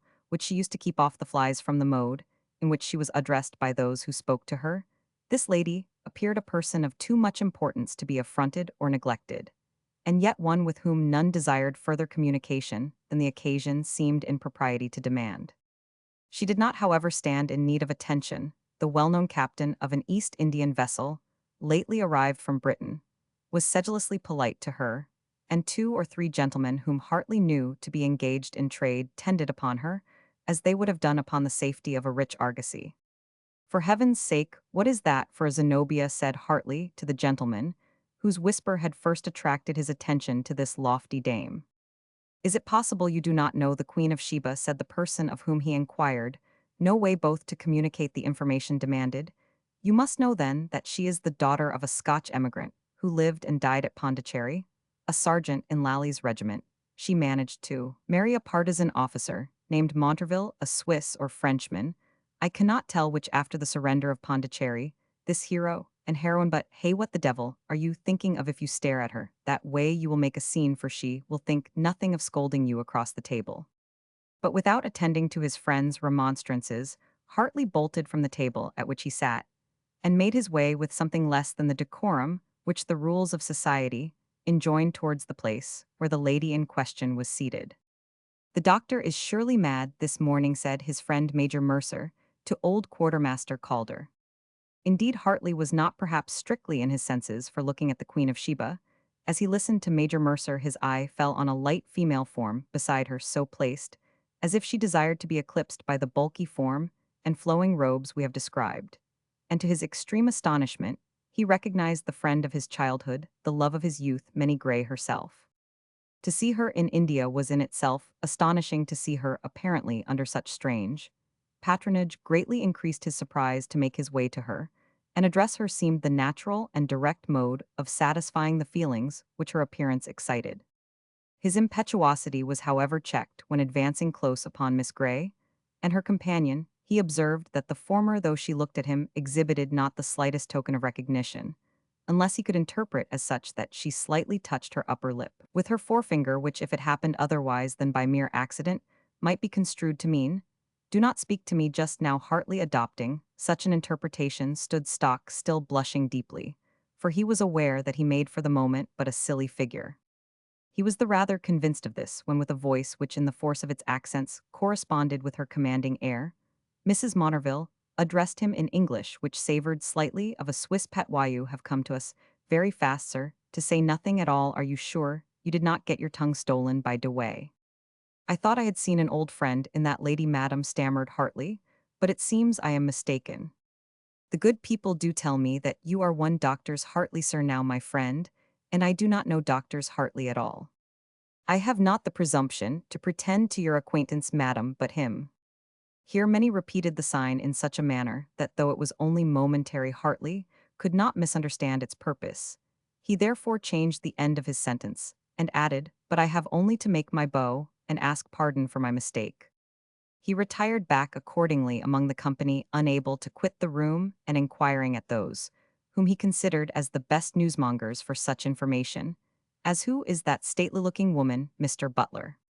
Oh, the Queen of Sheba, to be sure. And who is that pretty girl who sits beside her? Or rather behind her, answered Butler. A military chaplain, faith, I cannot say pretty. Did you call her, turning his operaglas? That way, yes, faith, she is very pretty ged. She shoots her glances as smartly from behind the old pile yonder, as Teucer from behind Ajax Telemon's shield. But who is she, can you tell me? Some fair-skinned speculation of old Montreville's. I suppose that she has got either to toady herself, or taken some of her black friends. With is it possible you have never heard of old Mother Montreville? You know I have been so long absent from Madras. Well, continued Butler, this lady is the widow of a Swiss officer in the French service, who after the surrender of Pondicherry went off into the interior, and commenced soldier on his own account. He got possession of a fort under pretense of keeping it for some simple Raja or other assembled around him. A parcel of desperate vagabonds of every color in the rainbow occupied a considerable territory, of which he raised the duties in his own name, and declared for independence. But Hyder Naig understood no such interloping proceedings, and down he came, besieged the fort, and took it, though some pretend it was betrayed to him by this very woman. Be that as it may, the poor Swiss was found dead on the ramparts, certain it is she. Received large sums of money, under pretense of paying off her troops, surrendering of hill forts, and heaven knows what besides. She was permitted also to retain some insignia of royalty. And as she was wont to talk of Hyder as the Eastern Solomon, she generally became known by the title of Queen of Sheba. She leaves her court when she pleases, and has been as far as Fort St. George before now. In a word, she does pretty much as she likes. The great folks here are civil to her, though they look on her as little better than a spy. As to Hyder, it is supposed he has ensured her fidelity by borrowing the greater part of her treasures, which prevents her from daring to break with him, besides other causes that smack of scandal of another sort. A singular story, replied Hartley to his companion, while his heart dwelt on the question how it was possible that the gentle and simple Minnie Gray should be in the train of such a character as this adventuress. But Butler has not told you the best of it, said Major Mercer, who by this time came round to finish his own story. Your old acquaintance Mr. Tresham, or Mr. Middlemas, or whatever else he chooses to be called, has been complimented by a report that he stood very high in the good graces of the same Boadicea. He certainly commanded some troops which she still keeps on foot, and acted at their head in the Nawab's service, who craftily employed him in whatever could render him odious to his countrymen.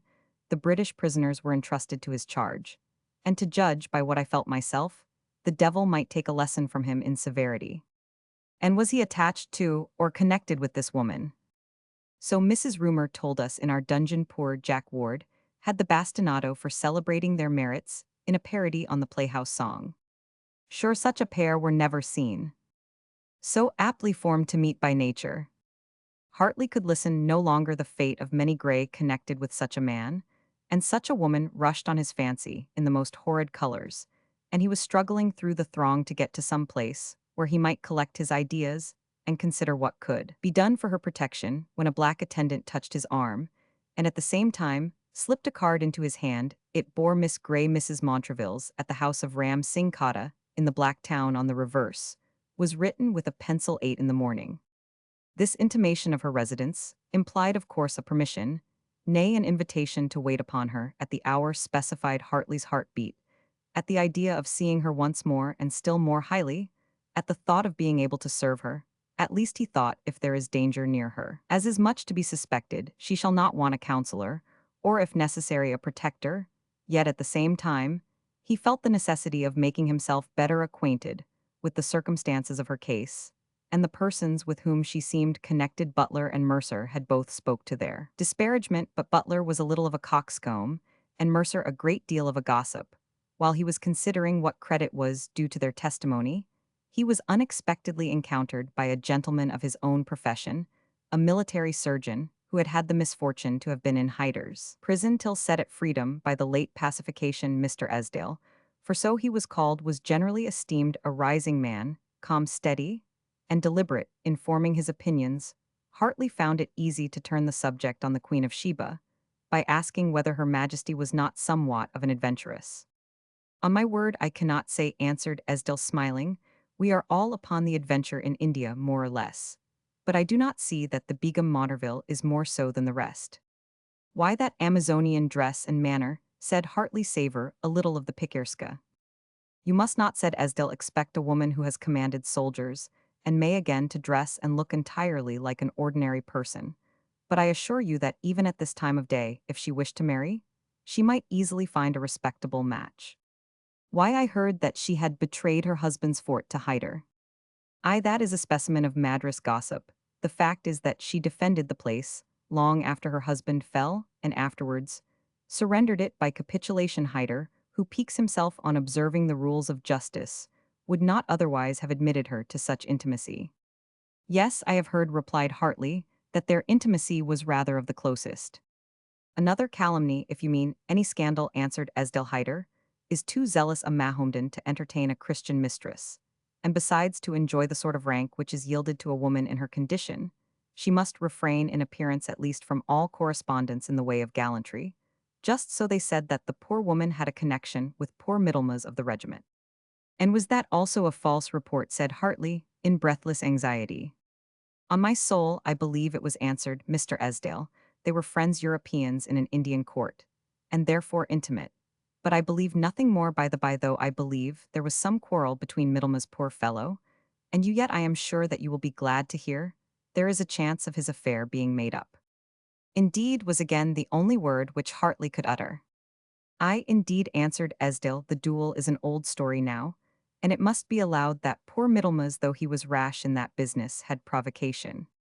But his desertion, his accepting of command, under Hyder his treatment of our prisoners, how can all these be passed over, replied Hartley. Why, it is possible, I speak to you as a cautious man, and in confidence at that, he may do us better service in Hyder's capital or Tipu's camp than he could have done if serving with his own regiment. And then for his treatment of prisoners, I am sure I can speak nothing but good of him in that particular. He was obliged to take the office because those that serve Hyder Nag must do or die, but he told me himself, and I believe him, that he accepted the office chiefly because while he made a great bullying at us before the black fellows, he could privately be of assistance to us. Some fools could not understand this, and answered him with abuse and lampoons, and he was obliged to punish them to avoid suspicion. Yes, yes, I and others can prove he was willing to be kind. If men would give him leave, I hope to thank him at Madras one day soon. All this in confidence. Good morrow to you. Distracted by the contradictory intelligence he had received, Hartley went next to question old Captain Capstern, the captain of the Indiaman, whom he had observed in attendance upon the Begum Montraville.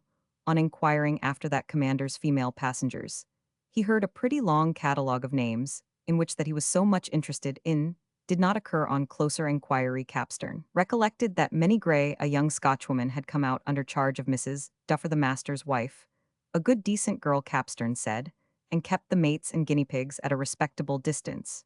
She came out, he believed, to be a sort of female companion or upper servant in Madame Montraville's family. Snug berth enough, he concluded, if she confined the length of the old girl's foot.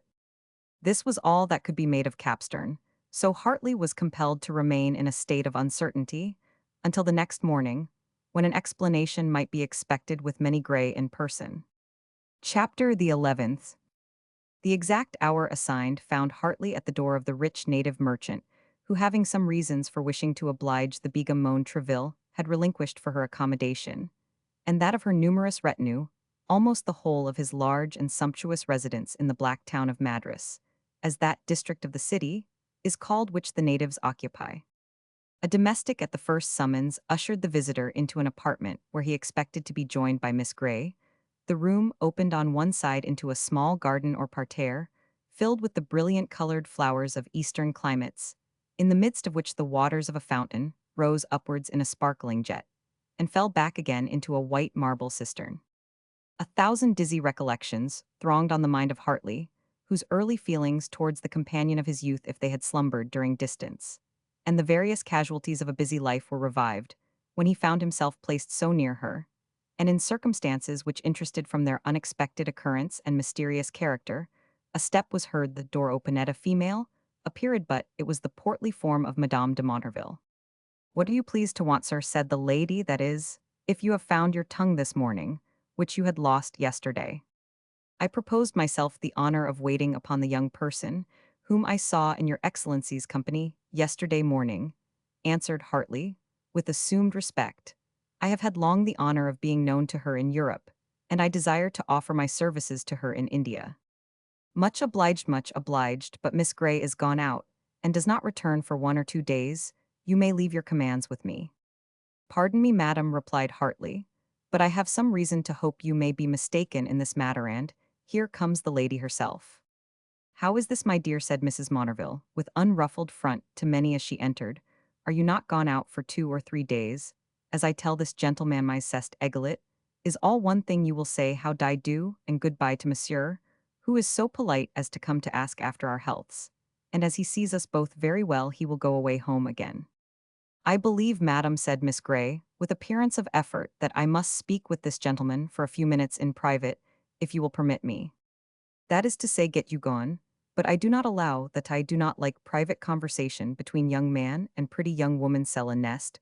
Pa honeyed, it cannot be in my house. It may be out of it, then, madam, answered Miss Grey, not pettishly nor pertly, but with the utmost simplicity. Mr. Hartley, will you step into that garden, and you, madam, may observe us from the window, if it be the fashion of the country to watch so closely. As she spoke this, she stepped through a lattice door into the garden, and with an air so simple that she seemed as if she wished to comply with her patroness' ideas of decorum, though they appeared strange to her. The Queen of Sheba, notwithstanding her natural assurance, was disconcerted by the composure of Miss Grey's manner, and left the room apparently in displeasure. Minnie turned back to the door which opened into the garden, and said in the same manner as before but with less nonchalance, I am sure I would not willingly break through the rules of a foreign country, but I cannot refuse myself the pleasure of speaking to so old a friend if, indeed, she added, pausing and looking at Hartley, who was much embarrassed, it be as much pleasure to Mr. Hartley as it is to me. It would have been said Hartley scarce, knowing what he said, it must be a pleasure to me, in every circumstance but this extraordinary meeting. But your father. Minnie Grey's handkerchief was at her eyes. He is gone, Mr. Hartley. After he was left unassisted, his toilsome business became too much for him. He caught a cold, which hung about him. As you know, he was the last to attend to his own complaints, till it assumed a dangerous, and finally a fatal character. I distress you, Mr. Hartley, but it becomes you well to be affected. My father loved you dearly. Oh, Miss Grey, said Hartley, it should not have been thus with my excellent friend, at the close of his useful and virtuous life, alas. Wherefore, the question bursts from me involuntarily, wherefore? Could you not have complied with his wishes? Wherefore? Do not ask me, said she, stopping the question which was on his lips. We are not the formers of our own destiny. It is painful to talk on such a subject. But for once, and for ever, let me tell you that I should have done Mr. Hartley wrong, if even to secure his assistance to my father, I had accepted his hand, while my wayward affections did not accompany the act. But wherefore do I see you here? Many forgive me, Miss Grey, my tongue, as well as my heart, turns back to long-forgotten scenes. But why hear we with this woman? She is not indeed everything that I expected, answered Many, but I must not be prejudiced by foreign manners. After the step I have taken, she is besides attentive and generous in her way, and I shall soon. Paused a moment, and then added, be under better protection. That of Richard Middlemas, said Hartley, with a faltering voice. I ought not perhaps to answer the question, said Many, but I am a bad dissembler, and those whom I trust entirely. You have guessed right, Mr. Hartley, she added, coloring a good deal. I have come hither to unite my fate to that of your old comrade. It is then just as I feared, exclaimed Hartley. And why should Mr. Hartley fear? Said Minnie Grey. I used to think you two generously. The quarrel, which occurred long since, ought not to perpetuate suspicion and resentment. At least if the feeling of resentment remained in my own bosom, it would be the last I should intrude upon you, Miss Grey, answered Hartley. But it is for you, and for you alone, that I am watchful. This person, this gentleman, whom you mean to entrust with your happinesto, you know where he is and in what service. I know both more distinctly perhaps than Mr. Hartley can do. Mr. Middlemas has erred greatly, and has been severely punished, but it was not in the time of his exile and sorrow that she who has plighted her faith to him should with the flattering world turn her back upon him. Besides, you have doubtless not heard of his hopes of being restored to his country and his rank. I have answered, Hartley, thrown off his guard, but I see not how he can deserve it otherwise than by becoming a traitor to his new master, and thus rendering himself even more unworthy of confidence than I hold him to be at this moment. It is well that he hears you not, answered Minnie Grey, resenting, with natural feeling, the imputation on her lover. Then, instantly softening her tone, she added, my voice ought not to aggravate, but to soothe your quarrel, Mr. Hartley. I plight my word to you that you do Richard wrong. She said these words with affected calmness, suppressing all appearance of that displeasure, of which she was evidently sensible upon this depreciation of a beloved object. Hartley compelled himself to answer in the same strain. Miss Gray, he said, your actions and motives will always be those of an angel. But let me entreat you to view this most important matter with the eyes of worldly wisdom and prudence. Have you well weighed the risks attending the course which you are taking in favor of a man, Han? I will not again offend, Yao, who may I hope deserve your favor. When I wished to see you in this manner, Mr. Hartley, and declined a communication in public where we could have had less freedom of conversation, it was with the view of telling you everything some pain I thought old recollections might give, but I trusted it would be momentary. And as I desire to retain your friendship, it is proper I should show that I still deserve it. I must then first tell you my situation after my father's death in the world's opinion. We were always poor, you know, but in the proper sense I had not known what real poverty was, until I was placed in dependence upon a distant relation of my poor father, who made our relationship reason for casting upon me all the drudgery of her household, while she would not allow that it gave me a claim to countenance kindness or anything but the relief of my most pressing wants in these circumstances. I received from Mr. Middlemas a letter in which he related his fatal duel, and its consequences. He had not dared to write to me to share his misery now, when he was in a lucrative situation, under the patronage of a powerful prince, whose wisdom knew how to prize and protect such Europeans as entered his service, know, when he had every prospect of rendering our government such essential service, by his interest with Hyder Ali, and might eventually nourish hopes of being permitted to return and stand his trial for the death of his commanding officer. He pressed me to come to India and share his reviving fortunes by accomplishing the engagement into which we had long ago entered a considerable sum of money. Accompanied this letter, Mrs. Duffer was pointed out as a respectable woman who would protect me during the passage. Mrs. Monerville, a lady of rank having large possessions and high interest in the Mysore, would receive me on my arrival at Fort St. George and conduct me safely to the dominions of Hyder. It was farther recommended that, considering the peculiar situation of Mr. Middlemas, his name should be concealed in the transaction, and that the ostensible cause of my voyage should be to fill an office in that lady's family. What was I to do? My duty to my poor father was ended, and my other friends considered the proposal as too advantageous to be rejected. The references given the sum of money lodged were considered as putting all scruples out of the question, and my immediate protectress and kinswoman was so earnest that I should accept of the offer made me as to intimate that she would not encourage me to stand in my own light. By continuing to give me shelter and food, she gave me little more if I was foolish enough to refuse compliance. Sordid wretch, said Hartley, how little did she deserve such a charge? Let me speak a proud word, Mr. Hartley, and then you will not perhaps blame my relations so much. All their persuasions, and even their threats, would have failed in inducing me to take a step which has an appearance at least to which I found it difficult to reconcile myself. But I had loved Middlemas, I love him still. Should I deny it? And I have not hesitated to trust him. Had it not been for the small, still voice which reminded me of my engagements, I had maintained more stubbornly the pride of womanhood. And as you would perhaps have recommended, I might have expected at least that my lover should have come to Britain in person, and might have had the vanity to think, she added, smiling faintly, that if I were worth having I was worth fetching. Yet no, Oven now answered Hartley, be just to yourself, while you are generous to your lover. Nay, do not look angrily.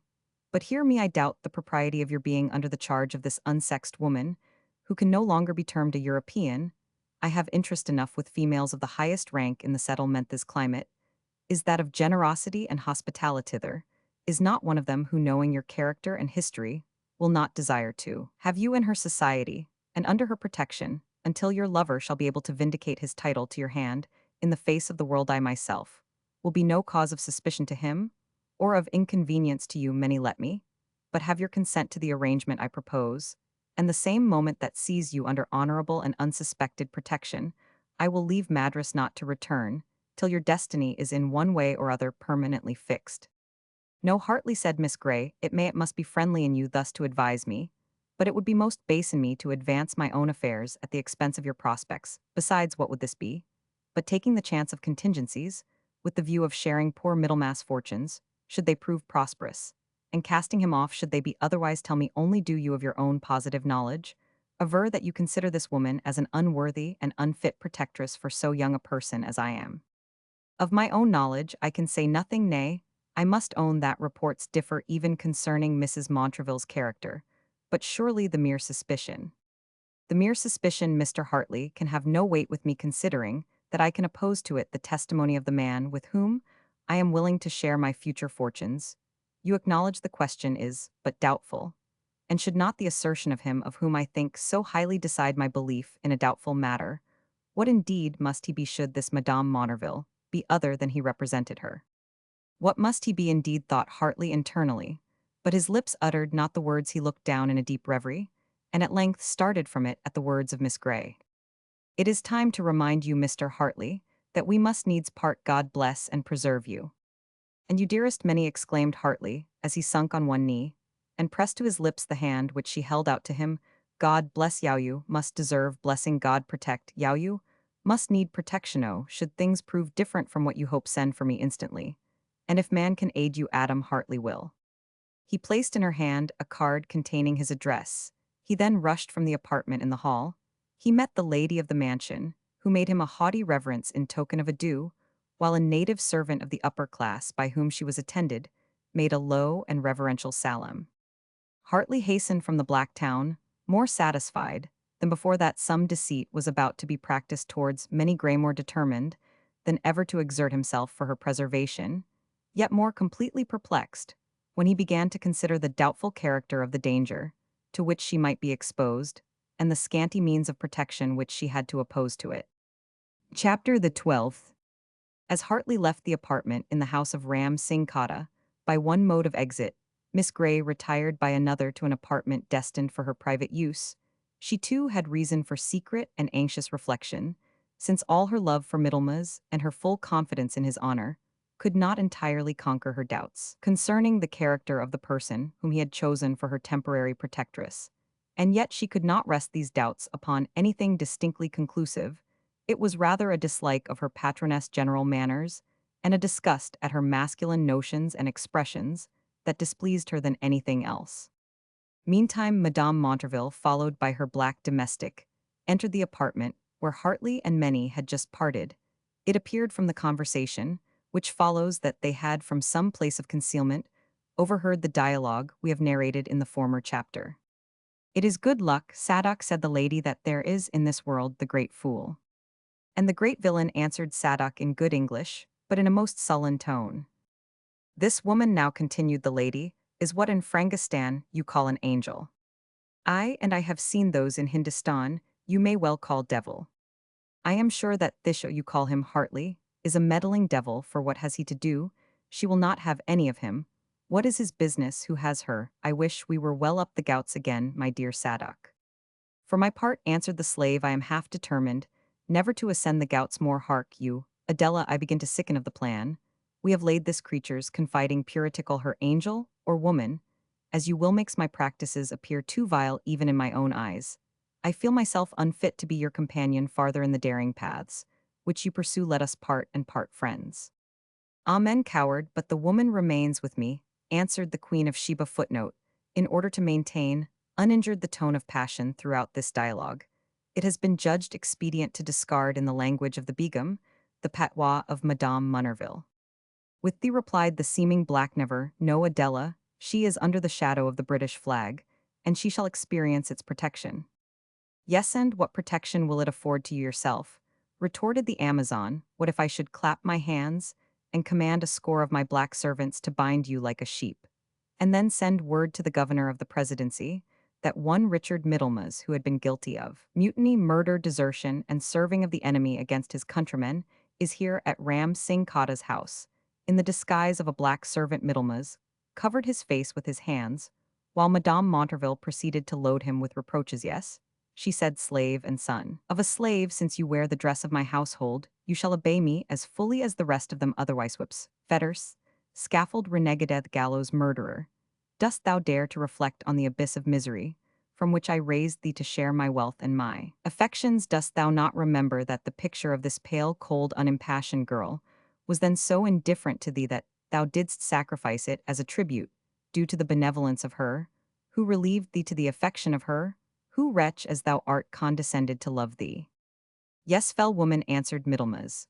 But was it I who encouraged the young tyrant's outrageous passion for a portrait, or who formed the abominable plan of placing the original within his power? Not for to do so required brain and wit, but it was thine flimsy villain to execute the device which a bolder genius planned. It was thine to entice the woman to this foreign shore, under pretence of a love which on thy part cold-blooded miscreant never had existed. Peace, Screechall, answered Middlemas, nor drive me to such madness as may lead me to forget thou art a woman. A woman, dastard, is this thy pretext for sparing Muhat? Then art thou who tremblest at a woman's looks a woman's words. I am a woman renegade, but one who wears a dagger and despises alike thy strength. And thy courage. I am a woman who has looked on more dying men than thou hast killed deer and antelopes. Thou must traffic for greatness, thou hast thrust thyself like a 5 years' child into the rough sports of men, and wilt only be borne down and crushed for thy pains. Thou wilt be a double traitor, forsooth, betray thy betrothed to the prince, in order to obtain the means of betraying the prince to the English, and thus gain thy pardon from thy countrymen. But me thou shalt not betray, I will not be made the tool of thy ambition. I will not give thee the aid of my treasures and my soldiers to be sacrificed at last to this northern icicle. No, I will watch thee as the fiend watches the wizard show. But a symptom of betraying me, while we are here, and I denounce thee to the English who might pardon the successful villain, but not him who can only offer prayers for his life in place of useful services. Let me see thee flinch when we are beyond the Ghauts, and the Nawab shall know thy intrigues with the Nizam and the Marathas, and thy resolution to deliver up Bangalore to the English, when the imprudence of Tipu shall have made the Kilidar go where thou wilt slave. Thou shalt find me thy mistress. And a fair though an unkind one, said the counterfeit Sadak, suddenly changing his tone to an affectation of tenderness. It is true I pity this unhappy woman, true, I would save her, if I could, but most unjust to suppose, I would in any circumstances prefer her to my Nurjahan, my light of the world, my moody Mahal, my pearl of the palace. All false coin and empty compliment, said the Begum. Let me hear in 2 brief words that you leave this woman to my disposal, but not to be interred alive under your seat like the Circassian of whom you were jealous, said Middlemas, shuddering. No fool, her lot shall not be worse than that of being the favorite of a prince. Hast thou, fugitive and criminal as thou art, a better fate to offer her? But replied Middlemas, blushing, even through his base disguise, at the consciousness of his abject conduct, I will have no force on her inclinations. Such truce she shall have as the laws of the Zenana allow, replied the female tyrant. A week is long enough for her to determine whether she will be the willing mistress of a princely and generous lover. I, said Richard, and before that week expires. He stopped short. What will happen before the week expires, said the Begum Monterville. No matter, nothing of consequence. I leave the woman's fate with you. 'Tis well we march tonight on our return, so soon as the moon rises. Give orders to our retinue. To hear is to obey, replied the seeming slave, and left the apartment. The eyes of the Begum remained fixed on the door through which he had passed. Villain, double-deed villain, she said, I see thy drift. Thou wouldst betray Tipu in policy alike, and in love, but me thou canst betray. Ho there! Who waits? Let a trusty messenger be ready to set off instantly with letters, which I will presently make ready. His departure must be a secret to every one, and now shall this pale phantom soon know her destiny, and learn what it is to have rivaled Adela Monterville. While the Amazonian princess meditated plans of vengeance against her innocent rival, and the guilty lover, the latter, plotted as deeply for his own purposes. He had waited until such brief twilight as India enjoys rendered his disguise complete, then set out in haste for the part of Madras inhabited by the Europeans, or as it is termed, Fort St. George. I will save her yet, he said, ere Tipu can seize his prize. We will raise around his ears a storm which would drive the god of war from the arms of the goddess of beauty. The trap shall close its fangs upon this Indian tiger, ere he has time to devour the bait which enticed him into the snare. While Middlemas cherished these hopes, he approached the residency. The sentinel on duty stopped him as of course, but he was in possession of the countersign, and entered without opposition. He rounded the building in which the president of the council resided, an able and active but unconscientious man who neither in his own affairs nor in those of the company was supposed to embarrass himself much about the means which he used to attain. His object, a tap at a small postern gate, was answered by a black slave, who admitted Middlemas to that necessary appurtenance of every government, a back stair which in its turn conducted him to the office of the Brahmin Popaya, the Dubash or steward of the great man, and by whose means chiefly he communicated with the native courts, and carried on many mysterious intrigues, which he did not communicate to his brethren at the council board. It is perhaps justice to the guilty and unhappy Middlemas to suppose that if the agency of a British officer had been employed, he might have been induced to throw himself on his mercy, might have explained the whole of his nefarious bargain with Tipu, and renouncing his guilty projects of ambition, might have turned his whole thoughts upon saving Many Grey, ere she was transported beyond the reach of British protection. But the thin, dusky form which stood before him, wrapped in robes of muslin embroidered with gold, was that of Popaya, known as a master counselor of dark projects in Oriental Machiavel, whose premature wrinkles were the result of many an intrigue, in which the existence of the poor, the happiness of the rich, the honor of men, and the chastity of women had been sacrificed without scruple to attain some private or political advantage. He did not even inquire by what means the renegade Briton proposed to acquire that influence with Tipu, which might enable him to betray him, only desired to be assured that the fact was real. You speak at the risk of your head if you deceive Popaya, or make Popaya the means of deceiving his master. I know so does all Madras that the Nawab has placed his young son Tipu as vice-regent of his newly conquered territory of Bangalore, which Hyder hath lately added to his dominions. But that Tipu should bestow the government of that important place on an apostate Ferengi seems more doubtful. Tipu is young, answered Middlemas, and to youth the temptation of the passions is what a lily on the surface of the lake is to childhood. Thee will risk life to reach it, though when obtained it is of little value. Tipu has the cunning of his father and his military talents, but he lacks his cautious wisdom. Thou speakest truth, but when thou art governor of Bangalore, hast thou forces to hold the place, till thou art relieved by the Marathas or by the British.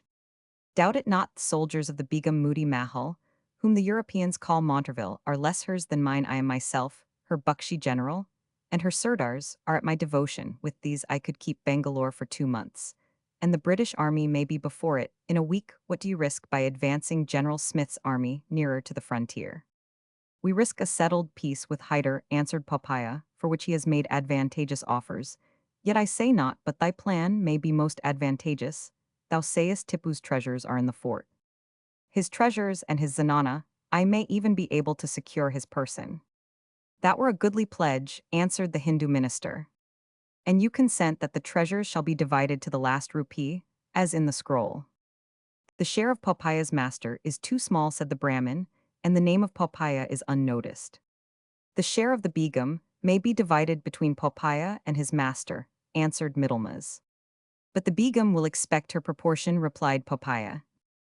Let me alone to deal with her, said Middlemas, before the blow is struck.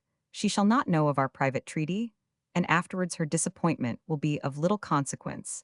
And now remember my stipulations, me rank, to be restored, me full pardon to be granted. I, replied Popaya, cautiously, should you succeed, but were you to betray what has here passed, I will find the dagger of Aludi, which shall reach thee wert thou sheltered under the folds of the Nawab's garment. In the meantime, take this missive, and when you are in possession of Bangalore, dispatch it to General Smith, whose division shall have orders to approach as near the frontiers of Mysore as may be without causing suspicion. Thus parted this worthy pair, Popaya, to report to his principal the progress of these dark machinations. Middlemas, to join the Begum on her return to the Mysore, the gold and diamonds of Tipu, the importance which he was about to acquire, the ridding himself at once of the capricious authority of the irritable Tipu, and the troublesome claims of the Begum, were such agreeable subjects of contemplation that he scarcely thought of the fate of his European victim unless to salve his conscience with the hope that the sole injury she could sustain might be the alarm of a few days, during the course of which he would acquire the means of delivering her from the tyrant in whose zenana she was to remain a temporary prisoner. He resolved at the same time to abstain from seeing her till the moment he could afford her protection, justly considering the danger which his whole plan might incur if he again awakened the jealousy of the Begum. This he trusted was now asleep, and in the course of their return to Tipu's camp near Bangalore, it was his study to soothe this ambitious and crafty female by blandishments, intermingled with the more splendid prospects of wealth and power, to be open to them both as he pretended. By the success of his present enterprise. Footnote, it is scarce necessary to say that such things could only be acted in the earlier period of our Indian settlements, when the check of the directors was imperfect, and that of the crown did not exist, my friend Mr. Fairscribe, is of opinion that there is an anachronism in the introduction of Poppaea, the Brahmin Dubesh of the English Governor Roman 100 Roman 100. Chapter the 13th. It appears that the jealous and tyrannical Begum did not long suspend her purpose of agonizing her rival. By acquainting her with her intended fate by prayers or rewards, many Gray prevailed on a servant of Ram Singh Kata to deliver to Hartley the following distracted note. All is true your fears foretold he has delivered me up to a cruel woman who threatens to sell me to the tyrant Tipu. Save me if you can, if you have not pity, or cannot give me aid. There is none left upon earth. Roman 1000 G. The haste with which Dr. Hartley sped to the fort and demanded an audience of the governor was defeated by the delays interposed by Poppaea. It did not suit the plans of this artful Hindu that any interruption should be opposed to the departure of the Begum, and her favorite, considering how much the plans of the last corresponded with his own.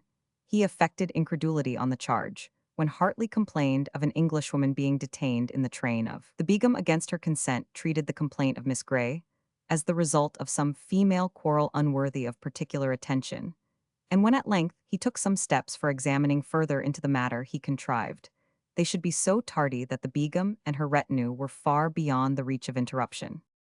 Hartley let his indignation betray him into reproaches against Poppaea, in which his principal was not spared.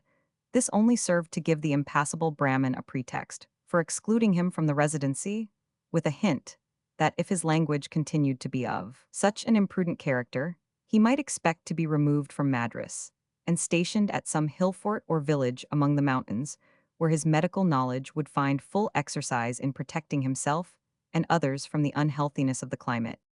As he retired bursting with ineffectual indignation, Esdale was the first person whom Hartley chanced to meet with, and to him stung with impatience. He communicated what he termed the infamous conduct of the governor's Dubesh, connived at as he had but too much reason to suppose by the governor himself, exclaiming against the want of spirit which they betrayed in abandoning a British subject to the fraud of renegades and the force of a tyrant. Esdale listened with that sort of anxiety which prudent men betray when they feel themselves like to be drawn into trouble by the discourse of an imprudent friend.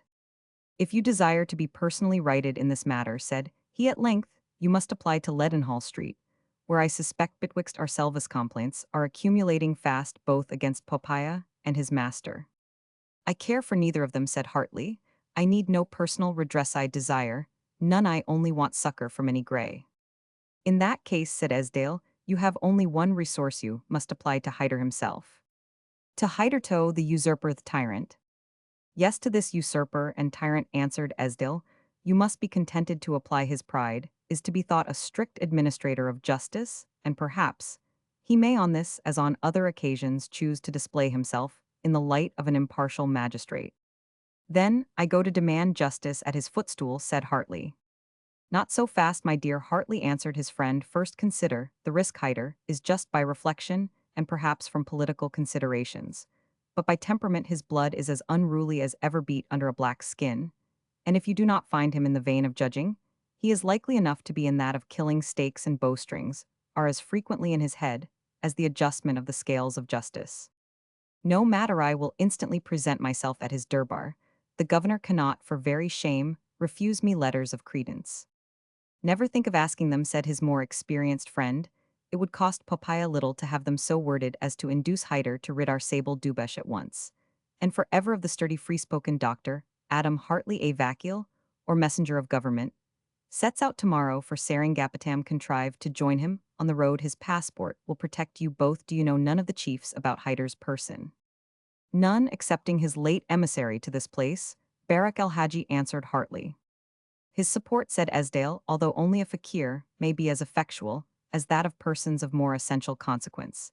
And to say the truth, where the caprice of a despot is the question in debate, there is no knowing upon what it is best to reckon. Take my advice, my dear. Hartley, leave this poor girl to her fate. After all, by placing yourself in an attitude of endeavoring to save her, it is 100 to 1 that you only ensure your own destruction. Hartley shook his head and bade Esdale hastily farewell, leaving him in the happy and self-applauding state of mind proper to one who has given the best advice possible to a friend and may conscientiously wash his hands of all consequences. Having furnished himself with money, and with the attendance of 3 trusty native servants, mounted like himself on Arab horses, and carrying with them no tent and very little baggage, the anxious Hartley lost not a moment in taking the road to Mysore, endeavoring, in the meantime, by recollecting every story he had ever heard of Hyder's justice and forbearance, to assure himself that he should find the Nawab disposed to protect a helpless female, even against the future heir of his empire. Before he crossed the Madras territory, he overtook the vakil or messenger of the British government, of whom Esdale had spoken. This man, accustomed for a sum of money to permit adventurous European traders, who desired to visit Hyder's capital to share his protection passport, an escort, was not disposed to refuse the same good office to a gentleman of credit at Madras, and propitiated by an additional gratuity undertook to travel as speedily as possible. It was a journey which was not prosecuted without much fatigue and considerable danger, as they had to traverse a country frequently exposed to all the evils of war, more especially when they approached the Ghauts, those tremendous mountain passes, which descend from the tableland of Mysore, and through which the mighty streams that arise in the center of the Indian peninsula find their way to the ocean. The sun had set ere the party reached the foot of one of these perilous passes, up which lay the road to Seringapatam, a narrow path, which in summer resembled an empty watercourse winding upwards among immense rocks and precipices, was at one time completely overshadowed by dark groves of teak trees, and at another found its way beside impenetrable jungles, the habitation of jackals and tigers. By means of this unsocial path, the travelers threaded their way in silence. Hartley, whose impatience kept him before the vakil, eagerly inquiring when the moon would enlighten the darkness, which after the sun's disappearance closed fast around them, he was answered by the natives, according to their usual mode of expression, that the moon was in her dark side, and that he was not to hope to behold her bursting through a cloud to illuminate the thickets and strata of black and slaty rocks, amongst which they were winding.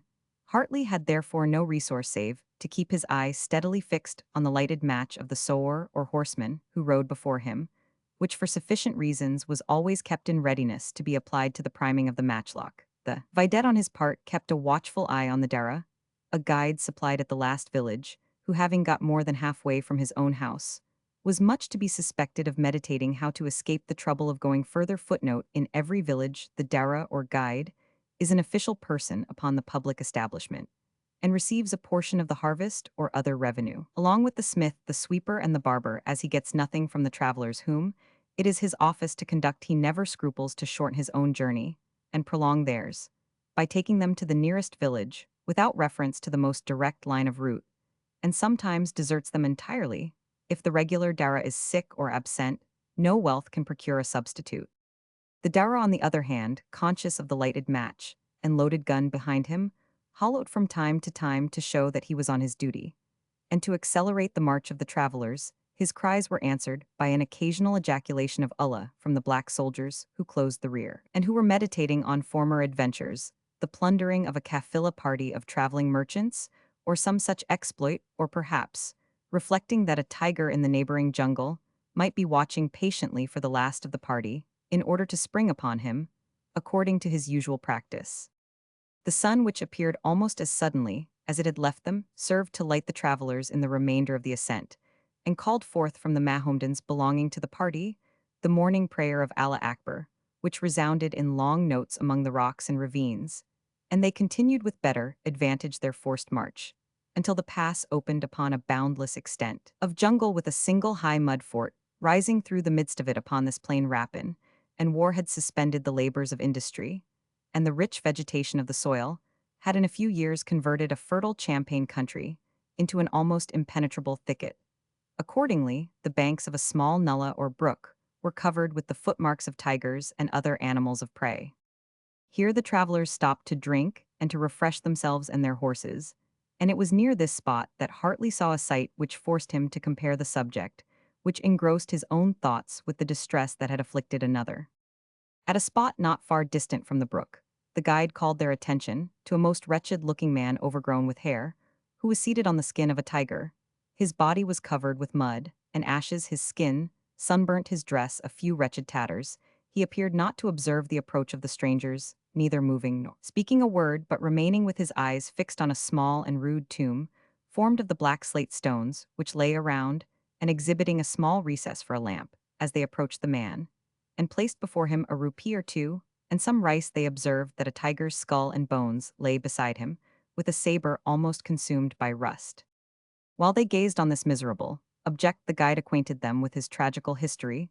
Sadhu Singh had been a Sipahi or soldier and freebooter, of course, the native and the pride of a heroine village which they had passed on the preceding day. He was betrothed to the daughter of a Sipahi who served in the mud fort which they saw at a distance, rising above the jungle. In due time, Sadhu with his friends came for the purpose of the marriage. And to bring home the bride, she was mounted on a tattoo, a small horse belonging to the country, and Sadhu and his friends preceded her on foot in all their joy and pride. As they approached the nullah near which the travelers were resting, there was heard a dreadful roar, accompanied by a shriek of agony. Sadhu Singh, who instantly turned, saw no trace of his bride save that her horse ran wild in one direction, whilst in the other the long grass and reeds of the jungle were moving like the ripple of the ocean, when distorted by the course of a shark. Holding its way near the surface, Sadhu drew his saber and rushed forward in that direction. The rest of the party remained motionless, until roused by a short roar of agony. They then plunged into the jungle with their drawn weapons, where they speedily found Sadhu Singh holding in his arms the lifeless corpse of his bride, where a little farther lay the body of the tiger slain by such a blow over the neck, as desperation itself could alone have discharged the brideless bridegroom, would permit none to interfere. With his sorrow he dug a grave for his Mora, and erected over it the rude tomb they saw, and never afterwards left the spot. The beasts of prey themselves seemed to respect or dread the extremity of his sorrow. His friends brought him food and water from the nullah, but he neither smiled nor showed any mark of acknowledgement, unless when they brought him flowers to deck the grave of Mora. 4 or 5 years, according to the guide, had passed away, and their Sadhu Singh still remained among the trophies of his grief, and his vengeance, exhibiting all the symptoms of advanced age, though still in the prime of youth. The tale hastened the travelers from their resting place, the vacule, because it reminded him of the dangers of the jungle, and Hartley, because it coincided too well with the probable fate of his beloved, almost within the grasp of a more formidable tiger than that whose skeleton lay beside Sadhu Singh.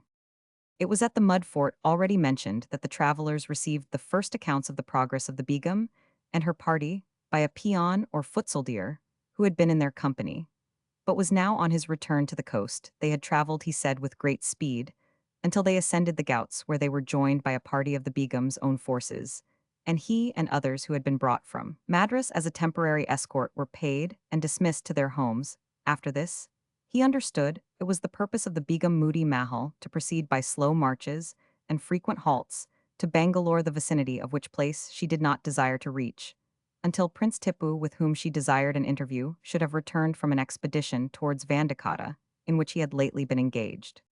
From the result of his anxious inquiries, Hartley had reason to hope that though Seringapatam was 7 to 5 miles more to the eastward than Bangalore, yet by using diligence he might have time to throw himself at the feet of Hyder and beseech his interposition. Before the meeting betwixt Tipu and the Begum should decide the fate of Many Grey. On the other hand, he trembled as the peon told him that the Begum's Bakshi, or general who had traveled to Madras with her in disguise, had now assumed the dress and character belonging to his rank, and it was expected he was to be honored by the Mahomedan prince with some high office of dignity. With still deeper anxiety, he learned that a palanquin watched with sedulous care by the slaves of Oriental jealousy contained, it was whispered, Ferengi or Frankish woman, beautiful as a houri, who had been brought from England by the Begum as a present to Tipu. The deed of villainy was therefore in full train to be accomplished. It remained to see whether, by diligence on Hartley's side, its course could be interrupted. When this eager vindicator of betrayed innocence arrived in the capital of Hyder, it may be believed that he consumed no time in viewing the temple of the celebrated Vishnu, or in surveying the splendid gardens called Lalbang, which were the monument of Hyder's magnificence, and now hold his mortal remains. On the contrary, he was no sooner arrived in the city than he hastened to the principal mosque, having no doubt that he was there most likely to learn some tidings of Barak el-Haji. He approached accordingly the sacred spot, and as to enter it would have cost a Ferengi his life, he employed the agency of a devout Mussulman to obtain information concerning the person whom he sought. He was not long in learning that the Fakir Barak was within the mosque, as he had anticipated, busied with his holy office of reading passages from the Quran and its most approved commentators. To interrupt him in his devout task was impossible, and it was only by a high bribe that he could prevail on the same Moslem whom he had before employed to slip into the sleeve of the holy man's robe a paper containing his name, and that of the Khan in which the vakil had taken up his residence, the agent brought back for answer that the fakir immersed as was to be expected in the holy service which he was in the act of discharging, had paid no visible attention to the symbol of intimation, which the Ferengi Sahib European gentleman had sent to him. Distracted with the loss of time of which each moment was precious, Hartley next endeavored to prevail on the Mussulman to interrupt the fakir's devotions with a verbal message. But the man was indignant at the very proposal. "Dog of a Christian," he said, "what art thou, and thy whole generation that Barak el-Haji should lose a divine thought for the sake of an infidel like thee?" Exasperated beyond self-possession, the unfortunate Hartley was now about to intrude upon the precincts of the mosque, in person, in hopes of interrupting the formal prolonged recitation, which issued from its recesses, when an old man laid his hand on his shoulder and prevented him from a rashness which might have cost him his life, saying at the same time, "You are a sahib, Angrezi English gentleman. I have been a telinga, a private soldier in the company's service, and have eaten their salt. I will do your errand for you to the fakir Barak el-Haji." So saying, he entered the mosque, and presently returned with the fakir's answer in these enigmatical words: "He who would see the sun rise must watch till the dawn." With this poor subject of consolation, Hartley retired to his inn, to meditate on the futility of the professions of the natives, and to devise some other mode of finding access to Hyder than that which he had hitherto trusted to. On this point, however, he lost all hope, being informed by his late fellow-traveler, whom he found at the Khan, that the Nawab was absent from the city on a secret expedition which might detain him for 2 or 3 days. This was the answer which the vakil himself had received from the Dewan, with a farther intimation that he must hold himself ready, when he was required to deliver his credentials to Prince Tipu, instead of the Nawab, his business being referred to the former, in a way not very promising for the success of his mission. Hartley was now nearly thrown into despair. He applied to more than one officer, supposed to have credit with the Nawab, but the slightest hint of the nature of his business seemed to strike all with terror. Not one of the persons he applied to would engage in the affair or even consent to give it a hearing, and the Dewan plainly told him that to engage in opposition to Prince Tipu's wishes was the ready way to destruction, and exhorted him to return to the coast. Driven almost to distraction by his various failures, Hartley betook himself in the evening to the Khan. The call of the muezzins thundering from the minarets had invited the faithful to prayers, when a black servant about 15 years old stood before Hartley, and pronounced these words deliberately, and twice over: "Thus says Barak el-Haji, the watcher in the mosque, he that would see the sun rise, let him turn towards the east." He then left the caravanserai, and it may be well supposed that Hartley, starting from the carpet on which he had lain down to repose himself, followed his youthful guide with renewed vigor and palpitating hope. Chapter the 14th. 'Twas the hour when rites unholy called each Paynim voice to prayer, and the star that faded slowly left to dews the freshened air. Day his sultry fires had wasted. Calm and cool the moonbeams shone. To the vizier's lofty palace one bold Christian came alone. Thomas Campbell quoted from memory. The twilight darkened into night so fast that it was only by his white dress that Hartley could discern his guide as he tripped along the splendid bazaar of the city. But the obscurity was so far favorable that it prevented the inconvenient attention which the natives might otherwise have bestowed upon the European in his native dress, a sight at that time very rare in Seringapatam. The various turnings and windings through which he was conducted ended at a small door in a wall which from the branches that hung over it seemed to surround a garden or grove. The postern opened on a tap from his guide, and the slave, having entered, Hartley prepared to follow, but stepped back as a gigantic African brandished at his head. A cimeter 3 fingers broad, the young slave touched his countryman with a rod which he held in his hand, and it seemed as if the touch disabled the giant whose arm and weapon sunk. Instantly Hartley entered without farther opposition, and was now in a grove of manga trees through which an infant moon was twinkling faintly amid the murmur of waters, the sweet song of the nightingale, and the odors of the rose, yellow jasmine, orange, and citron flowers, and Persian narcissus. Huge domes and arches, which were seen imperfectly in the quivering light, seemed to intimate the neighborhood of some sacred edifice, where the fakir had doubtless taken up his residence. Hartley pressed on with as much haste as he could, and entered a side door, and narrow vaulted passage at the end of which was another door. Here his guide stopped, but pointed and made indications that the European should enter. Hartley did so, and found himself in a small cell such as we have formerly described, wherein sate Barak el-Haji with another fakir, who, to judge from the extreme dignity of a white beard, which ascended up to his eyes on each side, must be a man of great sanctity as well as importance. Hartley pronounced the usual salutation of Salam alaikum in the most modest and deferential tone, but his former friend was so far from responding in their former strain of intimacy that, having consulted the eye of his older companion, he barely pointed to a third carpet upon which the stranger seated himself cross-legged after the country fashion, and a profound silence prevailed for the space of several minutes. Hartley knew the Oriental customs too well to endanger the success of his suit by precipitation. He waited an intimation to speak. At length it came, and from Barak. When the pilgrim Barak, he said, dwelt at Madras, he had eyes and a tongue, but now he is guided by those of his father, the holy Sheikh Hali ben Khalidoun, the superior of his convent. This extreme humility Hartley thought inconsistent with the affectation of possessing superior influence, which Barak had shown while at the presidency, but exaggeration of their own consequence is a fable common to all who find themselves in a land of strangers. Addressing the senior fakir, therefore, he told him in as few words as possible the villainous plot, which was laid to betray many Grey into the hands of the Prince Tipu. He made his suit for the Reverend Father's intercession with the prince himself, and with his father the Nawab in the most persuasive terms. The fakir listened to him with an inflexible and immovable aspect, similar to that with which a wooden saint regards his eager supplicants. There was a second pause, when, after resuming his pleading more than once, Hartley was at length compelled to end it for want of matter. The silence was broken by the elder fakir, who, after shooting a glance at his younger companion by a turn of the eye, without the least alteration of the position of the head and body, said, the unbeliever has spoken like a poet, but does he think that the Nawab Khan Hyder Ali Bahadur will contest with his son Tipu, the victorious, the possession of an infidel slave?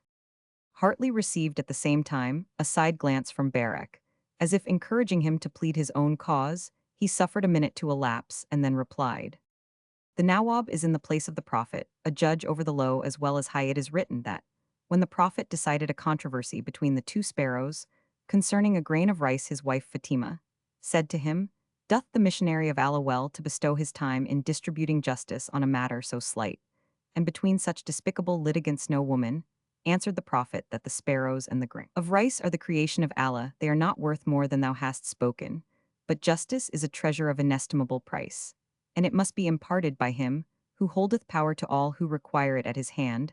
The prince doth the will of Allah, who gives it alike in small matters as in great, and to the poor as well as the powerful. To the hungry bird a grain of rice is as a chaplet of pearls to a sovereign. I have spoken. By small praised be God, he hath spoken like a mola, said the elder fakir with a little more emotion, and some inclination of his head towards Barak, for on Hartley he scarcely deigned even to look. The lips have spoken it which cannot lie, replied Barak, and there was again a pause. It was once more broken by Sheikh Hali, who, addressing himself directly to Hartley, demanded of him, hast thou heard, Ferengi, of aught of treason meditated by this Kafir infidel against the Nawab Bahadur? Out of a traitor cometh treason, said Hartley, but to speak after my knowledge, I am not conscious of such design. There is truth in the words of him, said the fakir, who accuseth not his enemy save on his knowledge.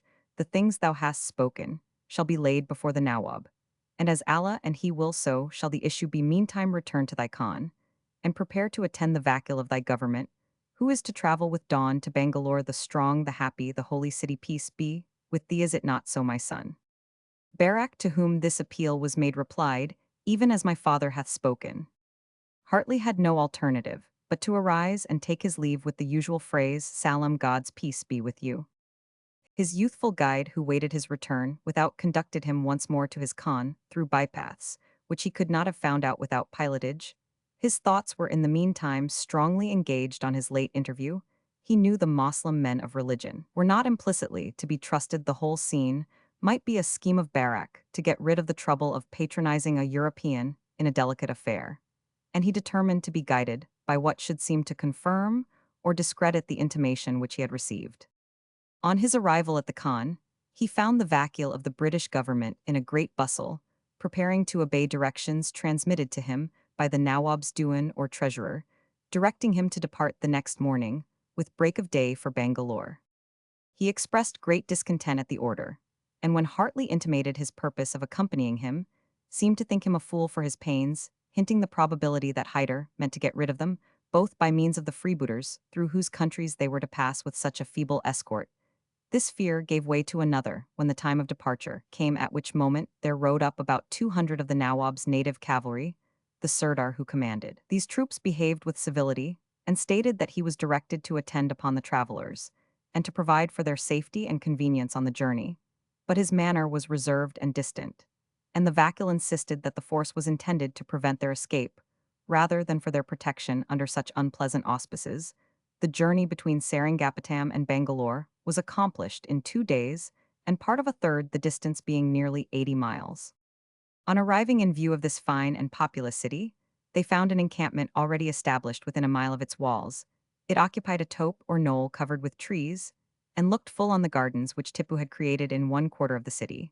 The rich pavilions of the principal persons flamed with silk and gold, and spears with gilded points or poles supporting gold knobs displayed numerous little banners inscribed with the name of the prophet. This was the camp of the Begum Moody Mahal, who with a small body of her troops, about 200 men, was waiting the return of Tipu under the walls of Bangalore.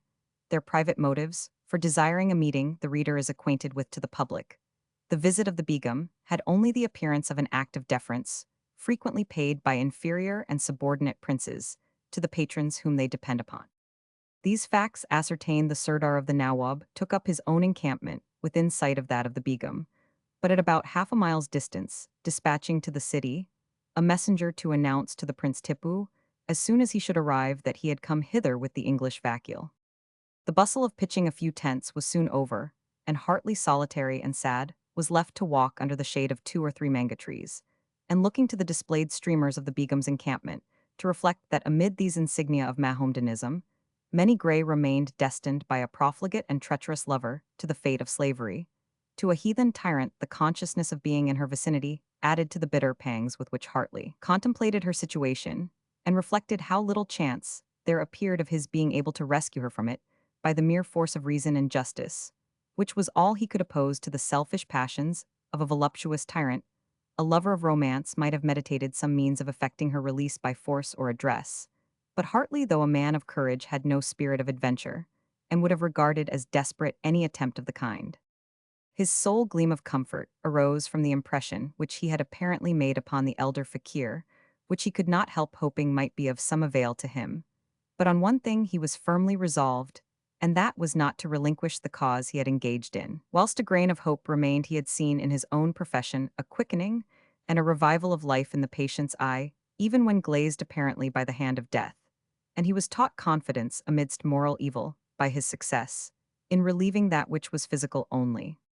While Hartley was thus meditating, he was roused to attention by a heavy firing of artillery from the high bastions of the town, and turning his eyes in that direction, he could see advancing on the northern side of Bangalore a tide of cavalry riding tumultuously forward, brandishing their spears in all different attitudes, and pressing their horses to a gallop. The clouds of dust which attended this vanguard, for such it was combined with the smoke of the guns, did not permit Hartley to see distinctly the main body which followed, but the appearance of hounded elephants and royal banners, dimly seen through the haze, plainly intimated the return of Tipu to Bangalore, while shouts and irregular discharges of musketry announced the real or pretended rejoicing of the inhabitants. The city gates received the living torrent which rolled towards them, the clouds of smoke and dust were soon dispersed, and the horizon was restored to serenity and silence. The meeting between persons of importance, more especially of royal rank, is a matter of very great consequence in India, and generally much address is employed to induce the person receiving the visit to come as far as possible, to meet the visitor from merely rising up or going to the edge of the carpet, to advancing to the gate of the palace, to that of the city, or finally, to a mile or 2 on the road, is all subject to negotiation. But Tipu's impatience to possess the fair European induced him to grant on this occasion a much greater degree of courtesy than the Begum had dared to expect, and he appointed his garden adjacent to the city walls, and indeed included within the precincts of the fortifications, as the place of their meeting the hour noon on the day succeeding his arrival, for the natives seldom move early in the morning or before having broken their fast. This was intimated to the Begum's messenger, by the prince in person as kneeling before him, he presented the mizar, a tribute consisting of 3, 5, or 7 gold mohurs, always an odd number, and received in exchange a kellot or dress of honor. The messenger in return was eloquent in describing the importance of his mistress, her devoted veneration for the prince, the pleasure which she experienced on the prospect of their modical or meeting, and concluded with a more modest compliment to his own extraordinary talents, and the confidence which the Begum reposed in him. He then departed, and orders were given that on the next day all should be in readiness for the sowery, a grand procession when the prince was to receive the Begum as his honored guest at his pleasure house in the gardens. Long before the appointed hour, the rendezvous of fakirs, beggars, and idlers, before the gate of the palace, intimated the excited expectations of those who usually attend processions, while a more urgent set of mendicants, the courtiers, were hastening thither on horses or elephants, as their means afforded, always in a hurry to show their zeal, and with a speed proportioned to what they hoped or feared. At noon precisely, a discharge of cannon placed in the outer courts, as also of matchlocks, and of small swivels carried by camels, the poor animals shaking their long ears at every discharge, announced that Tipu had mounted his elephant. The solemn and deep sound of the nagra or state drum borne upon an elephant was then heard like the distant discharge of artillery, followed by a long roll of musketry, and was instantly answered by that of numerous trumpets and tom-toms or common drums making a discordant, but yet a martial din. The noise increased as the procession traversed the outer courts of the palace in succession, and at length issued from the gates, having at their head the chabdars bearing silver sticks and clubs, and shouting at the pitch of their voices the titles and the virtues of Tipu, the great, the generous, the invincible strong, as Rustin, just as Naushirvan, with a short prayer for his continued health. After these came a confused body of men on foot, bearing spears, matchlocks, and banners, and intermixed with horsemen, some in complete shirts of mail, with caps of steel under their turbans, some in a sort of defensive armor consisting of rich silk dresses rendered saber-proof by being stuffed with cotton. These champions preceded the prince as whose bodyguards they acted. It was not till after this time that Tipu raised his celebrated tiger regiment, disciplined and armed according to the European fashion. Immediately before the prince came on a small elephant, a hard-faced, severe-looking man, by office the distributor of alms, which he flung in showers of small copper money among the fakirs and beggars, whose scrambles to collect them seemed to augment their amount, while the grim-looking agent of Mahomedan charity, together with his elephant, which marched with half-angry eyes and its trunk curled upwards, seemed both alike ready to chastise those whom poverty should render too importunate. Tipu himself next appeared richly apparelled, and seated on an elephant which, carrying its head above all the others in the procession, seemed proudly conscious of superior dignity. The howdah or seat which the prince occupied was of silver embossed and gilt, having behind a place for a confidential servant, who waved the great chari or cowdel to keep off the flies, but who could also occasionally perform the task of spokesman, being well versed in all terms of flattery and compliment. The caparisons of the royal elephant were of scarlet cloth, richly embroidered with gold. Behind Tipu came the various courtiers and officers of the household, mounted chiefly on elephants, all arrayed in their most splendid attire, and exhibiting the greatest pomp. In this manner the procession advanced down the principal street of the town to the gate of the royal gardens. The houses were ornamented by broad cloth silk shawls, and embroidered carpets of the richest colors displayed from the verandas and windows. Even the meanest hut was adorned with some piece of cloth, so that the whole street had a singularly rich and gorgeous appearance. This splendid procession, having entered the royal gardens, approached through a long avenue of lofty trees, a chabutra or platform of white marble, canopied by arches of the same material, which occupied the center. It was raised 4 or 5 feet from the ground, covered with white cloth and Persian carpets. In the center of the platform was the musnad or state cushion of the prince, 6 feet square, composed of crimson velvet, richly embroidered by special grace. A small low cushion was placed on the right of the prince, for the occupation of the Begum. In front of this platform was a square tank or pond of marble 4 feet deep, and filled to the brim with water as clear as crystal, having a large jet or fountain in the middle, which threw up a column of it to the height of 20 feet. The Prince Tipu had scarcely dismounted from his elephant, and occupied the musnad or throne of cushions, when the stately form of the Begum was seen advancing to the place of rendezvous, the elephant being left at the gate of the gardens, opening into the country opposite to that by which the procession of Tipu had entered. She was carried in an open litter, richly ornamented with silver, and borne on the shoulders of 6 black slaves. Her person was as richly attired as silks and gems could accomplish. Richard Middlemaz, as the Begum's general or Bakshi, walked nearest to her litter in a dress as magnificent in itself, as it was remote from all European costume, being that of a Banka or Indian courtier. His turban was of rich silk and gold, twisted very hard, and placed on one side of his head, its ends hanging down on the shoulder. His mustaches were turned and curled, and his eyelids stained with antimony. The vest was of gold brocade with a cummerband, or sash around his waist. Corresponding to his turban, he carried in his hand a large sword sheathed in a scabbard of crimson velvet, and wore around his middle a broad embroidered sword belt. What thoughts he had under this gay attire, and the bold bearing which corresponded to it would be fearful to unfold. His least detestable hopes were perhaps those which tended to save many grey, by betraying the prince who was about to confide in him, and the Begum, at whose intercession Tipu's confidence was to be reposed. The litter stopped as it approached the tank on the opposite side of which the prince was seated on his musnud. Middlemaz assisted the Begum to descend, and led her deeply veiled with silver muslin towards the platform of marble. The rest of the retinue of the Begum followed in their richest and most gaudy attire, all males however, nor was there a symptom of woman being in her train, except that a close litter guarded by 20 black slaves having their sabers drawn remained at some distance, in a thicket of flowering shrubs. When Tipu Saib, through the dim haze which hung over the waterfall, discerned the splendid train of the Begum, advancing he arose from his musnud, so as to receive her near the foot of his throne, and exchanged greetings with her, upon the pleasure of meeting and inquiries after their mutual health. He then conducted her to the cushion placed near to his own, while his courtiers anxiously showed their politeness, in accommodating those of the Begum, with places upon the carpets, around where they all sat down cross-legged. Richard Middlemaz, occupying a conspicuous situation.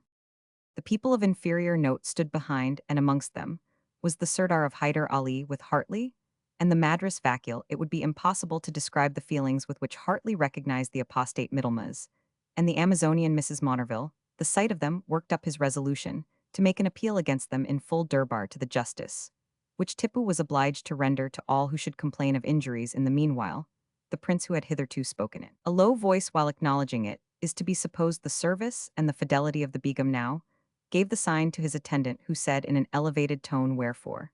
And to requite these services, the mighty prince, at the request of the mighty Begum Moody Mahal, beautiful as the moon and wise as the daughter of Jayamskid, had decreed to take into his service the Bakshi of her armies, and to invest him as one worthy of all confidence, with the keeping of his beloved capital of Bangalore. The voice of the crier had scarce ceased, when it was answered by one as loud, which sounded from the crowd of bystanders, "Cursed is he who maketh the robber lake his treasurer, or trusteth the lives of Moslema to the command of an apostate." With unutterable satisfaction, yet with trembling doubt and anxiety, Hartley traced the speech to the elder fakir. The companion of Barak Tipu seemed not to notice the interruption, which passed for that of some mad devotee, to whom the Moslem princes permit great freedoms. The Durbar therefore recovered from their surprise, and in answer to the proclamation united in the shout of applause, which is expected to attend every annunciation of the royal pleasure. Their acclamation had no sooner ceased than Middlemaz arose, bent himself before the musnud, and in a set speech declared his unworthiness of such high honor as had now been conferred, and his zeal for the prince's service. Something remained to be added, but his speech faltered, his limbs shook, and his tongue seemed to refuse its office. The Begum started from her seat, though contrary to etiquette, and said, as if to supply the deficiency in the speech of her officer, "My slave would say that, in acknowledgment of so great an honor conferred on my Bakshi, I am so void of means that I can only pray your highness will deign to accept a lily from Frangistan, to plant within the recesses of the secret garden of thy pleasures. Let my lord's guards carry yonder litter to the Zanana." A female scream was heard as, at the signal from Tipu, the guards of his seraglio advanced to receive the closed litter from the attendants of the Begum. The voice of the old fakir was heard louder and sterner than before. "Cursed is the prince who barters justice for lust. He shall die in the gate by the sword of the stranger." "This is too insolent," said Tipu. "Drag forward that fakir, and cut his robe into tatters on his back, with your chabouk's footnote long whips." But a scene ensued like that in the hall of Said. All who attempted to obey the command of the incensed despot fell back from the fakir as they would from the angel of death. He flung his cap and factitious beard on the ground, and the incensed countenance of Tipu was subdued in an instant when he encountered the stern and awful eye of his father. A sign dismissed him from the throne which Hyder himself ascended, while the official menials hastily disrobed him of his tattered cloak, and flung on him a robe of regal splendor, and placed on his head a jeweled turban, the durbar rung with acclamations to Hyder Ali Khan, Bihar the good, the wise, the discoverer of hidden things, who cometh into the divan like the sun bursting from the clouds. The Nawab at length signed for silence, and was promptly obeyed. He looked majestically around him, and at length bent his look upon Tipu, whose downcast eyes, as he stood before the throne with his arms folded on his bosom, were strongly contrasted with the haughty air of authority which he had worn but a moment before. Thou hast been willing, said the Nawab, to barter the safety of thy capital for the possession of a white slave. But the beauty of a fair woman caused Solomon ben David to stumble in his path. How much more, then, should the son of Hyder Neg remain firm, under temptation that men may see clearly? We must remove the light which dazzles them. Yonder Ferengi woman must be placed at my disposal. To hear is to obey, replied Tipu, while the deep gloom on his brow showed what his forced submission cost his proud and passionate spirit.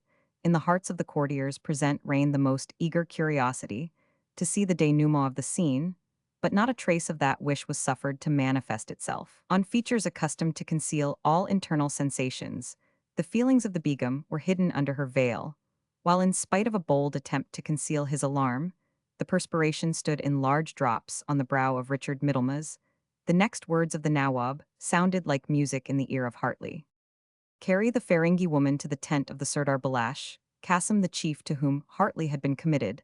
Let her be tended in all honor, and let him prepare to escort her with the Vakil.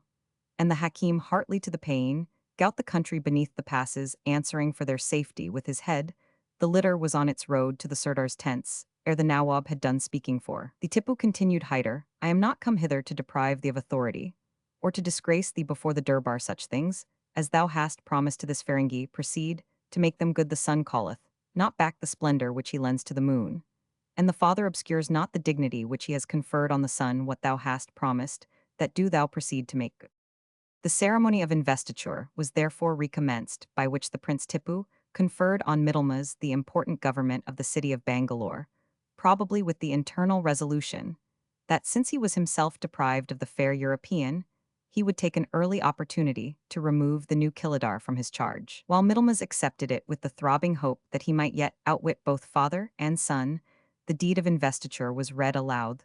Robe of honor was put upon the newly created Kilidar, and 100 voices, while they blessed the prudent choice of Tipu, wished the governor good fortune and victory over his enemies. A horse was led forward as the prince's gift. It was a fine steed of the Kadiawar breed, high-crested with broad hindquarters. He was of a white color, but had the extremity of his tail and mane stained red. His saddle was red velvet, the bridle and crupper studded with gilded knobs. 2 attendants on lesser horses led this prancing animal, one holding the lance and the other the long spear of their patron. The horse was shown to the applauding courtiers, and withdrawn, in order to be led in state through the streets, while the new Kilidar should follow on the elephant. Another present, usual on such an occasion, which was next made to advance that the world might admire the munificence of the prince.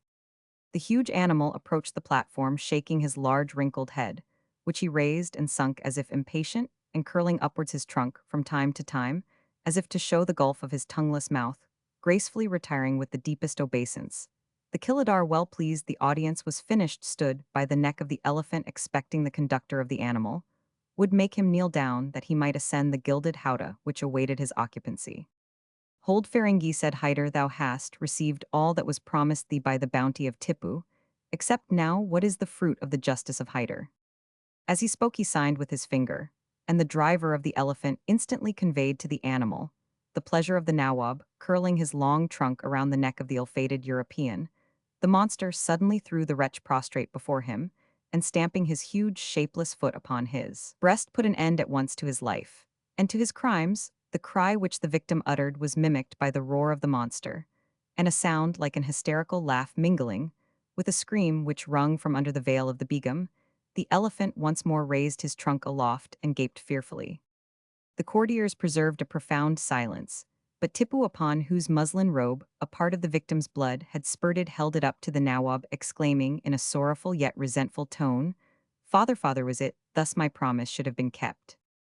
No, foolish boy, said Hyder Ali, that the carrion which lies there was in a plot to deliver Bangalore to the Ferengis. And the Marathas, this Begum she started when she heard herself named, has given us warning of the plot. and has so merited her pardon for having originally concurred in it whether altogether out of love to us. We will not too curiously inquire hence with that lump of bloody clay, and let the Hakim Hartley and the English Vakil come before me. They were brought forward while some of the attendants flung sand upon the bloody traces, and others removed the crushed corpse. Hakim said, Hyder, thou shalt return with the Ferengi woman, and with gold to compensate her injuries wherein the Begum, as is fitting, shall contribute a share do thou say to thy nation. Hyder Ali axed justly the Nawab, then inclined himself graciously to Hartley, and then turning to the Vakil, who appeared much discomposed, you have brought to me, he said, words of peace while your masters meditated a treacherous war. It is not upon such as you that my vengeance ought to alight, but tell the Kafir or infidel Papaya, and his unworthy master that Hyder Ali sees too clearly to suffer to be lost by treason the advantages he has gained by war hitherto. I have been in the Carnatic as a mild princine future. I will be a destroying tempest hitherto. I have made inroads as a compassionate and merciful conqueror hereafter. I will be the messenger whom Allah sends to the kingdoms which he visits in judgment. It is well known how dreadfully the Nawab kept this promise, and how he and his son afterwards sunk before the discipline and bravery of the Europeans. The scene of just punishment which he so faithfully exhibited might be owing to his policy, his internal sense of right, and to the ostentation of displaying it before an Englishman of sense and intelligence, or to all of these motives mingled together, but in what proportions it is not for us to distinguish. Hartley reached the coast in safety with his precious charge rescued from a dreadful fate when she was almost beyond hope. But the nerves and constitution of Minnie Gray had received a shock, from which she long suffered severely, and never entirely recovered. The principal ladies of the settlement, moved by the singular tale of her distress, received her with the utmost kindness, and exercised towards her the most attentive and affectionate hospitality. The Nawab, faithful to his promise, remitted to her a sum of no less than 10,000 gold mohurs extorted, as was surmised almost entirely from the hoards of the Begum Moody Mahal or Monterville. Of the fate of that adventuress nothing was known for certainty, but her forts and government were taken into Hyder's custody, and report said that her power being abolished, and her consequence lost, she died by poison either taken by herself or administered by some other person. It might be thought a natural conclusion of the history of Minnie Gray that she should have married Hartley, to whom she stood much indebted for his heroic interference in her behalf. But her feelings were too much and too painfully agitated her health, too much shattered to permit her to entertain thoughts of a matrimonial connection, even with the acquaintance of her youth, and the champion of her freedom. Time might have removed these obstacles, but not 2 years after their adventures in Mysore the gallant and disinterested Hartley fell a victim to his professional courage, in withstanding the progress of a contagious distemper, which he at length caught, and under which he sunk. He left a considerable part of the moderate fortune which he had acquired to Minnie Gray, who of course did not want for many advantageous offers of a matrimonial character. But she respected the memory of Hartley too much to subdue in behalf of another the reasons which induced her to refuse the hand which he had so well deserved, nay, it may be thought had so fairly won. She returned to Britain what seldom, a person married though wealthy and settling in her native village, appeared to find her only pleasure in acts of benevolence, which seemed to exceed the extent of her fortune, had not her very retired life been taken into consideration. 2 or 3 persons with whom she was intimate could trace in her character that generous and disinterested simplicity and affection, which were the groundwork of her character to the world at large. Her habits seemed those of the ancient Roman matron, which is recorded on her tomb in these 4 words: Domum mansit lanum fecit. Mr. Croftangry's conclusion. If you tell a good jest, and please all the rest, comes Dingley and asks you what was it, and before she can know, away she will go to seek an old rag in the closet.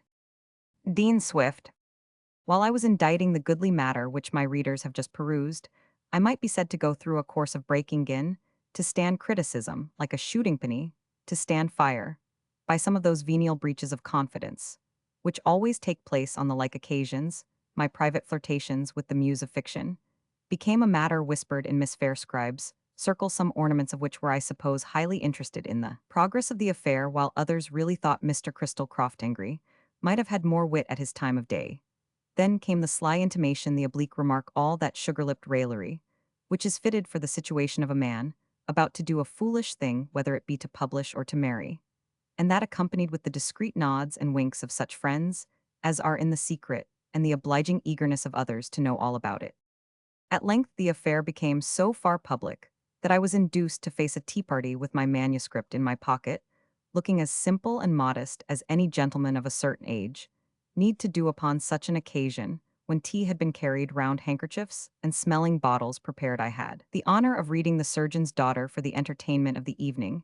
It went off excellently. My friend Mr. Fairscribe, who had been seduced from his desk to join the literary circle, only fell asleep twice, and readily recovered his attention by help of his snuff-box. The ladies were politely attentive, and when the cat or the dog or a next neighbor tempted an individual to relax, Katie Fairscribe was on the alert like an active whipper-in, with look, touch, or whisper, to recall them to a sense of what was going on. Whether Miss Katie was thus active merely to enforce the literary discipline of her coterie, or whether she was really interested by the beauties of the piece and desirous to enforce them on others, I will not venture to ask. In case I should end in liking the girland, she is really a pretty one, better than wisdom would warrant either for my sake or hers.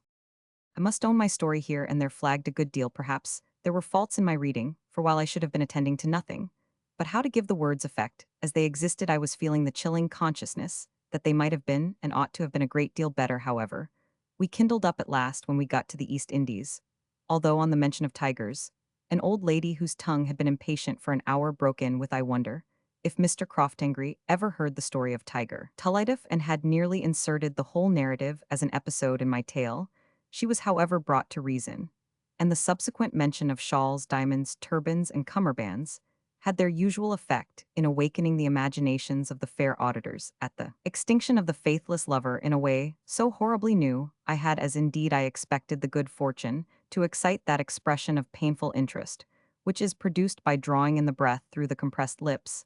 Nay, one miss of 14 actually screamed. At length my task was ended, and the fair circle rained odors upon me, as they pelt beaux at the carnival with sugar plums, and drench them with scented spices. There was beautiful and sweetly interesting, and oh, Mr. Croftingry, and how much obliged, and what a delightful evening, and oh, Miss Katie, how could you keep such a secret so long? While the dear souls were thus smothering me with rose leaves, the merciless old lady carried them all off by a disquisition upon shawls, which she had the impudence to say arose entirely out of my story.